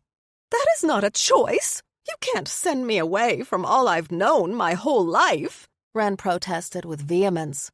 Your path in life is at a crossroads. Which direction do you want to take? I won't wait forever. Clara leveled her with a glare that sent chills down my spine. Wren lifted her hands as if in disapproving compliance. However, at the last second, she put them down again and clenched her hands into fists. I can't. I won't do it. Clara cast her a look of pity. That's a shame, because I am true to my word. You will be sent someplace else to serve out your sentence. Before Wren could say anything, Clara continued. If there's one thing I hope you take from this, it is that you are in charge of your life. You had a choice to improve. The sooner you accept the responsibility of your choices, the better everything will become for you. Wren broke down into regretful sobs. Seeing her so broken touched my heart. Isn't there any way she can continue to serve out her sentence here, but be monitored a little more closely? I asked. Clara gazed at me in wonder. You surprise me, Rory. After hearing all she told you and seeing her personal vitriol against you, you would stand as her advocate now? My interference shocked me as well, but the longer I thought about it, the more I realized I didn't want anything terrible to happen to my former boss. Sure, her past crime had been misguided, but her current one was due to her own frustrations and inability to see the bigger picture. As someone who had been given a huge chance, I wanted her to have that same grace that I'd received. Yes, I am. I nodded once to Wren. I don't know what to say. She dropped her gaze from mine, unable to keep eye contact. Don't say anything yet, because I haven't agreed. Clara took me by my arm and led me to the side. I would think that you, of all people, would want her gone. She thinks she's beyond help, so she's sabotaging herself. The thing is, nobody is that far gone. And I think if she leaves here, there will be no coming back from this for her. I leaned my head to the side so I could see Wren standing at the window looking out. I'm proof that second chances are important, as is Pandora. I'd like to see if Wren can turn things around for herself. Clara's mouth dropped into a small, round O before her lips turned into a big smile. She tapped my chest lightly with her finger. That heart of yours truly is something, Aurora. She called Wren over to join us. The former bakery owner shuffled to us with slumped shoulders. Her bravado had vanished, replaced by a sheepish humility. Am I really going to be able to stay? That depends. Clara turned to me. As the person who was wronged, what's your final decision on this? I glanced at Wren with intent. I think it's better if you stay here and really work on improving yourself and letting go of resentments. That's got to be a far better deal than the alternative. She pondered my statement. I guess I have to remove the jinx in order to make the deal. I shook my head. No, whether or not you fix the problem you caused is up to you. Remember, choices matter. What can you live with? A short silence fell over the three of us. Wren closed her eyes, and a tear ran down her face. After she made her decision, she turned to face me. With great flourishes of her hand, she reversed the jinx. At first, I doubted anything had changed, but then a sensation as if ants ran all through my veins hit me, and I writhed a little until it passed. Afterwards, I felt a little lighter and cleaner than before. Clara nodded in approval. I'll be checking in on you, Wren. Don't disappoint us. She escorted me out of the room and gave instructions to the guards. After she finished, she hooked her arm through mine and dragged me down the hall, laughing. You know, I knew you were something else the second I met you. Well done back there. Her face beamed at me in approval. You're going to do fine. With what? Your future. She lifted her eyebrows at me with great intent.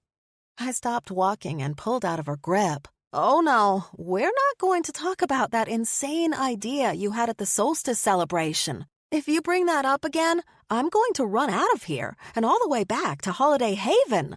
She gestured down the long hallway. Be my guest. If you can find your way out on your own, then you're welcome to go. Until then, you'll have to put up with me saying that you would fit in well here at the castle when you're ready. And when will that be, according to you? I dragged my feet, not wanting to continue the conversation or her fast pace. She pointed at my pocket. Like that note I left for you to read. You'll know when the time is right. But for now, let's go celebrate your recent victory with some coffee and cookies. Epilogue. My ice sculpture for the Yule Ball stood at the center of the ballroom with a red velvet rope circling it. People waltzed around 2 dancing figures with flashes and sparkles that made it seem as if they moved to the music. Wyatt guided me around the floor with incredible grace for a man his size. The velvet skirt of my burgundy dress billowed out whenever he deftly twirled me from time to time. With him all dressed up in a form-fitting tuxedo, I couldn't take my eyes off of him, except when I pressed my head against his chest during the slow songs. After a couple of dances, Wyatt and I took a break to get some refreshments and check in with the rest of the Humbugs. Considering the great commotion surrounding Nutty, I knew he must have told everybody his big news. You're adopting the penguins? Vale squeaked in an excited high pitch. That is beyond too cute. Nutty's whiskers twitched in embarrassment. Yeah. Rory's old room is empty, so there's plenty of space for them. And I think they could use some guidance in their lives. Someone's got to teach them not to go popping in and out of places, taking things. My former roommate had told me his idea and asked for my opinion a couple of days ago. As a former foster kid, I thought it a great idea for the penguins to have someone with a big heart to care about them so much. Clarence raised his glass of punch and cheers to the squirrel. Please let me know if I can be of any service, especially in providing sustenance for the little tykes. Based on what they took from my pub, I think they might enjoy some of my mince pies. Rocky smiled. I'd be happy to help babysit at your place, or you could bring them out to my cave. Wyatt stopped checking his watch and narrowed his eyes at Nutty. You sure you're not planning on using those poppin' penguins for your own nefarious purposes? The squirrel tilted his head to the side. Who better to teach them why it's bad to steal than a reformed thief? Me and Rory will be good examples for them. Right, Aunt Rory? I clapped my hands against my cheeks. Sweet Santa! I'm going to be an auntie! All of us devolved into fits of laughter. Amos surprised us with his sudden appearance. What's so funny? Amos, where have you been? I asked. We've been calling and calling you. Nutty jumped up and down. I just made my big announcement about adopting the penguins. As soon as you told me, I started working on making them some new beds. I think that's an incredible gift you'll be giving them, my friend. The older man smiled with such genuine affection that I feared he had been into the tipple a bit. Why do you look so happy? Did you spike the punch or something? I pointed at him in his snazzy tuxedo. Amos cleared his throat. Actually, I have a little announcement of my own. I apologize for being late, but I had the darndest time convincing her to come with me tonight. She has a little social anxiety, so she's a bit shy. He leaned in and cupped his mouth with his hand. In a loud whisper, he added, "Please don't scare her away." Vale and I grabbed each other's hand at the same time. My half-elf friend practically vibrated with excitement. There's a her? Amos brought over a fine lady in a navy blue velvet dress that had crystals sewn in to look like shooting stars. "Everyone, this is Adeline Arbor. Addie, these are all my friends." He introduced all of us by name, but kept her by his side. Hello? Her voice rose barely louder than a whisper. Amos has told me so many stories that I feel as if I know each and every one of you. That can't be good for us, Wyatt joked. When he saw how much Adeline blushed and fidgeted, he apologized and explained he was teasing. Amos stood proud beside her. "Addie is actually the person who won the gingerbread house competition, but she was too shy to enter it herself, so I did it for her." Vale gasped. That was your work? Adeline nodded. I like to make cookies. Well, you did a wonderful job. Vale clapped for her. If you ever get bored, please come join us at Yuletide Yummies. We can talk cookies all day long. Adeline's smile grew larger. I would like that very much. Nutty scrambled up the skirt of my dress and settled on my shoulder. Don't you think it's funny? What is? I asked him. He pointed his paw at the new couple. His last name is Pine. Hers is Arbor. Doesn't the word arbor mean tree? So, pine and tree. Pine tree. They must be meant for each other. I marveled at my former roommate's cleverness. Good catch. He chittered out a tiny laugh. Yeah. I'll have to tell the penguins the joke, too. Wyatt checked his watch again. You know, I think hearing all this good news has gotten me a little warm. Rory, would you accompany me to the patio outside? Nutty pecked my cheek before he skittered off. Clarence grinned his fangs at me. Amos whispered something in Adeline's ear that caused her to smile. Clarence clapped my boyfriend on the back so hard that Wyatt stumbled forward a little. As I excused myself from our overly enthusiastic friends, Vale grabbed my hand and put something in it. Here, you're going to want this. The piece of parchment, still sealed with red wax that Clara had given me, rested in my palm. Do you know something I don't? I asked, my suspicions rising. She giggled and pushed me with both of her hands to force me to catch up with my impatient boyfriend.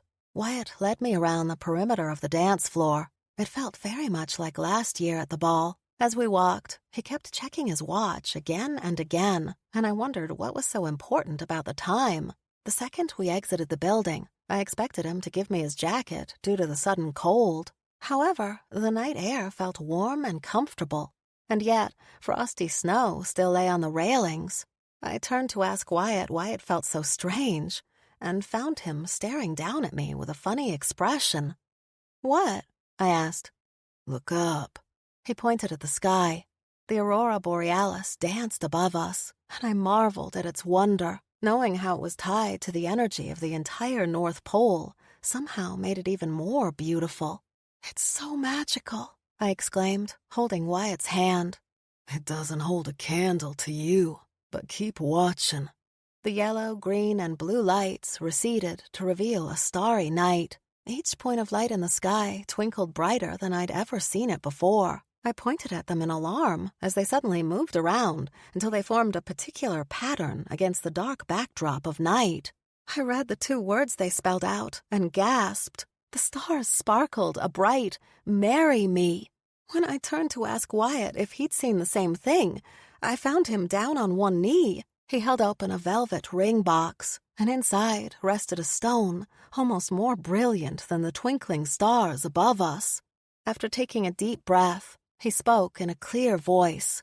Aurora Hart, from the moment we met, both me and my bear took notice of you. I promise to spend the rest of my life trying to make you as happy as you make me. He paused and swallowed hard. Rory, will you marry me? The note that I still held in my hand vibrated. Instead of giving my boyfriend an immediate answer, I stared at the paper and then back at him. Knowing that Clara must have done something to enchant it, I thought it best to open it right now and read the note. Written in impeccable penmanship were 2 words: "Say yes." I had asked her to give me the perfect gift to give Wyatt this year. I guess I knew the answer. "Yes, Wyatt Barringer, I will." I flung myself against him, throwing my arms around his neck. He hugged me back and buried his face against my neck. I love you, he whispered. I leaned back so I could see his face. "And I love you, too." My lips crushed against his. Rory, can I put the ring on your finger now?" he asked, well in the middle of the kiss. I giggled and pulled away. He took my left hand in his and slipped the diamond onto my finger. The crowd that stood at the windows watching us erupted into cheers and whistles. Knowing they'd just witnessed my proposal, I buried my head against Wyatt's chest in embarrassment. "No sense in hiding now." Clarence came out, holding 2 fluted glasses and a bottle of champagne. "Compliments of Mr. and Mrs. Claus. They sent enough for everybody to have a toast with you." The other humbugs, Cora, the sugar plums, and more of our friends gathered around us. I hugged more people in a short moment than I had in my entire life. Aster pulled me aside with a smile. She pressed another velvet box into my hand. "An elf named Argyle came by our store today to drop this off for you. He also asked for me to pass on congratulations from all of the family at the castle." I stared at the box in confusion. "It's nice that he got me something for the holidays." Vale's mother smiled. "I believe it's an engagement gift from Clara." A short chuckle of disbelief escaped me. I'd ask how she knew before I did, but I already know the answer. I pulled open the box and found another shining snowflake. "Does this mean Argyle instructed me to tell you to turn it over?" Aster kissed my cheek and left me alone. With almost shaking fingers, I flipped the snowflake over and read the shining script on the back. "For the future." Wyatt approached me from behind and pulled me against him. He glanced over my shoulder. "Is that from Clara?" "Yep." I took it out of its box, and Wyatt helped me put it on. When the snowflake touched my skin, I could feel the familiar tingle. I held up the pendant one more time and stared at it. Wyatt placed his chin on my shoulder. "What do you think will happen for your future?" I turned my head to kiss his cheek. "Absolutely anything we choose."